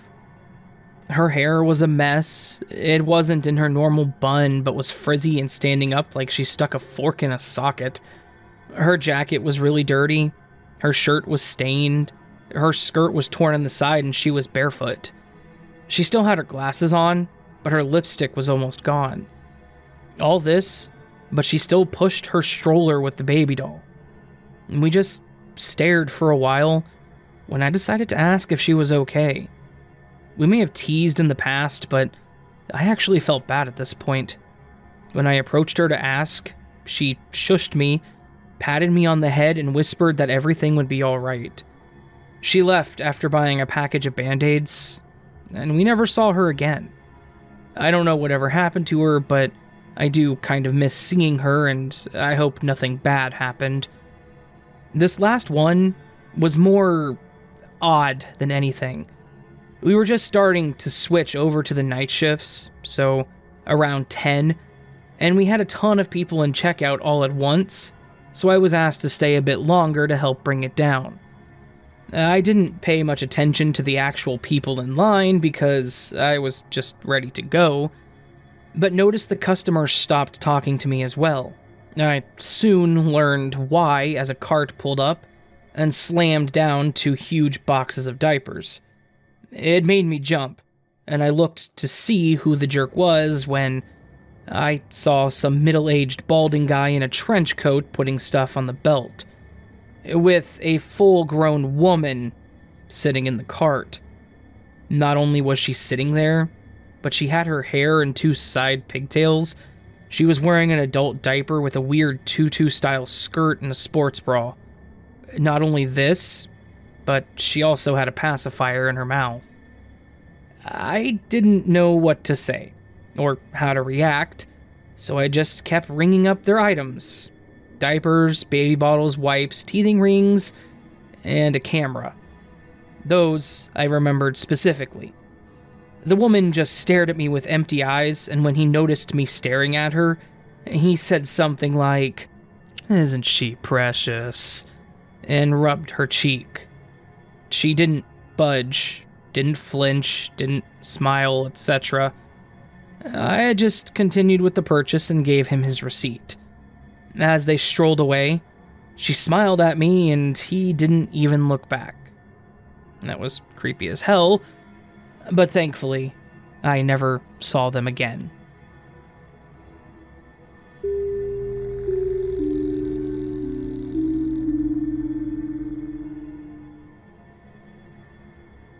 Right after graduating high school, I dipped from my mom's place. I couldn't stand the guys she dated or had around, and she didn't seem to care much how I felt, so I was done. I had saved up most of my money while I was working in school and got myself a cheap car, so I didn't have to rely on her.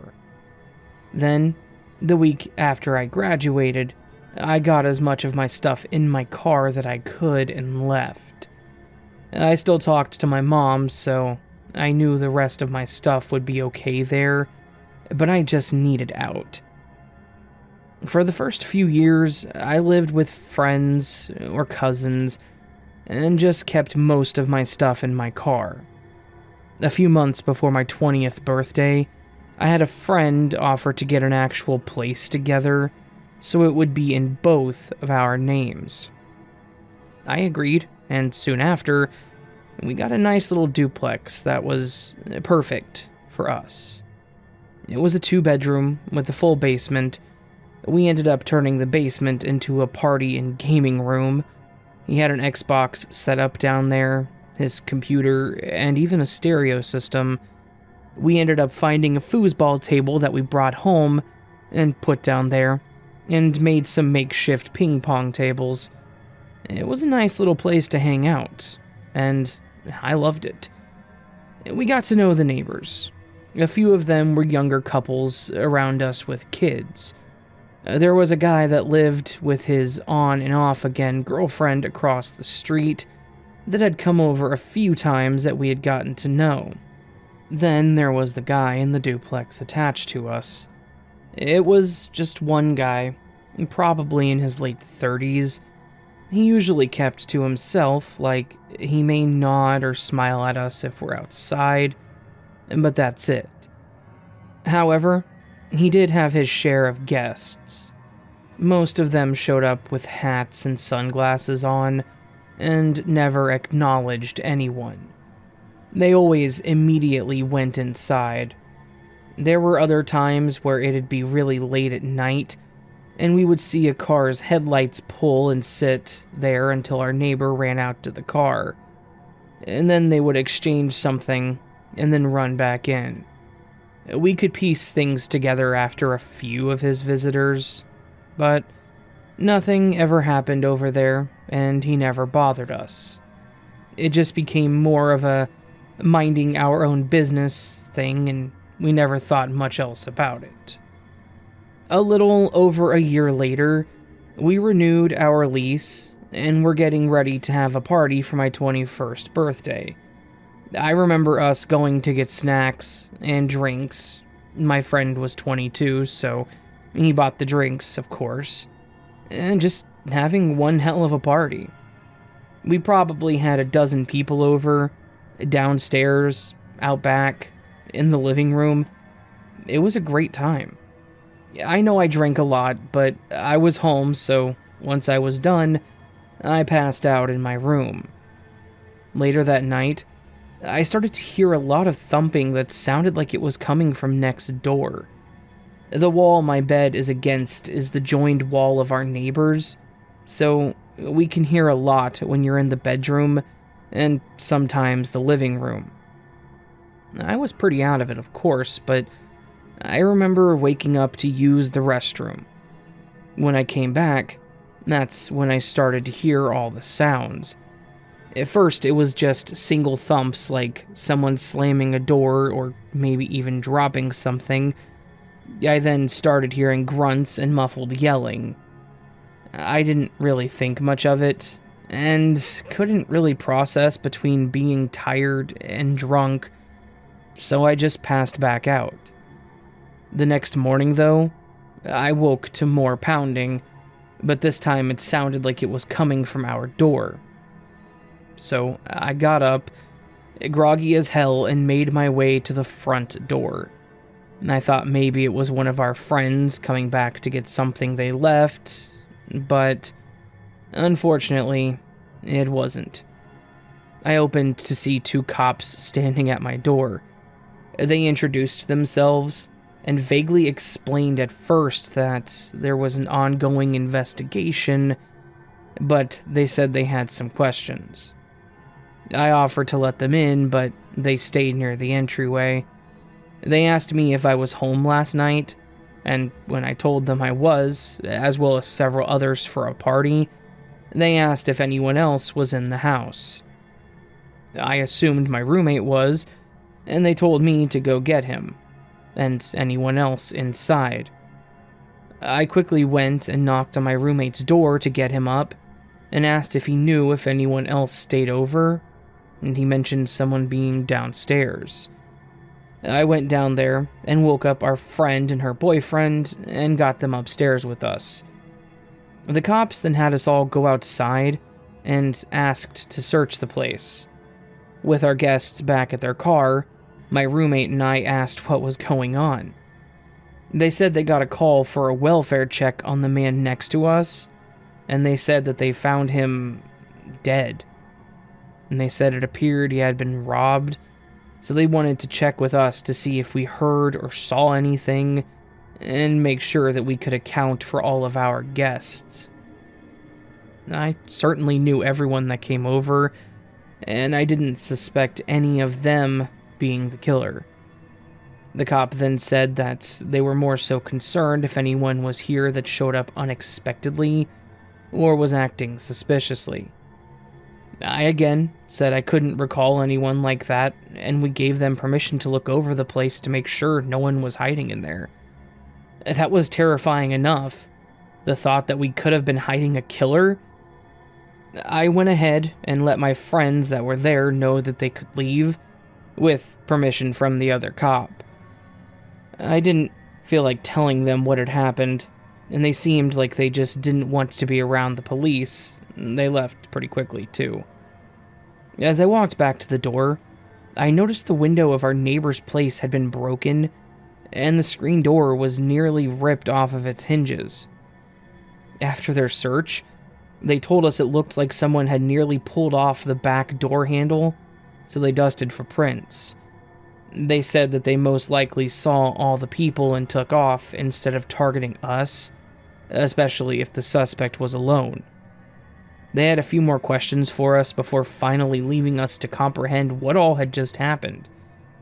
We were in a bit of shock, and it was quite sobering, unfortunately. I think it was the following day that we had the news van drive by taking pictures and recording, which was weird, until we saw it on the news that night. And they were talking about our neighbor. And they said that he'd been strangled and found by the police after his sister tried calling multiple times and not getting an answer. My friend thinks that since he was a seller, or possibly a user, that he was targeted and probably robbed for whatever he may have had.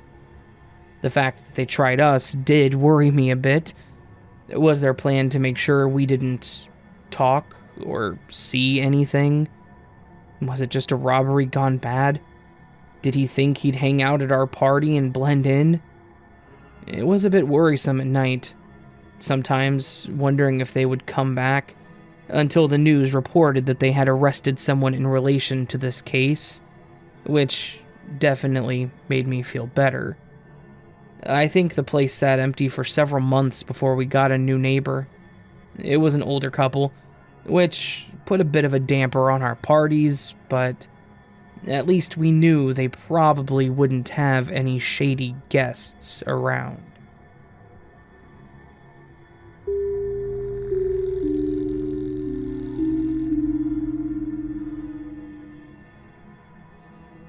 I have a story that happened a few years back when I was 19, and I was a delivery driver for a certain pizza place. I won't give the name of the actual restaurant, but I think you can figure it out if I call it Pizza House. This happened in what I would call a fairly small town that resided in the suburbs of a much larger city. And I thought it was a pretty safe area up until this point. What happened could have happened to anyone, really, but it happened to me because I happened to be the delivery driver that got sent on this delivery. It was a pretty normal night at the Pizza House. We were fairly busy, but we weren't being slammed too bad. I was one of 3 drivers that were on the clock that night, and we were busy enough that we didn't get to relax between drives. I remember I was on a double delivery when this took place, and for those of you that don't know, a double delivery is literally what it sounds like. You're tasked with taking 2 deliveries at the same time. You basically drive to the closest location then to the furthest location and back. It's an incredible pain in the ass because you usually end up late to the second delivery and the customers get angry. So, as I said, I had to take a double delivery and both of them were pretty far from the store. In fact, they were actually on the outer ring of our deliveries. When it came in, I grabbed the bags, put the light sign thing for Pizza House on top of my car, which was a requirement, and headed off to my first location. Everything was going normal. I was talking to my girlfriend while the GPS told me which way to go. I was most of the way to the first location when I pulled up to a red light and stopped, like I had to. I was complaining to my girlfriend about how much I genuinely disliked being the pizza boy when I glanced over and saw a couple of guys crossing the road. I made eye contact with one of them and pretty much just kept talking about random nothingness. As I was watching the one cross the road, I noticed that the other guy walked a little closer to the lane I was in, and my mind immediately clicked that something bad was about to happen.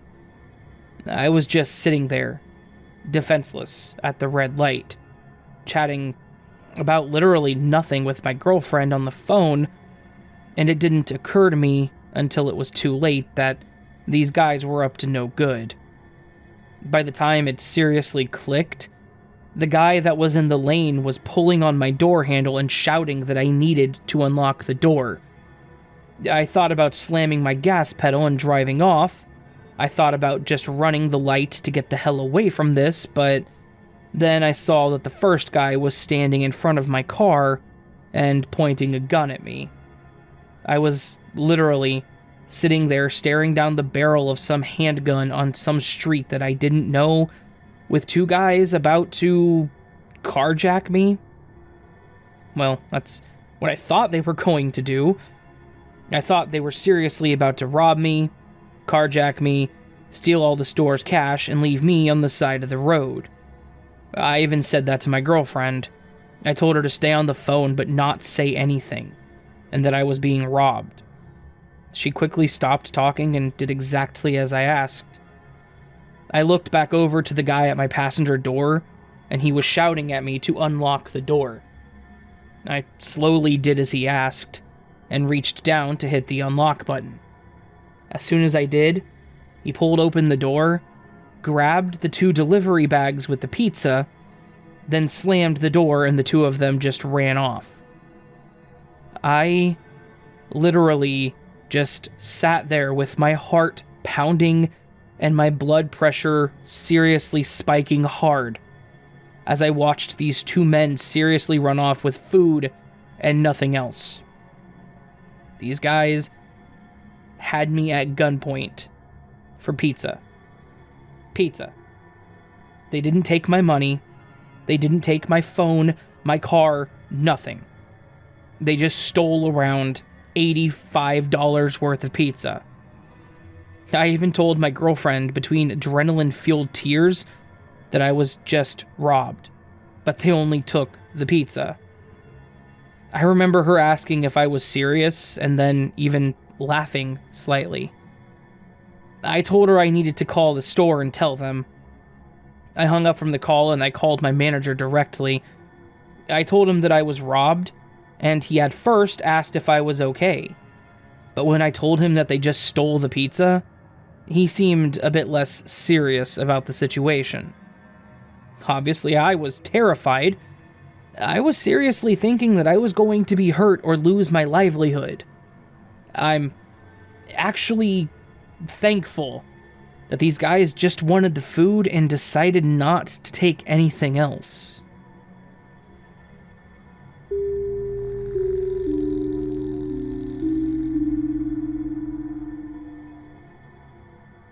I've been doing this for as long as I can remember. I've run into some really weird, funny, and even some pretty creepy situations over the years.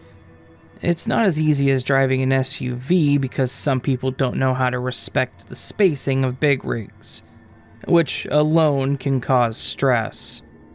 Then, There are the times that you can end up in some strange places that you're not familiar with, and possibly some really weird people. Especially nowadays, people are unpredictable. That being said, I can usually handle the people being strange. It's the unexplained that really racks my brain and puts me in a frenzy. Yes, I believe in a lot of cryptids and paranormal because we can't really explore that kind of thing, and there are still tons of things out there that haven't been discovered and identified. So it's entirely possible that they exist, right? And that being said, I do watch and follow a lot of podcasts, and I make notes of the ones that are about the area that I may be driving through as a way to check it out myself. Doesn't mean I'm not going to be a tad bit freaked out going to see them, though. Here are the few that I have come across that were some of the creepiest for me. I had a delivery in West Virginia, and with how I drive, I tend to be earlier than needed. With that being said, I can't really do anything until then but sleep. So instead of wasting what free time I was going to have, I decided to find somewhere to sit down and eat, instead of fast food. I ended up finding a little barbecue place, so I sat in, tried seeing if there were any places of interest nearby, but didn't look into too much as I was already getting tired. I decided to go ahead and leave so I could find a place to stop overnight and try looking around the next day. Apparently, my truck didn't agree and something ended up breaking on it not even an hour into my drive. I pulled over to check out what happened. Thankfully, it wasn't too major. However, I didn't have the tools to fix it, so I called dispatch, who got into contact with our insurance company, who was going to send someone out to help. Unfortunately, they were an hour out, so I had some time to kill. Since it was going to be a while, I started laying out the reflective triangles behind my truck, and while I was doing this, I started hearing talking. It was very faint, but enough to make me look around. I didn't see anyone though, but it would start and stop again several times. As I looked around, I noticed the fencing on the opposite side of the road with some interesting looking trees. Something was different about them. They looked old, unkempt, and like they had a story to tell. So I pulled out my phone and I started taking pictures of them. As I did so, I noticed what looked like a person standing under one of the trees. My phone wasn't the best, so when I tried zooming in, I couldn't see much, so I got into my truck to grab my actual camera. As mentioned, I liked going to so-called haunted places when I can, so I got myself a decent camera. As I went back to take more pictures, the person was gone. This got me a little more curious, so I crossed the road and I approached the fence line. Once there, I started getting some more pictures when I saw that person under the tree again. They were just watching me. Something definitely felt off, but I'm stupid enough, so I walked the fence line to get closer. As I did, I started hearing laughing. Children laughing. I again was looking around to see if I could see anything, but there were no children in sight. But this figure was still under that tree and had moved to now face me. Getting a bit closer, I could tell it was a person. A small child, to be exact. She was wearing a dress with long, straight hair. I took a few more pictures when I heard the laughing even closer, still seeing nothing. The fact that the laughing was getting closer, even though I was moving, did throw me off. I took one more look at the kid under the tree and tried calling out to it. I think I said something like, "Do you need help?" or something like that, when it turned to face away from me. At that time, the laughing sounded like it was right next to me, as I felt a tug at my leg. At that point, I'd seen all I needed, and I started sprinting back to my truck as fast as I could. Once there, I locked my doors and started looking at the pictures I took. To no surprise, there were no kids in the photos, but a lot of lights or orbs surrounding the tree. And that was enough for me to feel uneasy, so I tried doing something else to occupy my mind till the help arrived. I ended up dozing off and woke up to a tapping on the passenger window. I thought it was the help, but to my horror, it was the face of a child. It was a boy. He looked wet. His face almost looked like it was waterlogged. I may have yelled expletives and threw something at the window. After catching my breath and calming down, I opened up my door to look around when someone started pulling up behind me. Thankfully, it was the roadside assistants. So they helped me out, and I left as soon as I could. That night, I found a well-lit stop and stayed there, but I don't think I slept much. I called my brother the next day and told him about what happened, as he loves this stuff too, and he started looking into the place to find out more information. Turns out, I wasn't too far from an abandoned amusement park that had several kids die there. One boy had actually drowned in the lake there that had boat rides. After learning this, it creeped me out even more. But now we're making plans to go back to visit the entire site to find out more about the place. Another experience doesn't have a good background, but is equally terrifying. I had arrived at the drop-off location a few hours before they were open, so I decided to sleep while waiting. While sleeping, I started hearing barking. Thinking it was just someone walking by with a dog, I waited for it to taper off. But after a while, it wasn't stopping, and it was actually getting closer. So, maybe it was a stray dog in the area. It got annoying, so I thought I would open the door real fast, yell at it, and scare it off. However, when I opened the door, I didn't see a dog. I looked around, and I saw a few feet in front of my truck the source of the barking. This thing, it didn't look like a dog. This thing looked like a human, standing on all fours and barking. But the spine was so arched that it looked too long to be a human or a dog. That's when the barking stopped, and it started standing straight up.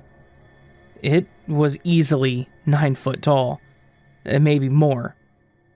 I jumped back into the truck to turn the lights on, just so I could see it better, when it jumped out of the light and appeared to climb alongside the building. I've never seen anything like that, and it scared the hell out of me. That one, I don't care to look into, because that was not a ghost, and it was bigger than me, so I think I'll leave that one alone.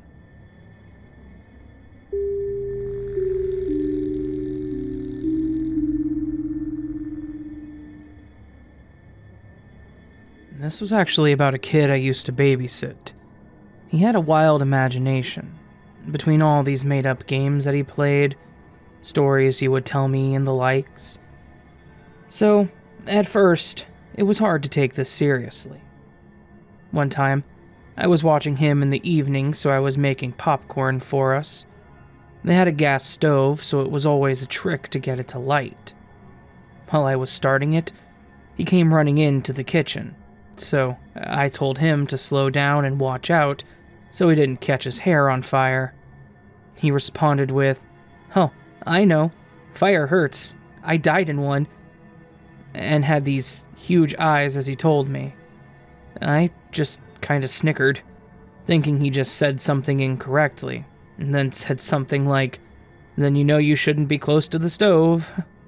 So he smiled and walked away. Weird. A few days later, I was over there again and we were watching some kids' shows. I don't remember what it was called, but they always did some kind of simple learning or science thing, and they would always go through a safety part like don't run with scissors, Always use the crosswalk, look both ways, things like that. And this time it was about how to escape from a fire and to stop, drop, and roll. They showed if you were in a building to keep low and to put a damp towel on your head, if possible, and then crawl to the exit. This boy pops up and says, "Sometimes you can't." I just said, "What do you mean?"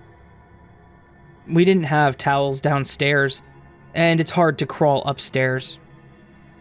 Once I finally figured out what to say, I asked him if his old house caught on fire, though I didn't recall his parents ever mentioning one. So he explained more. He said his old house did, but he couldn't get out. What are you supposed to say to that? I just asked, "Did someone have to save you then?"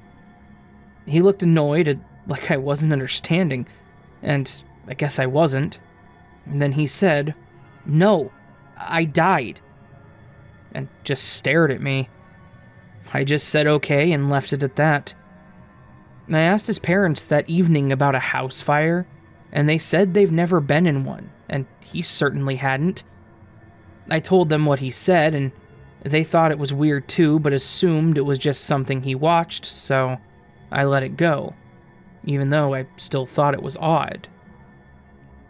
They ended up going on vacation, so I didn't babysit for 2 weeks. But when I came back, he was right back at it. We were playing something like superheroes, and I ended up being killed by the bad guy. As I laid on the ground, he came up to me, rubbed my face, and whispered, "Be alive again." So I got up and pretended to be a zombie, and he told me, "No, you get a real life again, like me." I thought we were playing still, so I mentioned that he hadn't died yet. He then tried to explain to me again that he got a new real life after the fire. I know it's useless arguing with a child, but I said, "Your mom and dad told me you guys didn't have a fire though." That's when he must have gotten tired of repeating himself, so he explained it as he walked back and forth. He said it was his old self in his old home with his old mom, dad, and big brother. He said he was in the basement, in his brother's room where he fell asleep, and he woke up feeling hot.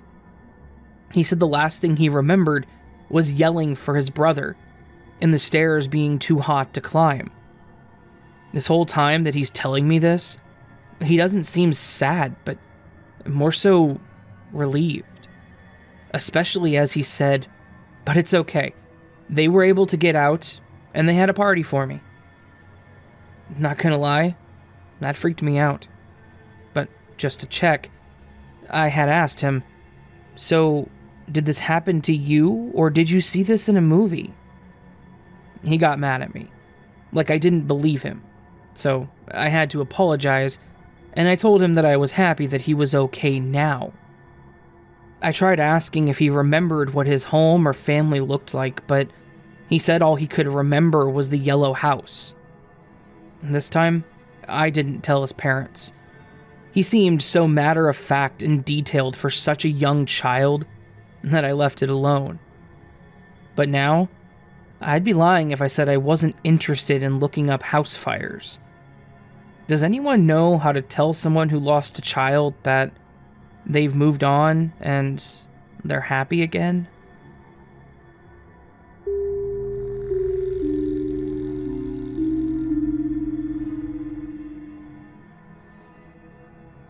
This happened to me when I was still in high school. I lived in a fairly nice neighborhood. There were hardly any police around unless Mr. Jefferson on the corner called about a noise disturbance. There was a younger couple that lived across the street from him, and they always had parties for any event, and almost every weekend, and he hated it. Otherwise, the neighborhood was peaceful, and everyone got along. I was one of the younger boys in the neighborhood that would rake leaves, shovel snow, walk dogs, and I got paid for it too. I was 16 and made my own money to do what I wanted with it. I also had started house sitting for a few of our close neighbors too, and those were some of my favorite times. I would go over to their house, and if they had animals, I would feed them, let them out to play with them, and just chill. Most of them had snacks and drinks that they said I was welcome to as well.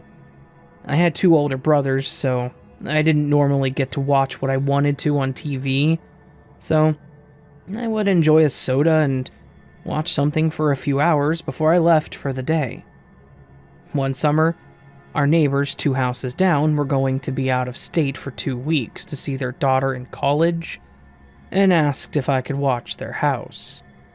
They said they would pay me $100, so I was in. I could ditch my friends a few hours early each day and make some easy money. They had some pretty simple requests. They had a dog, so I would feed and water, let her out back and clean up after her. They asked me to get their mail and to flush their toilet if I don't use it. Otherwise, it drained or something and it messed with the pipes. Then, of course, just clean up after myself if I made any messes. But otherwise, I had free reign of their home.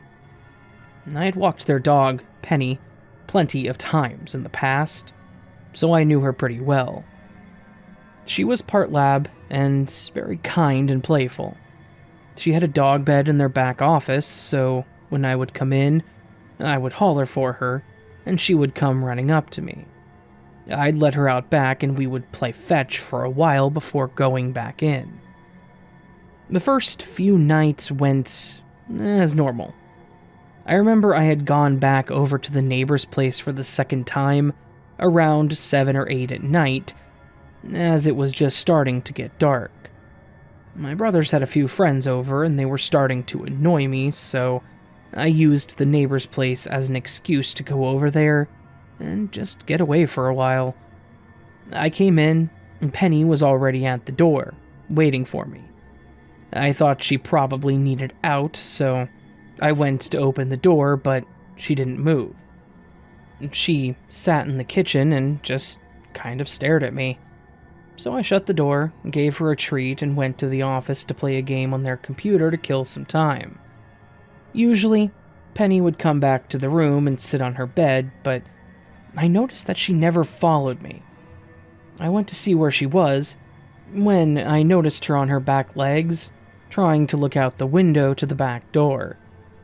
I tried opening the door again to let her out, and she just stood there, with her tail down, looking out back and then at me. I was kind of annoyed, most likely due to my brothers, but this added to it. So I shut the door again and tried to push her away from the door. She again would not move. She actually fell over and just laid on the floor in front of the door. As I was becoming more irritated, I gave up and decided to take a shower to chill out some.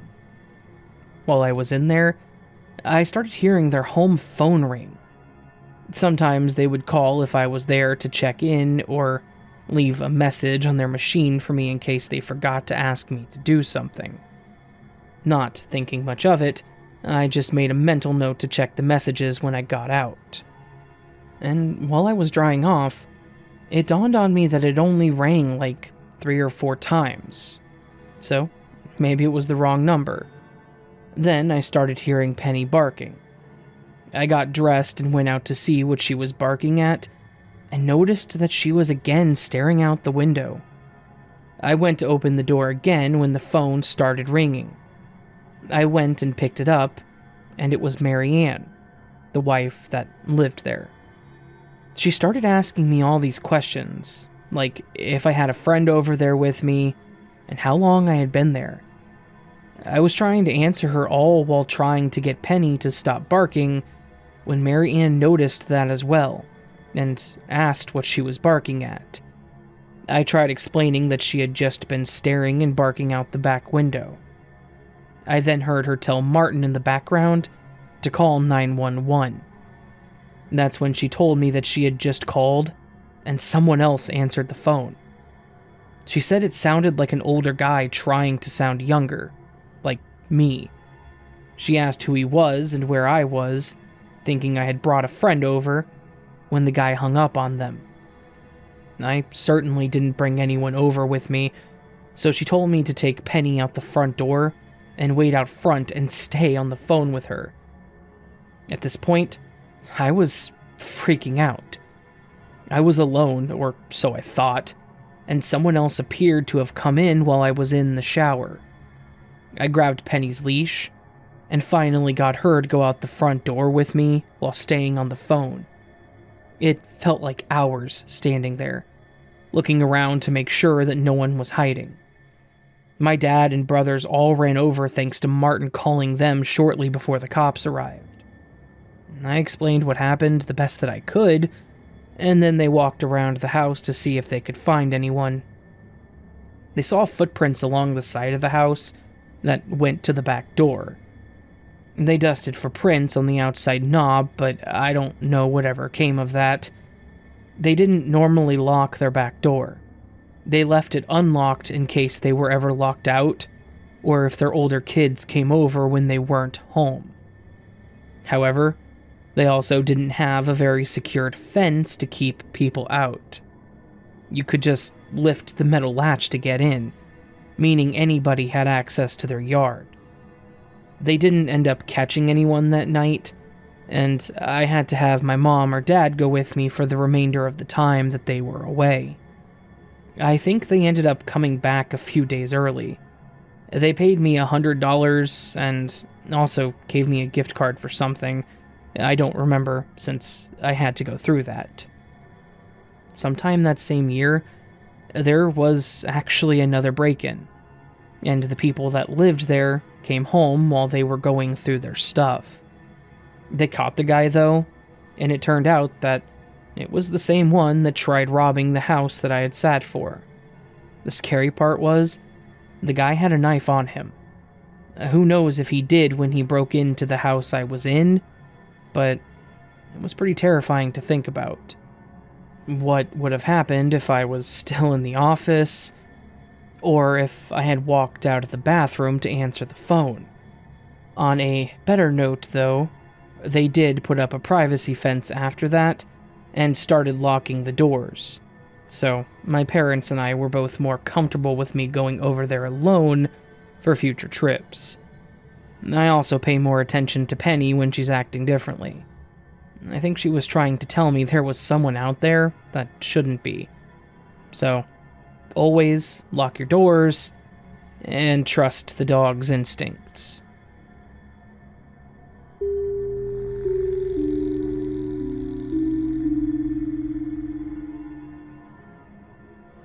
I love to go hiking in the winter, mostly through large patches of wood near where I live.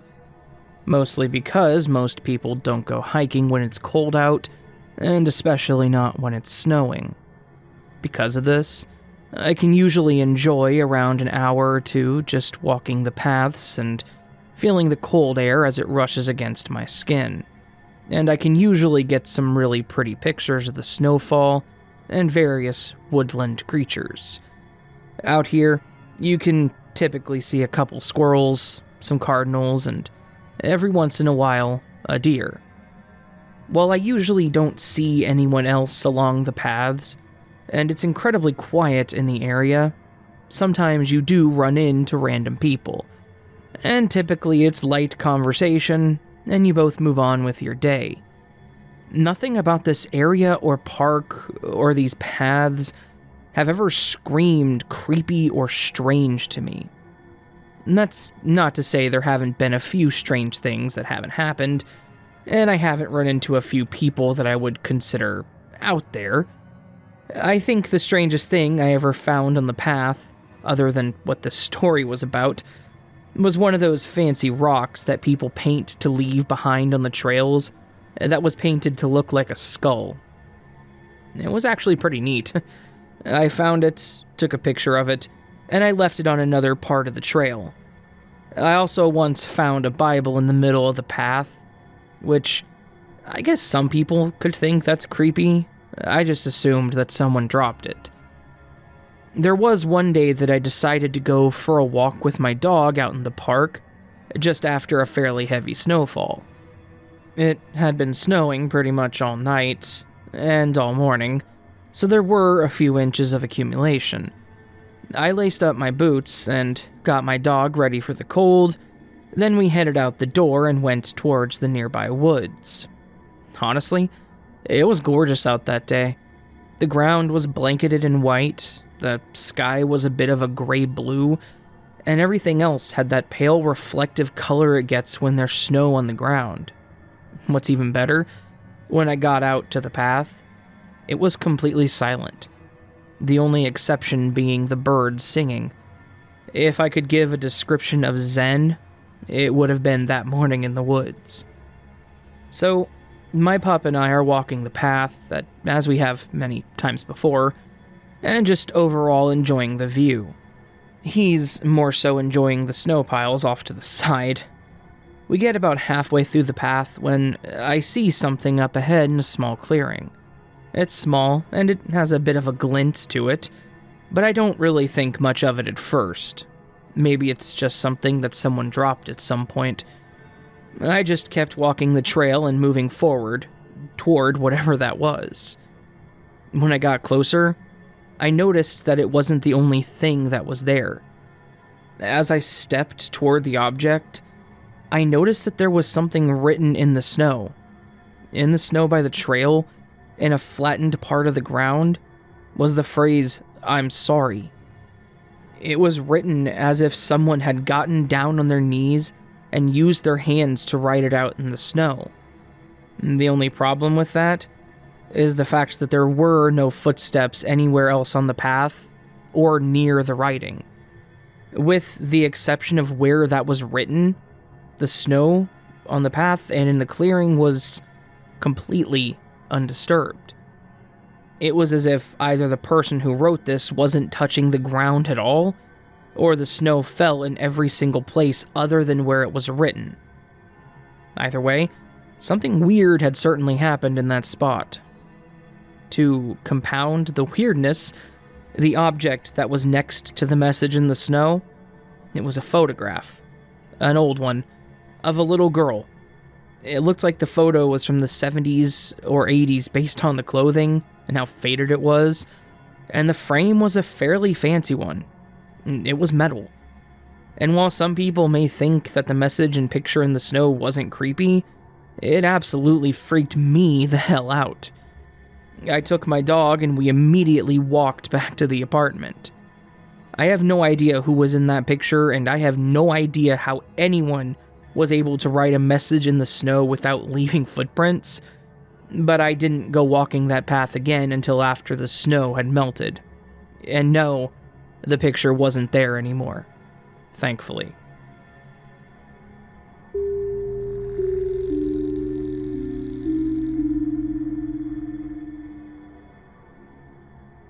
When my sister and I were younger, we were left at home by ourselves a lot. My parents split up, and my mom had custody of us. She worked a lot, so she would get us off to school in the morning, and then I had a key to the house to get in when we got home, because she would be working until 6 or 7. I was in 8th grade, and my sister, Taylor, was in 6th. 6th grade through 8th grade was middle school, so we went to the same school and rode the same bus. It was a normal routine. We'd get home, call Mom on the phone to let her know we made it, finish our homework before she got home, and then have the rest of the time to do whatever. After homework, we would watch TV, play in our rooms, or sometimes call the neighbor kids over to hang out. The neighborhood was pretty great growing up. There were tons of kids around to play with, and older people that were always willing to pay you to rake their leaves or shovel snow. When we were younger, one of the ladies used to come over and watch us. I told my mom that I was old enough to handle myself and Taylor, so she slowly let me do so. She let me stay home if she had to take Taylor to an appointment, or let us both stay home if she had to run to the store. This school year, though, she started letting us go home alone, which had been great. She said as long as she never heard us complaining about the other when she got home, and that our homework was done, she would let us continue doing this. Taylor and I always made sure to work things out before she got home, so we didn't lose such privileges, such as being home alone. One day after calling my mom, she told me that she was going to be running a little behind, but that she would call when she was on her way home. 7 o'clock rolled around, and she called saying it was going to be longer than she thought, so she was going to order pizza for us. After discussing our options and arguing over toppings, the order was placed. She told me when they arrived, get the food, and since it was already paid for and tipped, to close the door and lock it again. We were not to open the door for anyone but her unless she called to tell us someone is supposed to be coming over. So, we sat, watching television and waiting when the doorbell rang. I thought nothing more than it just must be the pizza guy because it was late, and Mom said no one else was supposed to be coming over. To my surprise, though, when I opened the door, it was 3 guys, all wearing bandanas over the bottom parts of their face, and immediately rushing in and shutting the door behind them. I remember screaming, and Taylor seeing everything and starting to cry. One of the guys tried to put his hand over my mouth, and the other one ran to Taylor, shushing her as she tried to climb to the back of the couch. She wouldn't go towards the guy, and I tried my best to keep the one by me off me when the third guy pulled out a gun. He said if we didn't keep quiet and do what he said, he would shoot us, and then wait for my mom to get home and shoot her too. Taylor started sobbing, and I tried to quiet her from the door. Once the gun guy was satisfied, he asked us where the basement was and made me lead them to it. Gun guy told the other 2 to take us downstairs and figure out how to secure us. We walked downstairs. Taylor was still crying as he led us over to a pole behind the stairs where water drained from. I think it came from the bathroom upstairs. The other guy went through a laundry basket that was nearby, as our washer and dryer are down there, and pulled out 2 shirts to use to tie us up. He tied us back to the pole and knelt down in front of Taylor and whispered something about staying quiet. He told her to count to 100 in her head and they would be gone. Then he looked over to me and asked if I knew if there was any jewelry or a safe in our house. I didn't know if my mom had a safe, but I did know she had a jewelry box, but I told him no. He stared at me for what felt like forever with a raised eyebrow, then stood up and motioned for the other guy. The guy that tied us up went back upstairs, and we heard a lot of stuff being moved and loud thumps.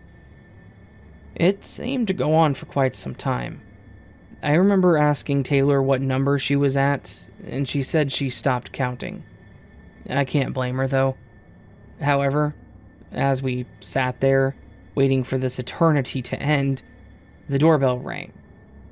I assumed it was the pizza guy, but whomever it was, I was happy they were there. The guy downstairs looked like he had just seen a ghost and didn't know what to do. He asked me if we were expecting someone, and I told him pizza. He took off up the stairs, shutting the doors so that we were in the dark and quiet of the basement alone. I heard a lot of what sounded like running, but no talking. We sat there for several seconds as I started to work on untying myself. Taylor had started crying again, so I was trying to quiet her, so I could focus on what was happening upstairs and untying. I finally got loose and untied her as well, but I told her to stay there so she looked like she was still bound. I walked up 2 or 3 stairs when I started hearing walking again, and paused. Then, I heard someone shout, "Hello?" And I ran back over to Taylor and crouched. I heard the first steps get closer and the basement door open. Then I remember the next part because it was one of the best feelings ever. The voice said, "Pizza's here." And I ran up the stairs to be greeted by a younger, tall, less intimidating guy in a pizza uniform, and I started crying. I yelled for Taylor to come up, and I remember unloading on the poor pizza guy. He actually got us calmed down and said that he had called the cops when he saw the guys running from the house. We called our mom, but apparently she was already on her way home, or almost home. She had tried calling and got a busy signal as she tried to rush home, then knowing something was wrong. When she got there, the pizza guy was talking to her about what happened with us right by her. Apparently, when they opened the door, they knocked him to the ground, while the one pointed a gun in his face and told him not to move until they left. He said he decided to come in to check if someone was hurt since someone had to have ordered the food. And after the cops looked around, they determined they had stolen our game console that was in my room and a couple necklaces that my mom had hanging in the bathroom. Sadly, the pizza was a casualty too, but we weren't very hungry that night. My mom did give the pizza guy a big hug and kiss on the cheek, and we hugged him too. It was a terrifying situation, but I was thankful he was brave enough to come in and check instead of just leaving. My mom doesn't like to leave us alone anymore, unless it's during the day, and the neighbors know too, so they can check on us. I believe they did end up catching at least 2 of the guys, because I remember my mom taking us to identify their faces. I hope I never have to do that again, because that alone was overwhelming.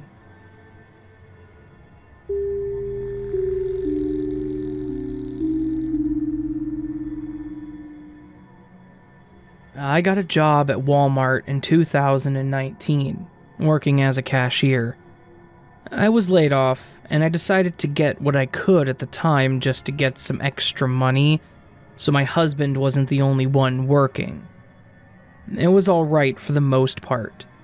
In 2020, I started helping more at the doors, with counting how many people were coming and going, and to make sure they were wearing their masks. As I said, it was alright for the most part. You got an occasional person that would lose their mind when you offered sanitizer, or a mask, but it was tolerable. However, I did see people do some crazy things while just walking around on my lunch or my breaks. At one point, when people started freaking out about the toilet paper issues and thinking we were going to be locked down for months, things started to be too much. The store was a mess, shelves were already empty, and people were losing their minds. There was one night in particular, I remember walking to the back to go on break when I was walking past the toilet paper and paper towel aisles. There was one lady that was crying as she pushed a cart with a single gallon of milk in it, and a kid in the front of it licking the cart handle, touching the shelves, and sticking his hands in his mouth. I overheard a couple debating if they should try using paper towels instead, or go someplace else first. I saw people fighting over sanitizer, and the kid next to them screaming at their parents to stop. These were all upsetting to see, but it didn't stop there. One night, I was talking to my friend that was stocking the shelves after I was off work. They were stocking toilet paper, of all things. There was a guy that came in from the other end of the aisle and slowly made his way towards us as he looked at the shelves. He eventually got right next to my friend, like within arm's length.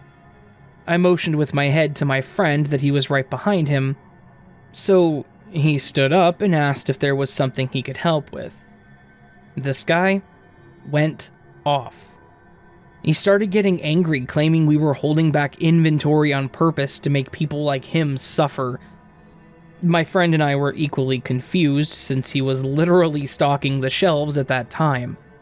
He tried calming him down, but the guy must have seen the box cutter sitting on the pallet and he snapped. He stepped backwards and pulled out a switchblade, saying, "Let's have a real knife fight."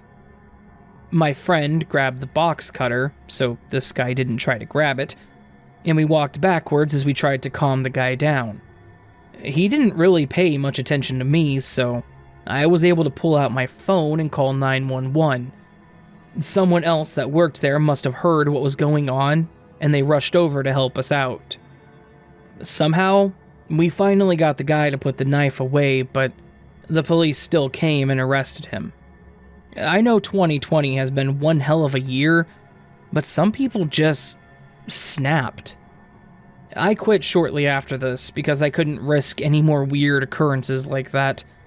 All I can say, though, is be safe out there, watch your surroundings, and be kind to others.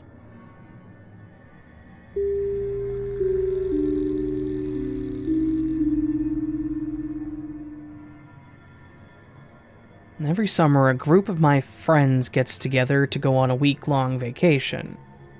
There's usually 4 of us, but this year, we bullied our friend into bringing her girlfriend, too. We would decide on a place and a couple of activities to do in the area, and then we would rent a condo or vacation home so we had the whole place to ourselves, instead of going back and forth between hotel rooms. We all agreed on Utah, as we wanted to go hiking in the national parks. We found a small home for a great price. It didn't have many reviews, but the ones that were there were all great. It was a 2-bedroom with a sectional in the living room, as well as one of those giant recliner chairs. There was plenty of room for us all to hang out and to sleep. We went in late June. We all met up at Layla and Desiree's place, as they agreed to drive this year, as Desiree had an SUV, so we could all fit better. It took us about 20 hours or so to get there, with little issues. Thankfully, Layla is also good with cars, so I was grateful that she came with us. The house had a pin lock, so no key needed, and it made it so much easier on 5 people. We got in, and it looked even better than the pictures. When we weren't outside, we were definitely going to be spending a lot of time in the living room, and I called dibs on the chair the moment that I sat in it. And there was a huge flat screen with 2 racks of movies and TV shows. They had stocked up the kitchen with tons of different snacks and foods with a long shelf life. Different granola bars, chips, popcorn, dried fruit, bottles of water, and the fridge was like a small liquor store with beer, wines, and mixers. There was even a small pool in the back that was full and kept clean. The bedrooms had a king size in one and a queen in the other. Layla and Des took one room, Natalia got the other, and Alma and Hannah and I took over the living room. And there was a note on the fridge with the rules and requirements, like the normal that we see in these places. Usually, they just post them on the rental site, but sometimes you may find them in the rental or additional requests. The rules were a lot of the normal. No smoking, if you break it, replace it, contact for any maintenance issues, etc. But one of them was different. It mentioned keeping the shower curtain to the right, as it allows the light from the window to shine in and helps with drying the floor, preventing mold and mildew. I didn't know how any of that worked, so it made sense to me. So I reminded the girls, and we moved on. Once we all got unpacked, we went to the grocery store to pick up a few things to make our own dinners. We then just had a nice night in, while we determined our plans for the next few days. The next day, we went to Zion National Park. It was one of my favorite parks that I had gone to, and there were plenty of trails to walk on, but there was also a few streams we ran into that we took advantage of to cool off. We may have even filled a bottle with some of the water as a nice reminder of the time that we had. By the time we got all the way around, we were hot and exhausted, so we picked up food and brought it back to the house. After eating, I decided to go take a shower. As I went into the bathroom, I rubbed my hand against the wall to turn on the light, and as I did this, I saw what looked like a light that was coming from the shower. I turned the light on and saw nothing. I turned the light back off, and still nothing. Thinking I was just seeing things, maybe the moonlight from the stained glass window or something, I moved on with my shower. The rest of the night went as usual. We drank and talked until we passed out. The next day, we decided to make it more laid back. We went shopping, found a local place to eat, and would then head back to go swimming. Once we got home, Natalia wasn't feeling well, so we decided to skip swimming and just watch a movie instead. As we settled in with our snacks, Des was picking out a movie. She pulled out 50 First Dates. It was one of my favorites. When she opened it, her face changed from all smiles to confusion. She said it was a blank disc that looked like it was a homemade video with the title Young Couple 2018. We were confused by this, but poor Layla in her naivety thought maybe it was the owner of this place and that they put it in the wrong case. Based on the look on Desiree's face, we both had the same thought. She put the DVD in the player, and to our disgust, we were right. This was home footage of this very place. The worst part is this was coming from the bathroom. That's when it clicked in my head. The light that I saw in the bathroom, I started telling them about what I saw, and Des told me to show her. I followed her to the bathroom as we started looking around based on the angle of the video we saw.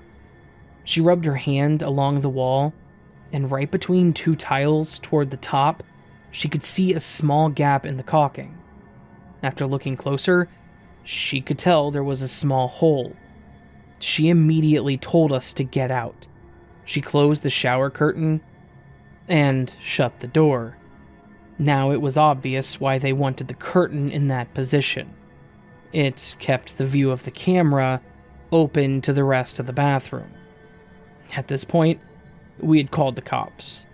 All 5 of us had showered, dressed in, and used that bathroom. I know I speak for them as well when I say that I felt violated. By the time they arrived, we had already packed up all of our stuff and, in tears, we explained what we had found.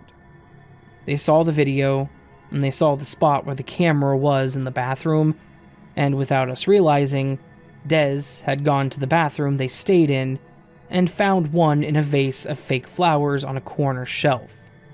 It was buried in between other little belongings, so it was just as hard to see. Who knew how many cameras there were? I know the owner had been contacted. The cops had to call the vacation place we went through to get his contact information. We all pressed charges, and he tried to say that it was for security. Don't worry, that line didn't work, because he legally wasn't allowed to put them inside the home, only outside. Oh, not to mention, he wasn't allowed to keep recordings like that.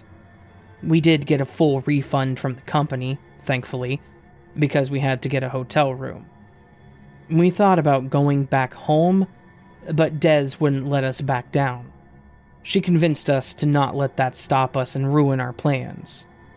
Unfortunately, we're all too afraid to rent from individuals now that this is in the back of our minds, but we agree that Des should be a permanent addition to our trips due to her attention to details. We just spend a little extra money for a bit more peace of mind.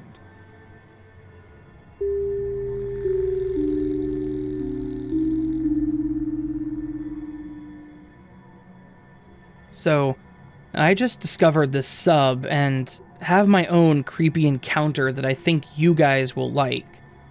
It's quite a long story, so grab a drink and enjoy. I used to deliver pizzas for a pizzeria in Cape Town, South Africa, when I was in university to make some extra cash. I used to deliver to the same house quite often. Incidentally, this place is quite close to where I lived at the time.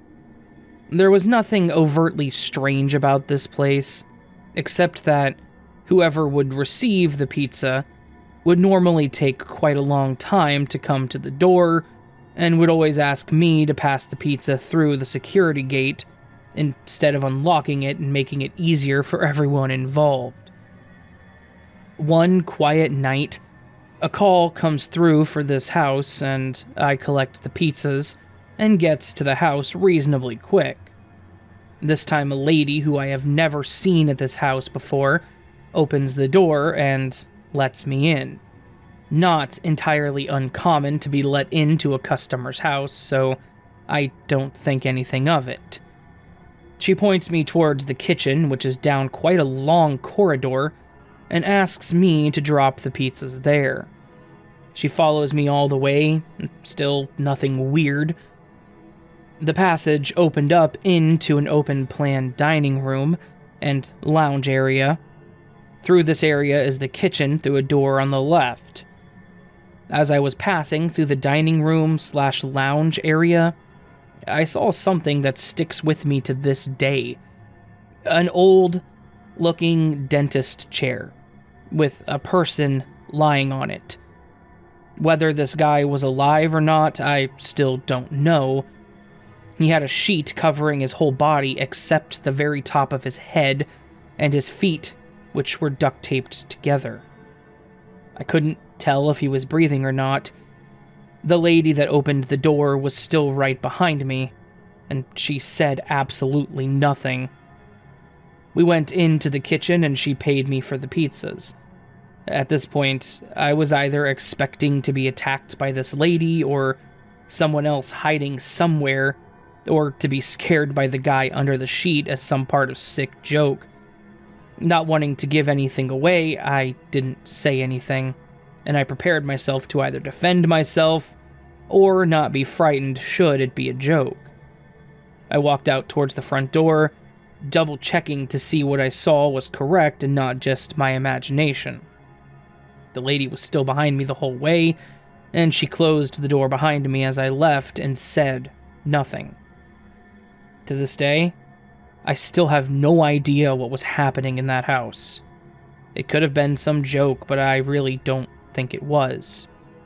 The presence of a dentist chair still makes no sense. I didn't see anything else that would suggest the residents of the house collected weird paraphernalia. I drive past that house quite often and still wonder if I was actually in any danger.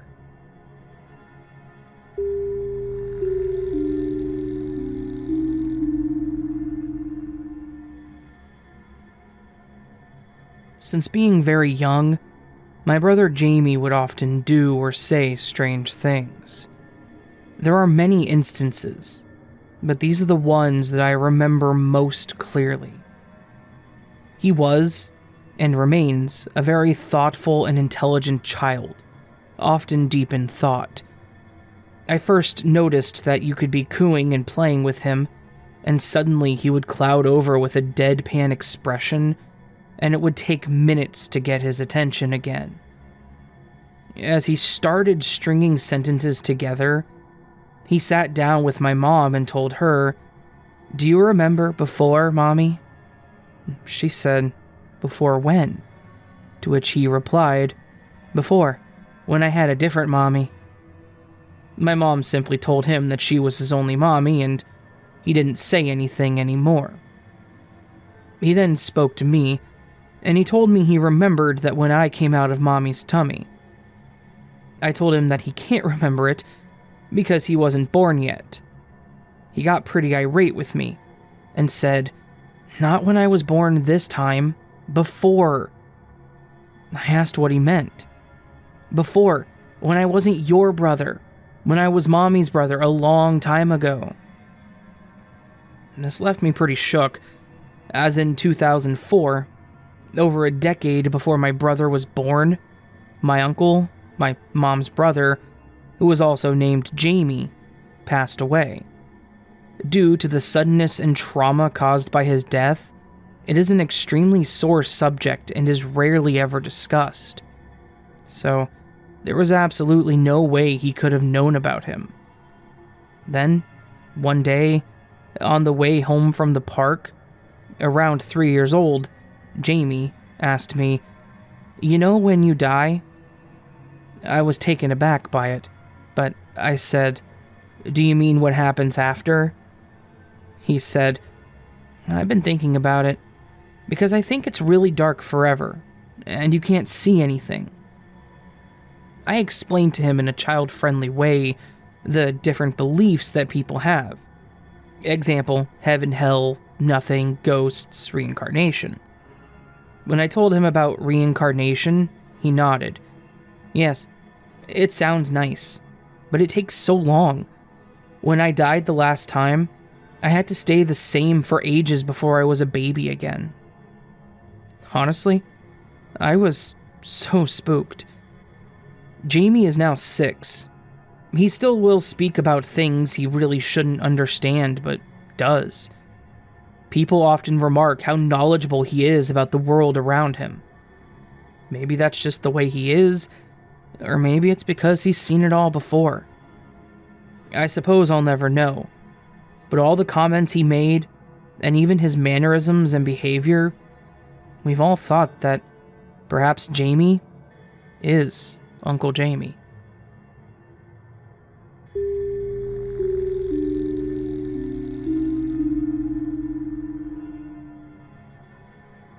The story takes place about 10 or so years ago, back when I was around 18 years old, and I was a much more fit and active young man.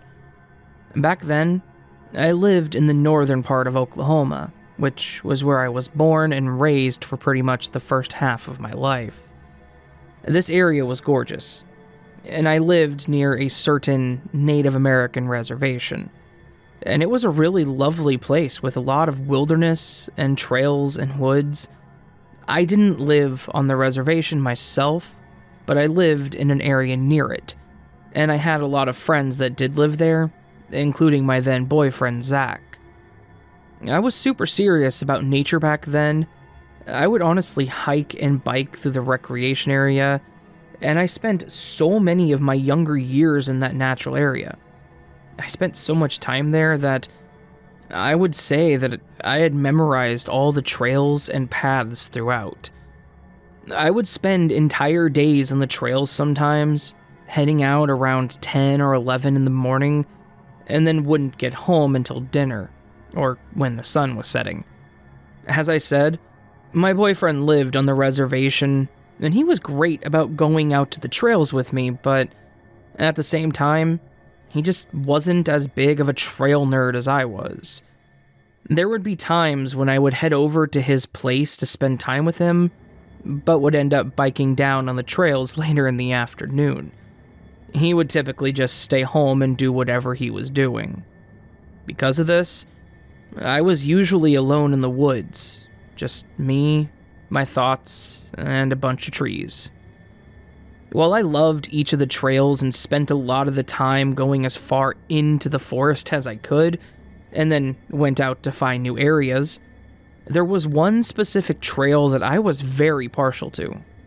I don't remember if the trail had a name, but this trail I personally dubbed the Downstream Path. I named it as such because it went alongside a stream, and it was downhill, which was super creative, right? And this trail was my favorite for a handful of reasons. The path was beautiful. There were trees on one side and the stream on the other. You could get a lot of speed as you took the downhill, and it was mostly remote, so there was very little risk of ever crashing into another person or running into other hikers. On the specific day of this event, I was riding the trails alone. It was really early in the day. I don't recall the exact time, but Zach wasn't awake yet, and there was no other foot traffic on the path. I was riding the trails and was just happily taking in the morning air and enjoying the cool breeze when I came up toward the hill where the downstream path started. I was really feeling the cool air that day, and there was seriously nobody on the path, so I figured, why not just hop on the trail and go crazy with it? I hopped over to the top of the hill and stared down at the lower parts of the forest. There was a thin haze that was rising over the stream and through the trees, and it was just absolutely lovely. I geared up for the downhill and then took off. I was riding down the hill and picking up speed, and was probably going way too fast for my own personal safety. I was taking the bends and curves tightly as I approached them, and feeling the energy and adrenaline of the ride. When I took one of the curves way too fast and too sharp, and as I was trying to straighten out the wheel and regain my bearings, I hit a bump, and I ended up ditching the bike and landing in a small section of the woods flat on my back, just staring straight up at the morning sky. I was just sitting there, lying on my back, staring up at the dark blue and tops of the trees. I was trying to catch my breath and sort through what exactly happened as the moment of fog slowly lifted out of my brain. Landing square on your back after crashing out at a high speed will absolutely make you see stars, and it will make it to where the moment feels like the world is spinning. To be honest, the whole thing was almost comfortable. Until I started to hear the sounds of the forest after a few moments. Then I started hearing what sounded like heavy steps somewhere around me. Steps that had some real weight and heft behind them. While I ignored them for a couple of seconds, my thoughts went through what it could be, and then it occurred to me that I was in the forest in Oklahoma, which meant that there was a real possibility of it being a black bear. I quickly sat up and looked around me for a bear, but honestly didn't see anything at first. After sitting confused and trying to see exactly what it was, again, still thinking it was a bear, I saw what was actually making the sounds. And while it was not a bear, I kind of wish it was. In the forest line, around 30 or so feet from me, there was something. Some sort of creature that was standing by the stream. This thing stood to be at least 6 or 7 foot tall. Its entire body was covered in dark brown hair that it was a bit matted and coarse. Its mouth was elongated, and it had large pulled back ears. And while it wasn't snarling, I could see that it had fairly large teeth. It had the stature of a man to some extent, but it was taller and lankier than any man I had ever seen. If I had to describe it in fewer words, I would say this damn thing looked like a stereotypical werewolf. This thing, it was just standing there and staring at me.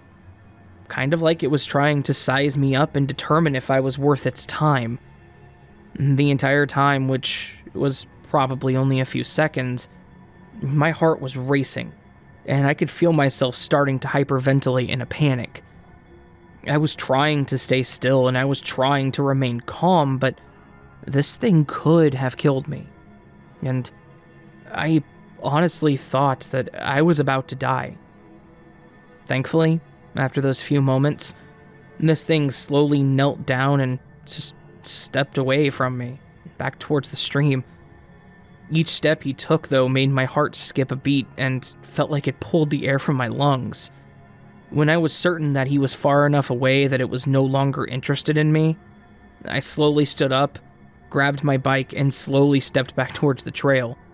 Then I hopped on and took off like a bat out of hell.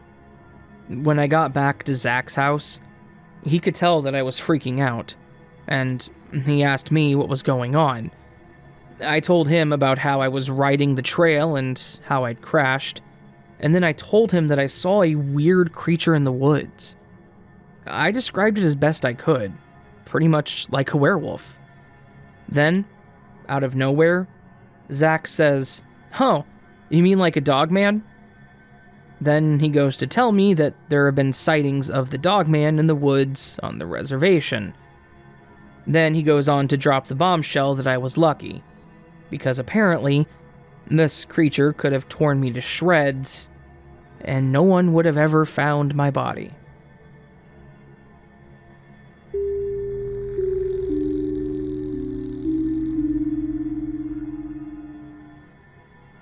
This happened a few years ago. I'm a female in my late 30s now, and I love trucking. My dad was a trucker when I was a kid, and I loved riding with him and sitting in the cab, so I knew I wanted to do the same. I also loved the idea of being able to go across the country for my job, so it was always like a never-ending vacation. I am married with no children, and this was part of the reason. I don't see that working out for us, especially since my husband actually does this with me. So, this was perfect for us. On longer trips, we would take turns driving. He would drive at night, and I during the day. He loved being able to watch the birds and other wildlife when driving, and the different sights along the way, but then also to be able to enjoy the night breeze while I slept. I'm also one of those people that listens to podcasts on murders, mysteries, and unexplained events, as well as things like forensic files. So yes, I may be a bit paranoid about some people, but I think that also comes with being a smaller female. However, I also think that makes me more aware of my surroundings and cautious of strangers. I've run into those truck stops where some of them are just really gross older guys that wants to hit on me or catcall, but I don't let it bother me. I always have a knife or my pepper spray for protection, and I'm lucky enough that my husband is right there with me if things were ever to get out of hand. There was one instance in particular that did freak me out a bit, and I still think about it at times. As mentioned, it's normal to get hit on by random truckers, but this guy was by far the most memorable. I got out of the truck and stretched. It was during the day, so my husband was dozing in and out, so I just went into the stop by myself, which is not unusual. I noticed a couple of guys sitting at a table outside of the entrance talking. No big deal. I did notice, though, as I was walking to the door, that one of them kept staring at me. Whatever.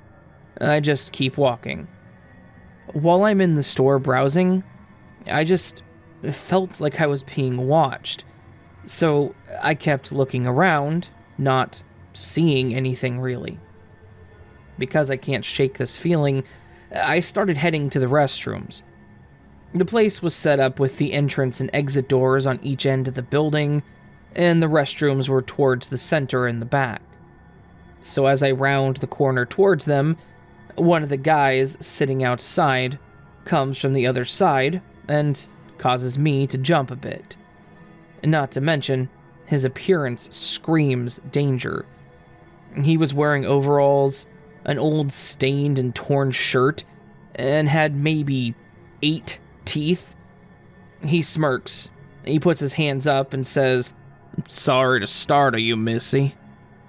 I smiled and said it's okay, and tried to go to the stall when he seriously leaned against the door frame, blocking the damn doorknob. So I started to say, "Excuse me," or something, when he asked, "Where are you from?" I definitely wasn't going to be honest, so I told him, "I'm local, excuse me." Apparently he didn't like that, because then he moved completely to block the door and started questioning me like, "I've never seen you around here before. Who you contracting with?" At this point, I was just annoyed, and his breath smelled like spoiled milk and feet, so I started turning around to walk away when he grabbed my arm.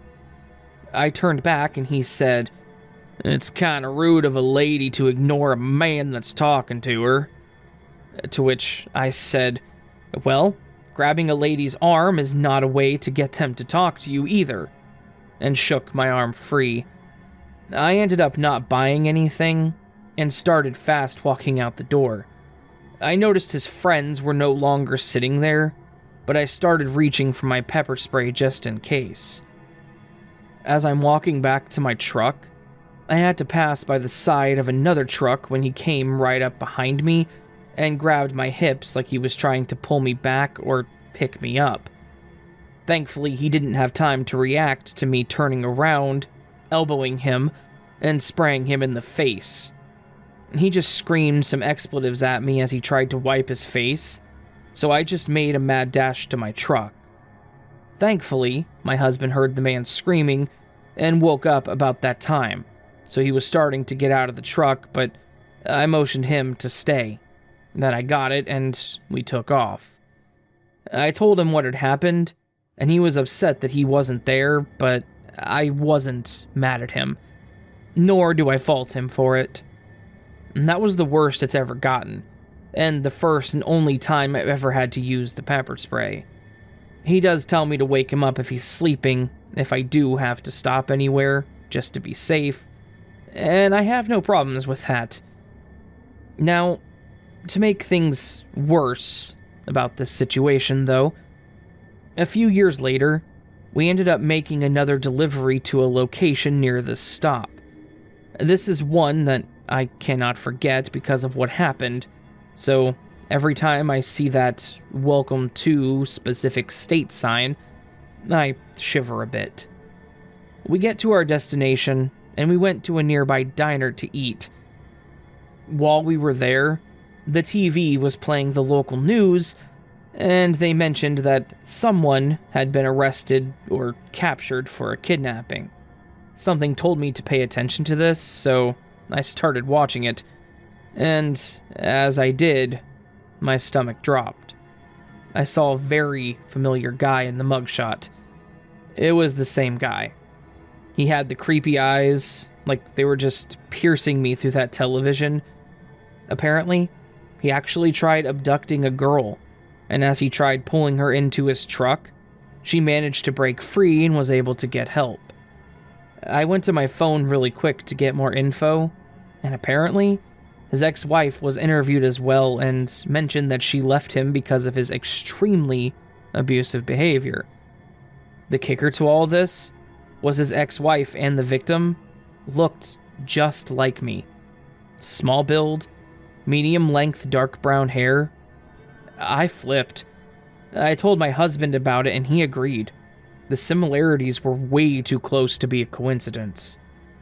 I'm so thankful it wasn't worse, but I'm also glad the other girl was able to get away. I also hope those were his only attempts, and that they got him so he couldn't be successful. Overall, just be careful and stay aware of your surroundings, because you just never know.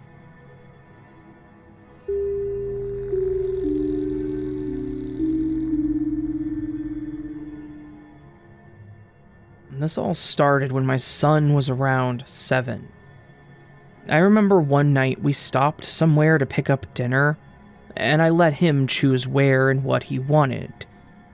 When we got home and got situated to eat, he thanked me for letting him choose, and then asked me if I remembered when I was a kid and getting to choose what was for dinner.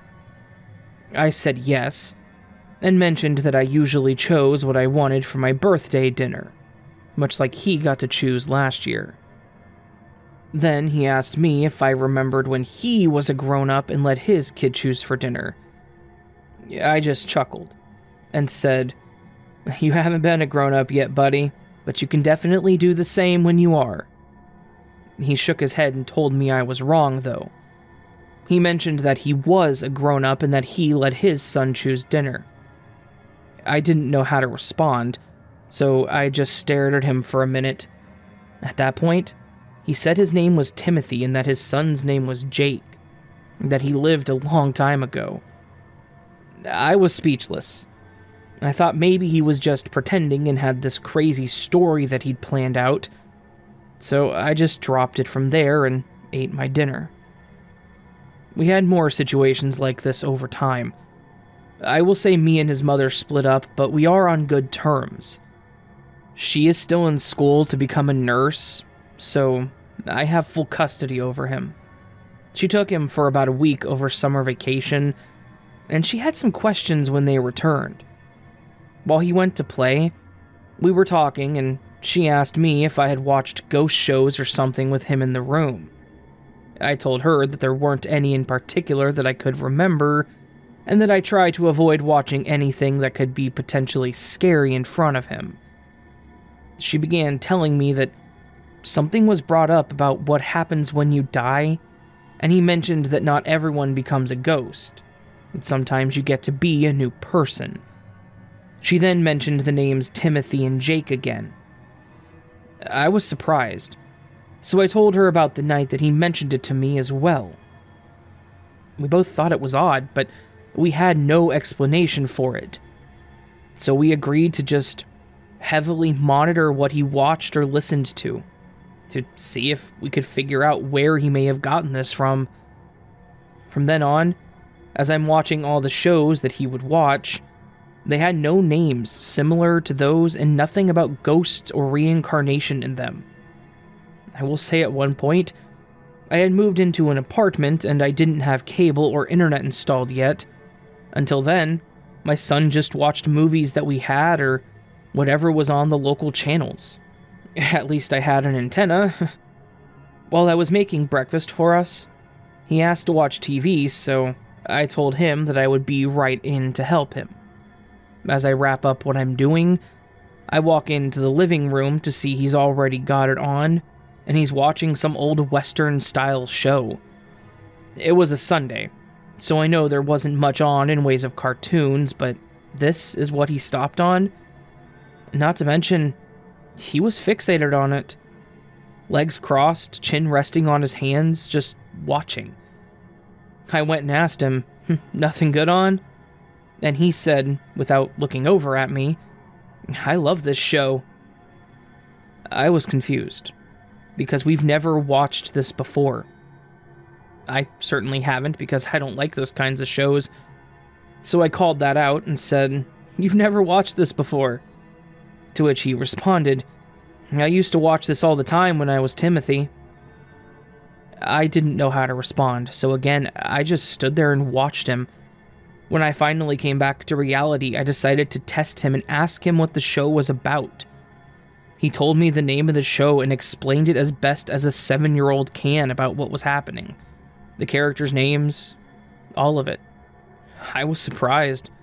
I had no explanation as to why he would know all of this, but since he found this and since I have installed cable and internet, this is what he watches on Sundays. I was worried about him watching it with some of the typical violence, but he didn't seem fazed by it, and he never acted it out or even wanted toy guns. So his mom and I agreed to just let him watch it. One of the last occurrences that we came across was when we went to the park. He was going to his mom's for the weekend, and I usually drop him off there, but she was running late, so we decided to go to the park while we waited. I pushed him on the swing some, helped him across the monkey bars, the usual. At one point, his mother called saying that she was on her way, so we started walking back to my car. I was still on the phone, and I didn't notice at first that he had stopped holding my hand. I stopped and looked back to see him staring into the entrance of a cemetery. It was a small one, and older with not many headstones in it from what I could tell. I told his mom I would meet her at her place, hung up and went to my son and asked what was wrong. He said, "I know this place." Again, he's not been to any funerals, nor has he known anyone who's died. But we also didn't know anyone in the cemetery as it was by my new place. So I asked, "What makes you think that?" And he flat out said, I was buried here. What the hell?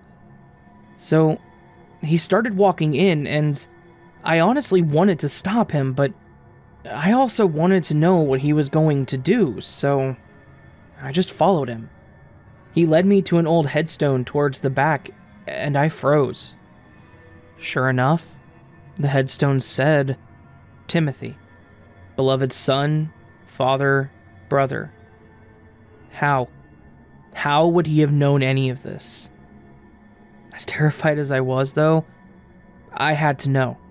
So I asked him, how did Timothy die, buddy? I shot myself. I picked him up, and as I carried him out of that cemetery, he began crying. I didn't know what to say or do, so I think I just said something like, you're okay now, and I just hugged him tight. I was at a loss of words, but on the way to his mom's, we stopped for ice cream, and he started cheering up. I told his mom about it too, letting her know what had happened, and she flipped out, of course. It took some convincing, but I think I finally got her to trust me that I didn't let him watch anything about suicide. Also, after this, he stopped mentioning his past life. I don't know if that was like Timothy accepting what had happened and passing on, but it still confounds me. Out of curiosity, I did try to find a Timothy that lived within that time and found someone with a son named Jake, and that's where I stopped. I didn't want to find out any more information, and I'm leaving it at that. I hope my son has completely forgotten about it too, and is not being haunted by this anymore, because hearing it from a child his age, that was gut-wrenching.